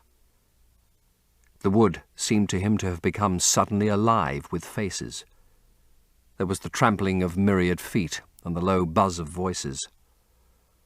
A great copper-breasted pheasant came beating through the boughs overhead. After a few moments that were to him in his perturbed state like endless hours of pain, he felt a hand laid on his shoulder. He started and looked round. "Dorian," said Lord Henry, "I had better tell them that the shooting is stopped for the day. It would not look well to go on." "I wish it was stopped forever, Harry," he answered bitterly. "The whole thing is hideous and cruel. Is the man—" He could not finish the sentence. "I am afraid so," rejoined Lord Henry. "He got the whole charge of shot in his chest. He must have died almost instantaneously. Come, let us go home." They walked side by side in the direction of the avenue for nearly 50 yards without speaking. Then Dorian looked at Lord Henry and said with a heavy sigh, "It is a bad omen, Harry. A very bad omen." "What is?" asked Lord Henry. "Oh, this accident, I suppose. My dear fellow, it can't be helped. It was the man's own fault. Why did he get in front of the guns? Besides, it's nothing to us. It is rather awkward for Geoffrey, of course. It does not do to pepper beaters. It makes people think that one is a wild shot, and Geoffrey is not. He shoots very straight. But there is no use talking about the matter." Dorian shook his head. "It is a bad omen, Harry. I feel as if something horrible were going to happen to some of us. To myself, perhaps," he added, passing his hand over his eyes with a gesture of pain. The elder man laughed. "The only horrible thing in the world is ennui, Dorian. That is the one sin for which there is no forgiveness. But we are not likely to suffer from it unless these fellows keep chattering about this thing at dinner. I must tell them that the subject is to be tabooed. As for omens, there is no such thing as an omen. Destiny does not send us heralds. She is too wise or too cruel for that. Besides, what on earth could happen to you, Dorian? You have everything in the world that a man can want. There is no one who would not be delighted to change places with you. There is no one with whom I would not change places, Harry. Don't laugh like that. I am telling you the truth. The wretched peasant who has just died is better off than I am. I have no terror of death. It is the coming of death that terrifies me. Its monstrous wings seem to wheel in the leaden air around me. Good heavens, don't you see a man moving behind the trees there? Watching me, waiting for me? Lord Henry looked in the direction in which the trembling gloved hand was pointing. Yes, he said, smiling. I see the gardener waiting for you. I suppose he wants to ask you what flowers you wish to have on the table tonight. How absurdly nervous you are, my dear fellow. You must come and see my doctor when we get back to town. Dorian heaved a sigh of relief as he saw the gardener approaching. The man touched his hat, glanced for a moment at Lord Henry in a hesitating manner, and then produced a letter which he handed to his master. Her Grace told me to wait for an answer, he murmured. Dorian put the letter into his pocket. Tell Her Grace that I am coming in, he said coldly. The man turned round and went rapidly in the direction of the house. How fond women are of doing dangerous things, laughed Lord Henry. It is one of the qualities in them that I admire most. A woman will flirt with anybody in the world as long as other people are looking on. How fond you are of saying dangerous things, Harry. In the present instance, you are quite astray. I like the Duchess very much, but I don't love her. And the Duchess loves you very much, but she likes you less. So you are excellently matched. You are talking scandal, Harry, and there is never any basis for scandal. The basis of every scandal is an immoral certainty, said Lord Henry, lighting a cigarette. You would sacrifice anybody, Harry, for the sake of an epigram. The world goes to the altar of its own accord, was the answer. I wish I could love, cried Dorian Gray with a deep note of pathos in his voice. But I seem to have lost the passion and forgotten the desire. I am too much concentrated on myself. My own personality has become a burden to me. I want to escape, to go away, to forget. It was silly of me to come down here at all. I think I shall send a wire to Harvey to have the yacht got ready. On a yacht one is safe. Safe from what, Dorian? You were in some trouble. Why not tell me what it is? You know I would help you. I can't tell you, Harry, he answered sadly. And I dare say it is only a fancy of mine. This unfortunate accident has upset me. I have a horrible presentiment that something of the kind may happen to me. What nonsense! I hope it is, but I can't help feeling it. Ah, here is the Duchess, looking like Artemis in a tailor-made gown.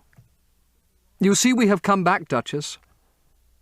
I have heard all about it, Mr. Gray, she answered.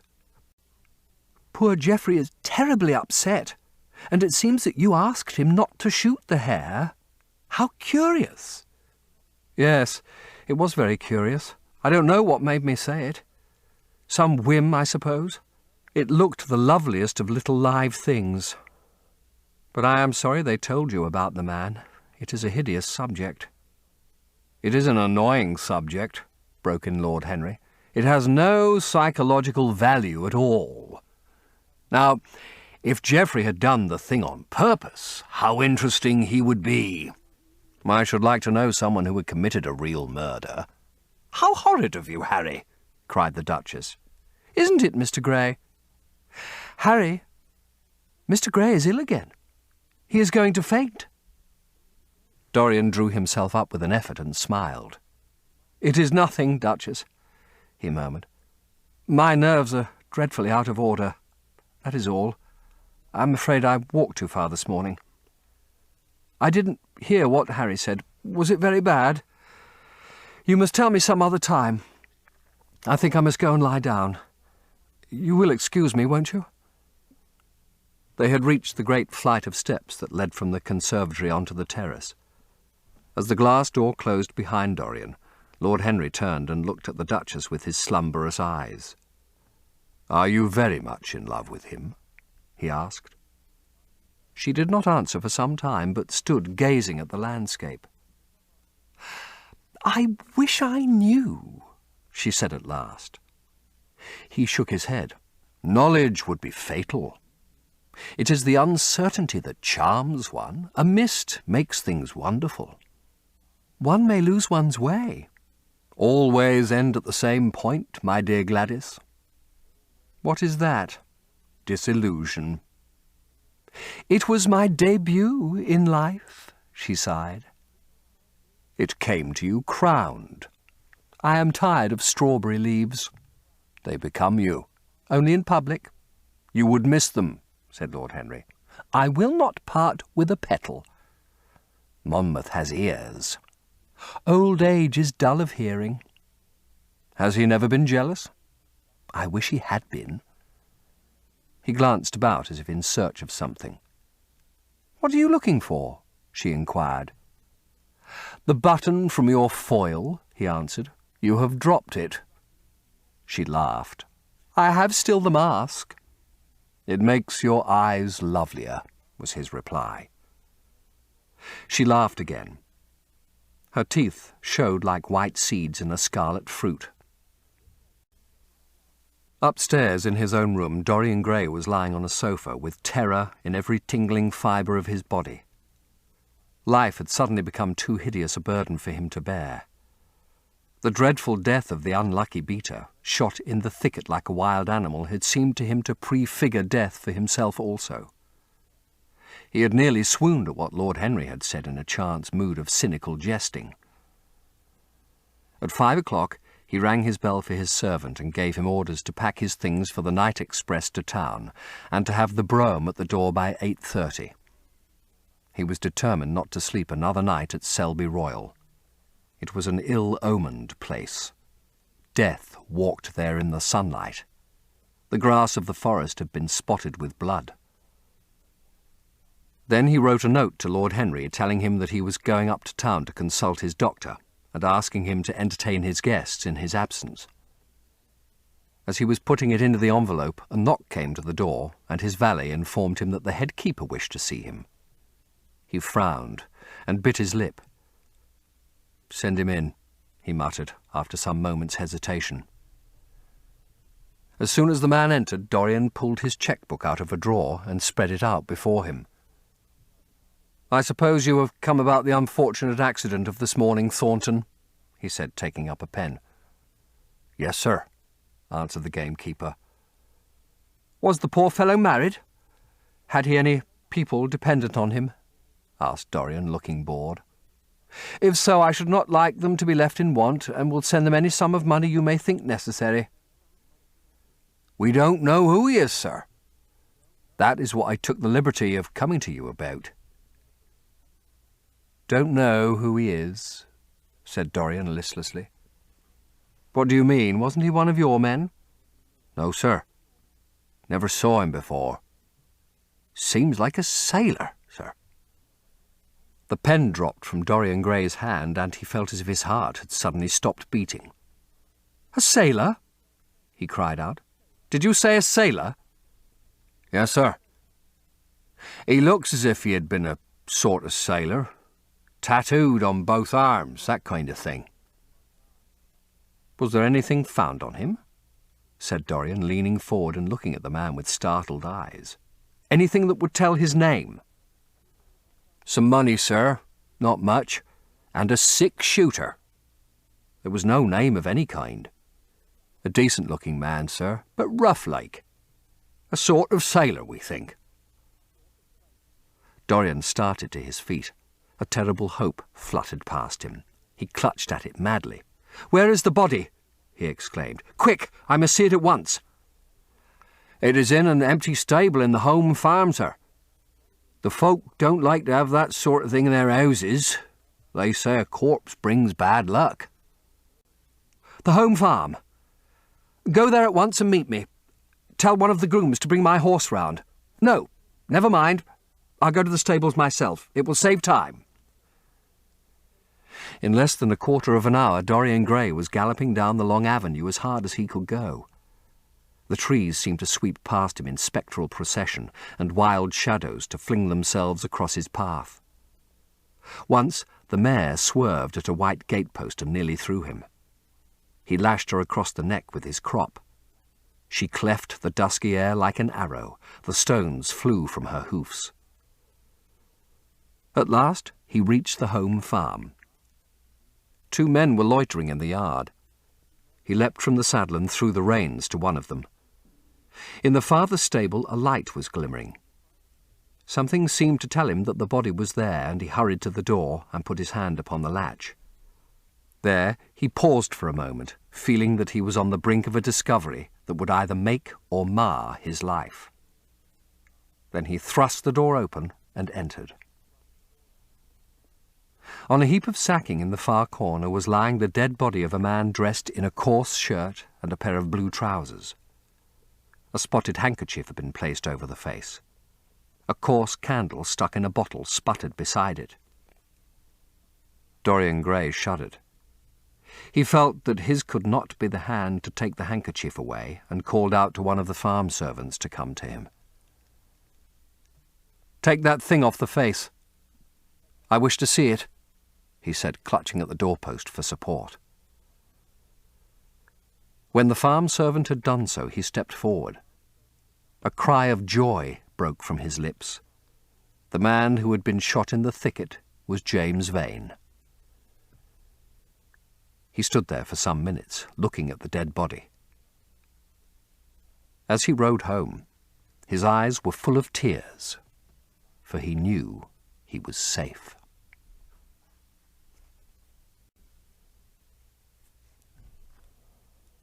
Chapter 19. "There is no use your telling me that you are going to be good," cried Lord Henry, dipping his white fingers into a red copper bowl filled with rose water. "You're quite perfect. Pray don't change." Dorian Gray shook his head. "No, Harry.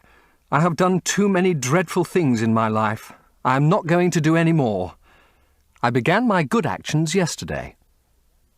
"Where were you yesterday?" "In the country, Harry. I was staying at a little inn by myself." "My dear boy," said Lord Henry, smiling, "anybody can be good in the country. There are no temptations there. That is the reason why people who live out of town are so absolutely uncivilized. Civilization is not by any means an easy thing to attain to. There are only 2 ways by which man can reach it. One is by being cultured, the other by being corrupt. Country people have no opportunity of being either, so they stagnate." "Culture and corruption," echoed Dorian. "I have known something of both. It seems terrible to me now that they should ever be found together.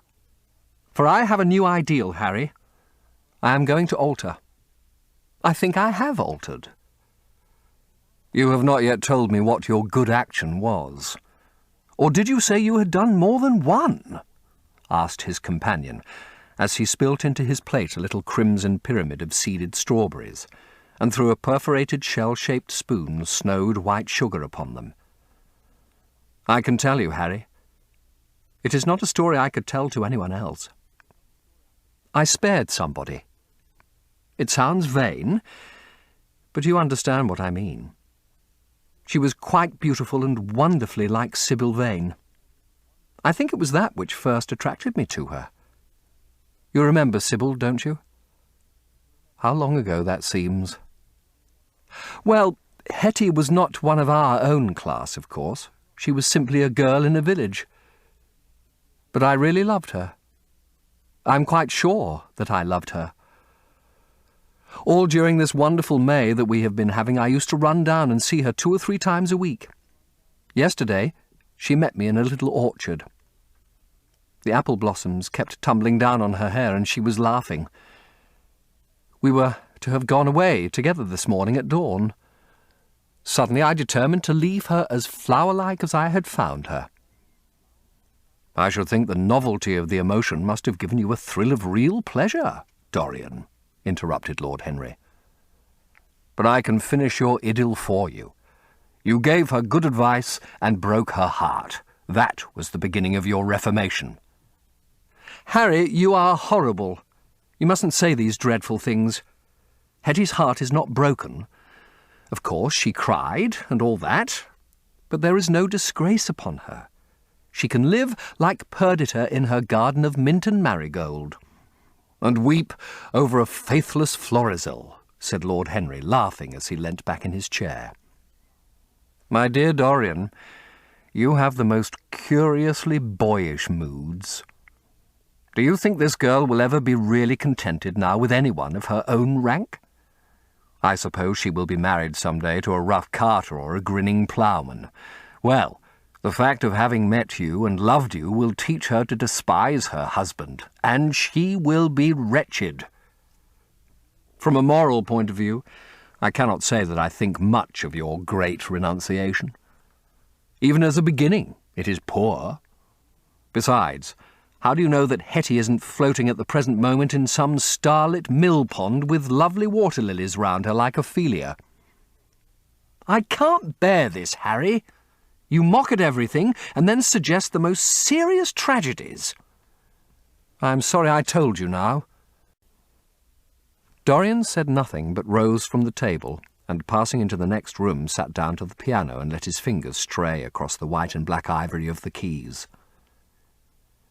After the coffee had been brought in, he stopped, and, looking over at Lord Henry, said, Harry, did it ever occur to you that Basil was murdered?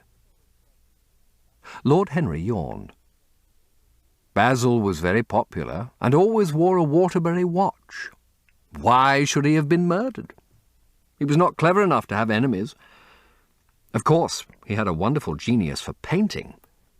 But a man can paint like Velázquez and yet be as dull as possible. Basil was really rather dull. He only interested me once, and that was when he told me years ago that he had a wild adoration for you, and that you were the dominant motive of his art. I was very fond of Basil, said Dorian with a note of sadness in his voice. But don't people say that he was murdered? Oh, some of the papers do.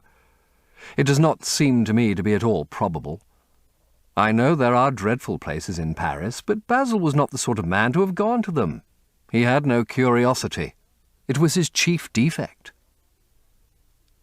What would you say, Harry, if I told you that I had murdered Basil? Said the younger man. He watched him intently after he had spoken. I would say, my dear fellow, that you were posing for a character that doesn't suit you. All crime is vulgar, just as all vulgarity is crime. It is not in you, Dorian, to commit a murder. I am sorry if I hurt your vanity by saying so, but I assure you it is true. Crime belongs exclusively to the lower orders. I don't blame them in the smallest degree. I should fancy that crime was to them what art is to us, simply a method of procuring extraordinary sensations. A method of procuring sensations? Do you think, then, that a man who has once committed a murder could possibly do the same crime again? Don't tell me that. Oh, anything becomes a pleasure if one does it too often, cried Lord Henry, laughing. That is one of the most important secrets of life. I should fancy, however, that murder is always a mistake. One should never do anything that one cannot talk about after dinner. But let us pass from poor Basil. I wish I could believe that he had come to such a really romantic end as you suggest. But I can't. I dare say he fell into the Seine off an omnibus, and that the conductor hushed up the scandal. Yes, I should fancy that was his end. I see him lying now on his back under those dull green waters with the heavy barges floating over him and long weeds catching in his hair. Do you know, I don't think he would have done much more good work. During the last 10 years, his painting had gone off very much. I don't care what you say to me. I know I was right in acting as I did. Poor Hetty. As I rode past the farm this morning, I saw her white face at the window, like a spray of jasmine. Don't let us talk about it any more, and don't try to persuade me that the first good action I have done for years, the first little bit of self-sacrifice I have ever known, is really a sort of sin. I want to be better. I am going to be better. Tell me something about yourself.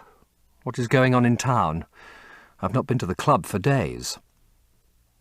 The people are still discussing poor Basil's disappearance. I should have thought they had got tired of that by this time, said Dorian, pouring himself out some wine and frowning slightly. My dear boy, they have only been talking about it for 6 weeks, and the British public are really not equal to the mental strain of having more than one topic every 3 months. They have been very fortunate lately, however. They have had my own divorce case and Alan Campbell's suicide. Now they have got the mysterious disappearance of an artist. Scotland Yard still insist that the man in the grey ulster who left for Paris by the midnight train on the 9th of November was poor Basil, and the French police declare that Basil never arrived in Paris at all. I suppose in about a fortnight we shall be told that he has been seen in San Francisco. It is an odd thing, but everyone who disappears is said to be seen in San Francisco. It must be a delightful city, and possess all the attractions of the next world.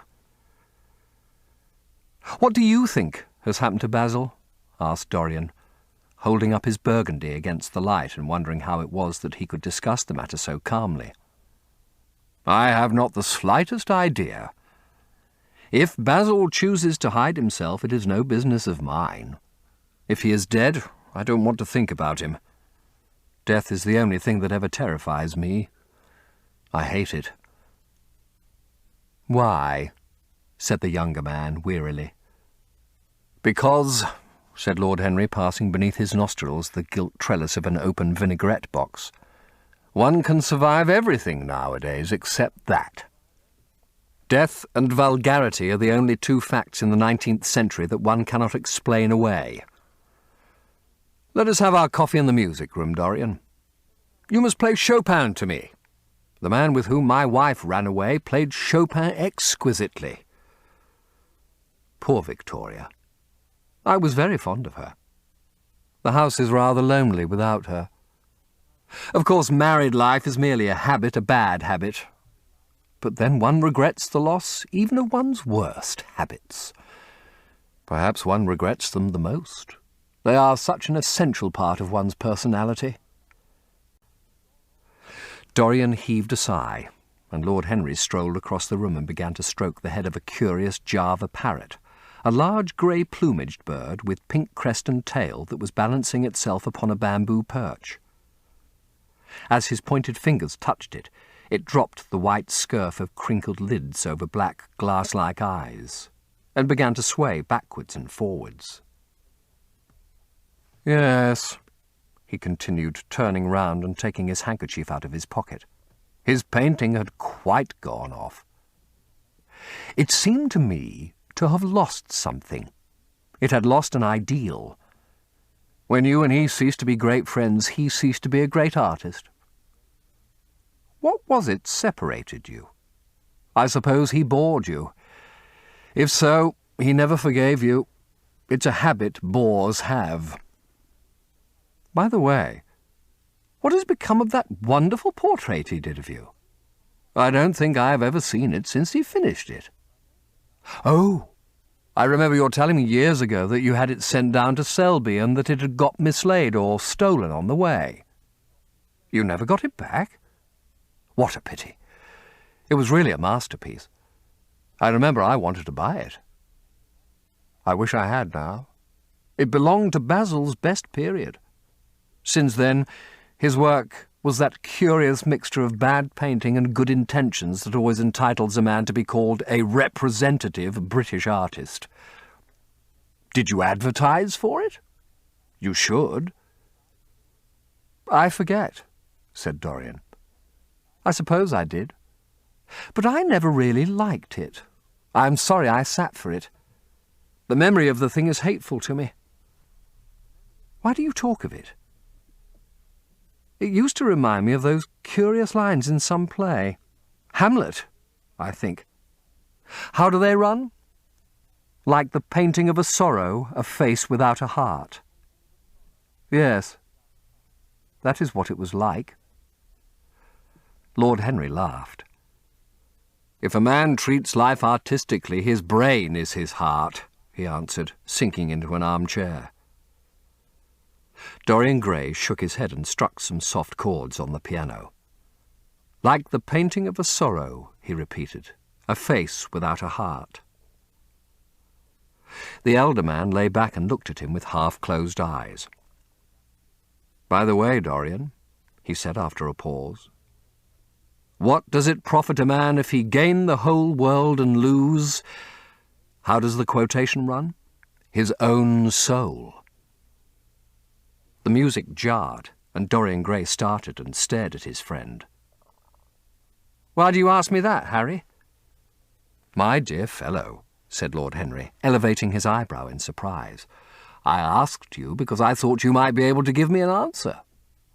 That is all. I was going through the park last Sunday, and close by the Marble Arch there stood a little crowd of shabby-looking people listening to some vulgar street preacher. As I passed by, I heard the man yelling out that question to his audience. It struck me as being rather dramatic. London is very rich in curious effects of that kind. A wet Sunday, an uncouth Christian in a mackintosh, a ring of sickly white faces under a broken roof of dripping umbrellas, and a wonderful phrase flung into the air by shrill, hysterical lips. It was really very good in its way, quite a suggestion. I thought of telling the prophet that art had a soul, but that man had not. I am afraid, however, he would not have understood me. Don't, Harry. The soul is a terrible reality. It can be bought and sold and bartered away. It can be poisoned or made perfect. There is a soul in each one of us. I know it. Do you feel quite sure of that, Dorian? Quite sure. Ah, then it must be an illusion. The things one feels absolutely certain about are never true. That is the fatality of faith and the lesson of romance. How grave you are. Don't be so serious. What have you or I to do with the superstitions of our age? No, we have given up our belief in the soul. Play me something. Play me a nocturne, Dorian, and as you play, tell me in a low voice how you have kept your youth. You must have some secret. I am only 10 years older than you are, and I am wrinkled and worn and yellow. You are really wonderful, Dorian. You have never looked more charming than you do tonight. You remind me of the day I saw you first.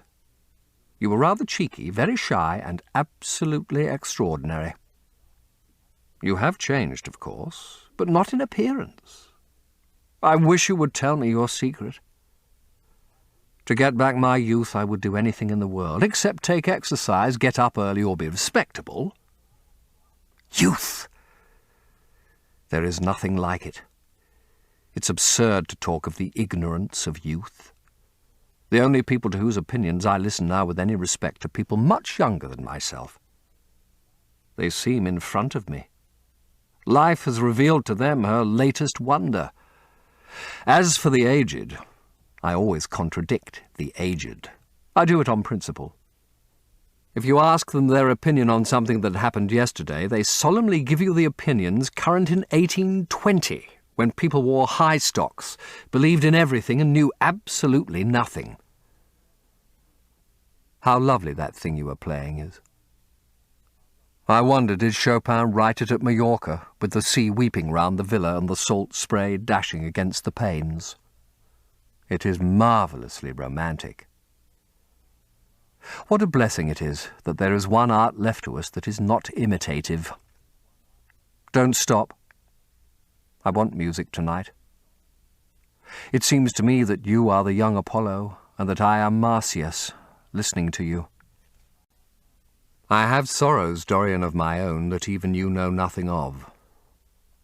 The tragedy of old age is not that one is old, but that one is young. I am amazed sometimes at my own sincerity. Ah, Dorian, how happy you are. What an exquisite life you have had. You have drunk deeply of everything. You have crushed the grapes against your palate. Nothing has been hidden from you. And it has all been to you no more than the sound of music. It has not marred you. You are still the same. I am not the same, Henry. Yes, you are the same. I wonder what the rest of your life will be. Don't spoil it by renunciations. At present, you are a perfect type. Don't make yourself incomplete. You are quite flawless now. You need not shake your head, you know you are. Besides, Dorian, don't deceive yourself. Life is not governed by will or intention. Life is a question of nerves and fibres and slowly built-up cells in which thought hides itself and passion has its dreams. You may fancy yourself safe and think yourself strong, but a chance tone of colour in a room or a morning sky, a particular perfume that you had once loved and that brings subtle memories with it, a line from a forgotten poem that you had come across again, a cadence from a piece of music that you had ceased to play. I tell you, Dorian, that it is on things like these that our lives depend. Browning writes about that somewhere, but our own senses will imagine them for us.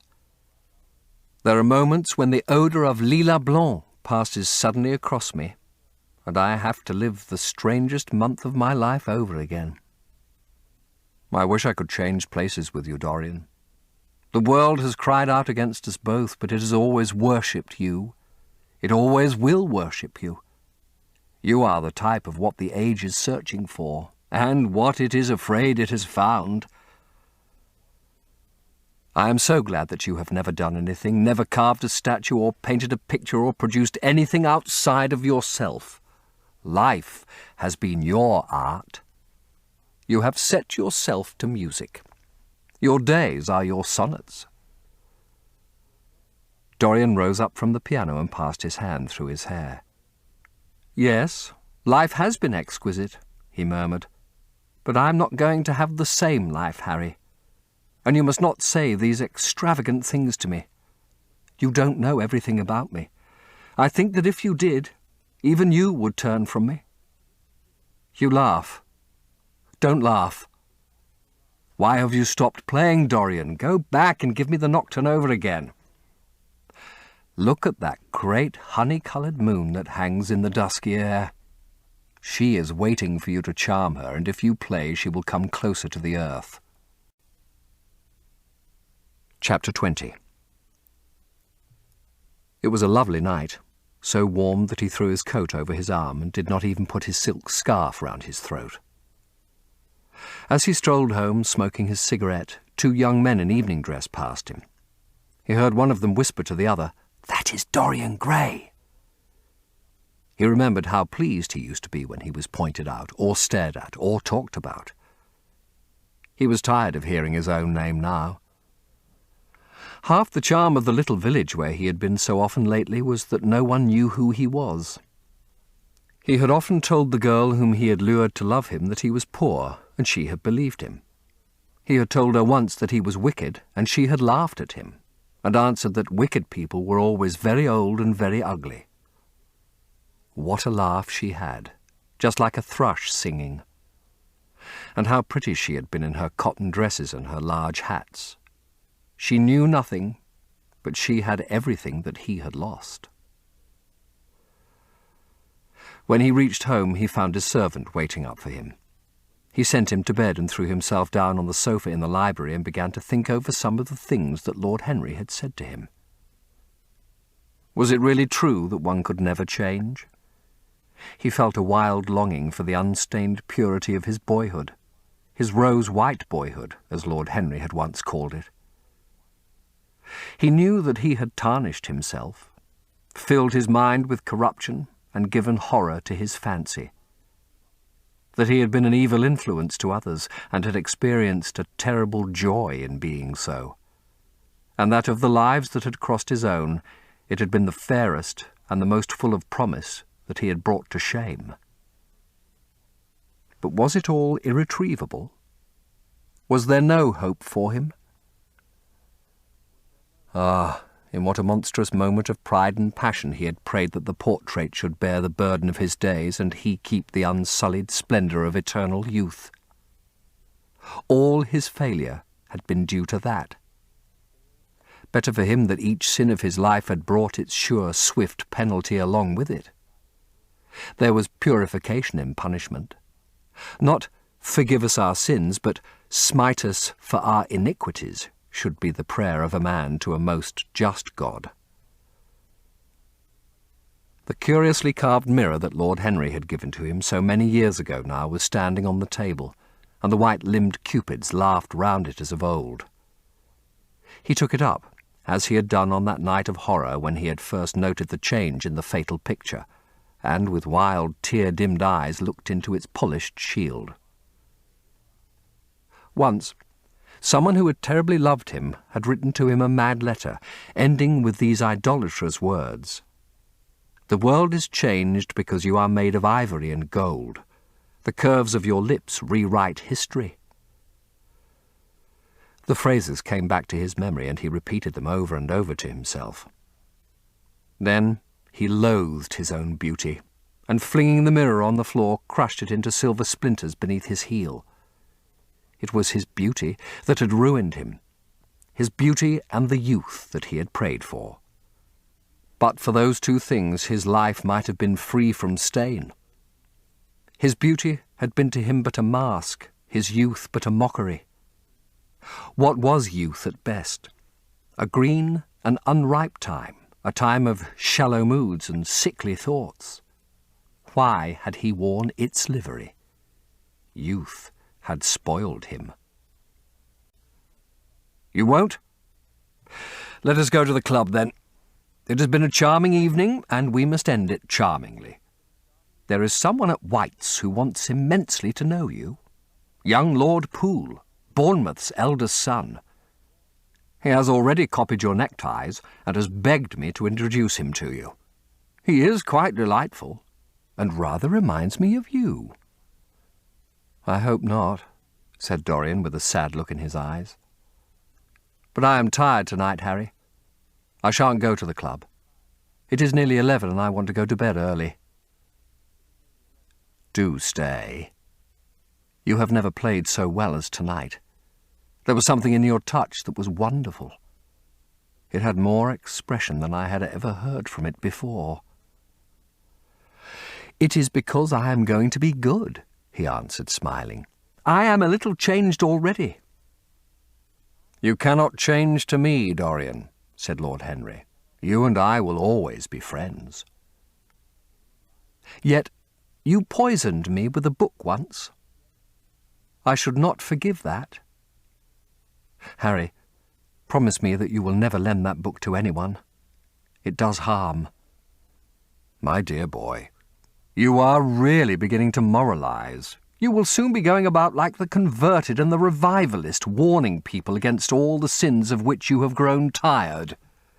You are much too delightful to do that. Besides, it is no use. You and I are what we are, and will be what we will be. As for being poisoned by a book, there is no such thing as that. Art has no influence upon action. It annihilates the desire to act.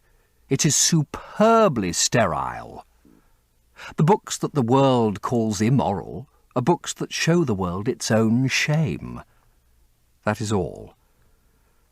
But we won't discuss literature. Come round tomorrow. I'm going to ride at 11. We might go together, and I will take you to lunch afterwards with Lady Branksome. She is a charming woman. and wants to consult you about some tapestries she is thinking of buying. Mind you come. Or shall we lunch with our little Duchess? She says she never sees you now. Perhaps you are tired of Gladys. I thought you would be. Her clever tongue gets on one's nerves. Well, in any case, be here at 11. Must I really come, Harry? Certainly. The park is quite lovely now. I don't think there have been such lilacs since the year I met you. Very well. I shall be here at 11, said Dorian. Good night, Harry. As he reached the door, he hesitated for a moment, as if he had something more to say. Then he sighed and went out.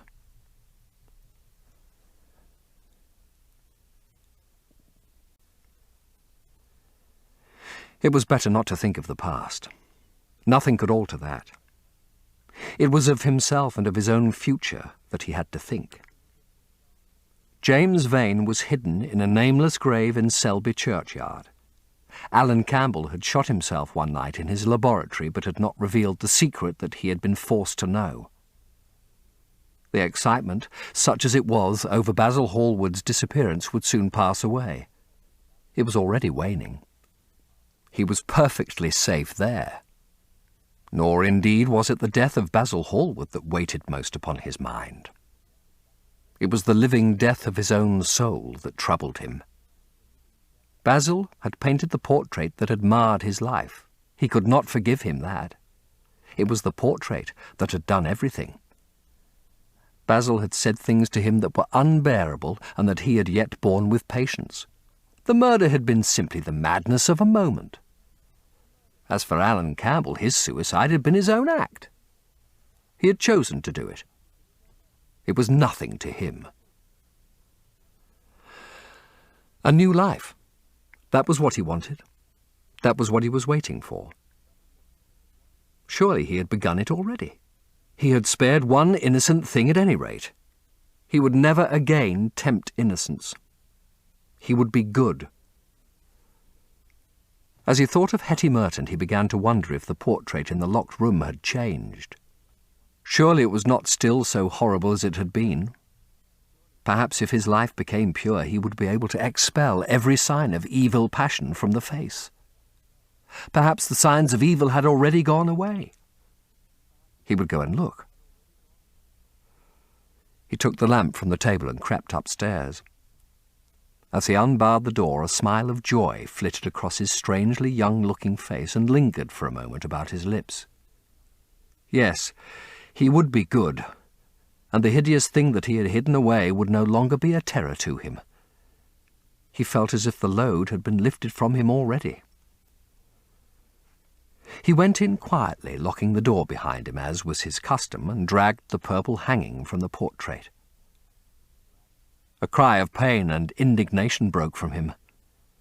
He could see no change, save that in the eyes there was a look of cunning, and in the mouth the curved wrinkle of the hypocrite. The thing was still loathsome, more loathsome if possible than before, and the scarlet dew that spotted the hand seemed brighter and more like blood newly spilt. Then he trembled. Had it been merely vanity that had made him do his one good deed? Or the desire for a new sensation, as Lord Henry had hinted with his mocking laugh? Or that passion to act a part that sometimes makes us do things finer than we are ourselves? Or perhaps all these? And why was the red stain larger than it had been? It seemed to have crept like a horrible disease over the wrinkled fingers. There was blood on the painted feet as though the thing had dripped, blood even on the hand that had not held the knife. Confess? Did it mean that he was to confess, to give himself up and be put to death? He laughed. He felt that the idea was monstrous. Besides, even if he did confess, who would believe him? There was no trace of the murdered man anywhere.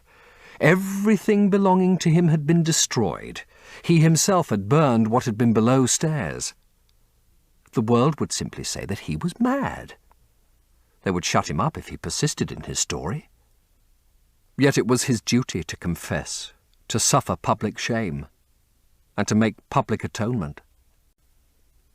There was a God who called upon men to tell their sins to earth as well as to heaven. Nothing that he could do would cleanse him till he had told his own sin. His sin? He shrugged his shoulders. The death of Basil Hallward seemed very little to him. He was thinking of Hetty Merton, for it was an unjust mirror, this mirror of his soul, that he was looking at. Vanity? Curiosity? Hypocrisy?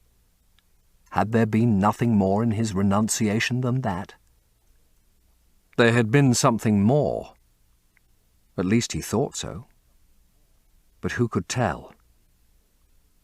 No, there had been nothing more. Through vanity he had spared her. In hypocrisy he had worn the mask of goodness. For curiosity's sake he had tried the denial of self. He recognized that now. But this murder, was it to dog him all his life? Was he always to be burdened by his past? Was he really to confess? Never. There was only one bit of evidence left against him. The picture itself. That was evidence. He would destroy it. Why had he kept it so long? Once it had given him pleasure to watch it changing and growing old. Of late he had felt no such pleasure. It had kept him awake at night. When he had been away, he had been filled with terror lest other eyes should look upon it. It had brought melancholy across his passions. Its mere memory had marred many moments of joy. It had been like conscience to him. Yes, it had been conscience. He would destroy it. He looked round and saw the knife that had stabbed Basil Hallward. He had cleaned it many times till there was no stain left upon it. It was bright and glistened. As it had killed the painter, so it would kill the painter's work and all that that meant. It would kill the past, and when that was dead he would be free. It would kill this monstrous soul life, and without its hideous warnings he would be at peace. He seized the thing and stabbed the picture with it. There was a cry heard, and a crash. The cry was so horrible in its agony that the frightened servants woke and crept out of their rooms. Two gentlemen who were passing in the square below stopped and looked up at the great house. They walked on till they met a policeman and brought him back. The man rang the bell several times, but there was no answer. Except for a light in one of the top windows, the house was all dark. After a time he went away and stood in an adjoining portico and watched. "Whose house is that, constable?" asked the elder of the two gentlemen. "Mr. Dorian Gray, sir," answered the policeman. They looked at each other as they walked away and sneered. One of them was Sir Henry Ashton's uncle. Inside, in the servants' part of the house, the half-clad domestics were talking in low whispers to each other. Old Mrs. Leaf was crying and wringing her hands. Francis was as pale as death. After about a quarter of an hour, he got the coachman and one of the footmen and crept upstairs. They knocked, but there was no reply. They called out. Everything was still. Finally, after vainly trying to force the door, they got on the roof and dropped down onto the balcony. The windows yielded easily. Their bolts were old. When they entered, they found, hanging upon the wall, a splendid portrait of their master as they had last seen him, in all the wonder of his exquisite youth and beauty. Lying on the floor was a dead man, in evening dress, with a knife in his heart. He was withered, wrinkled, and loathsome of visage. It was not till they had examined the rings that they recognized who it was.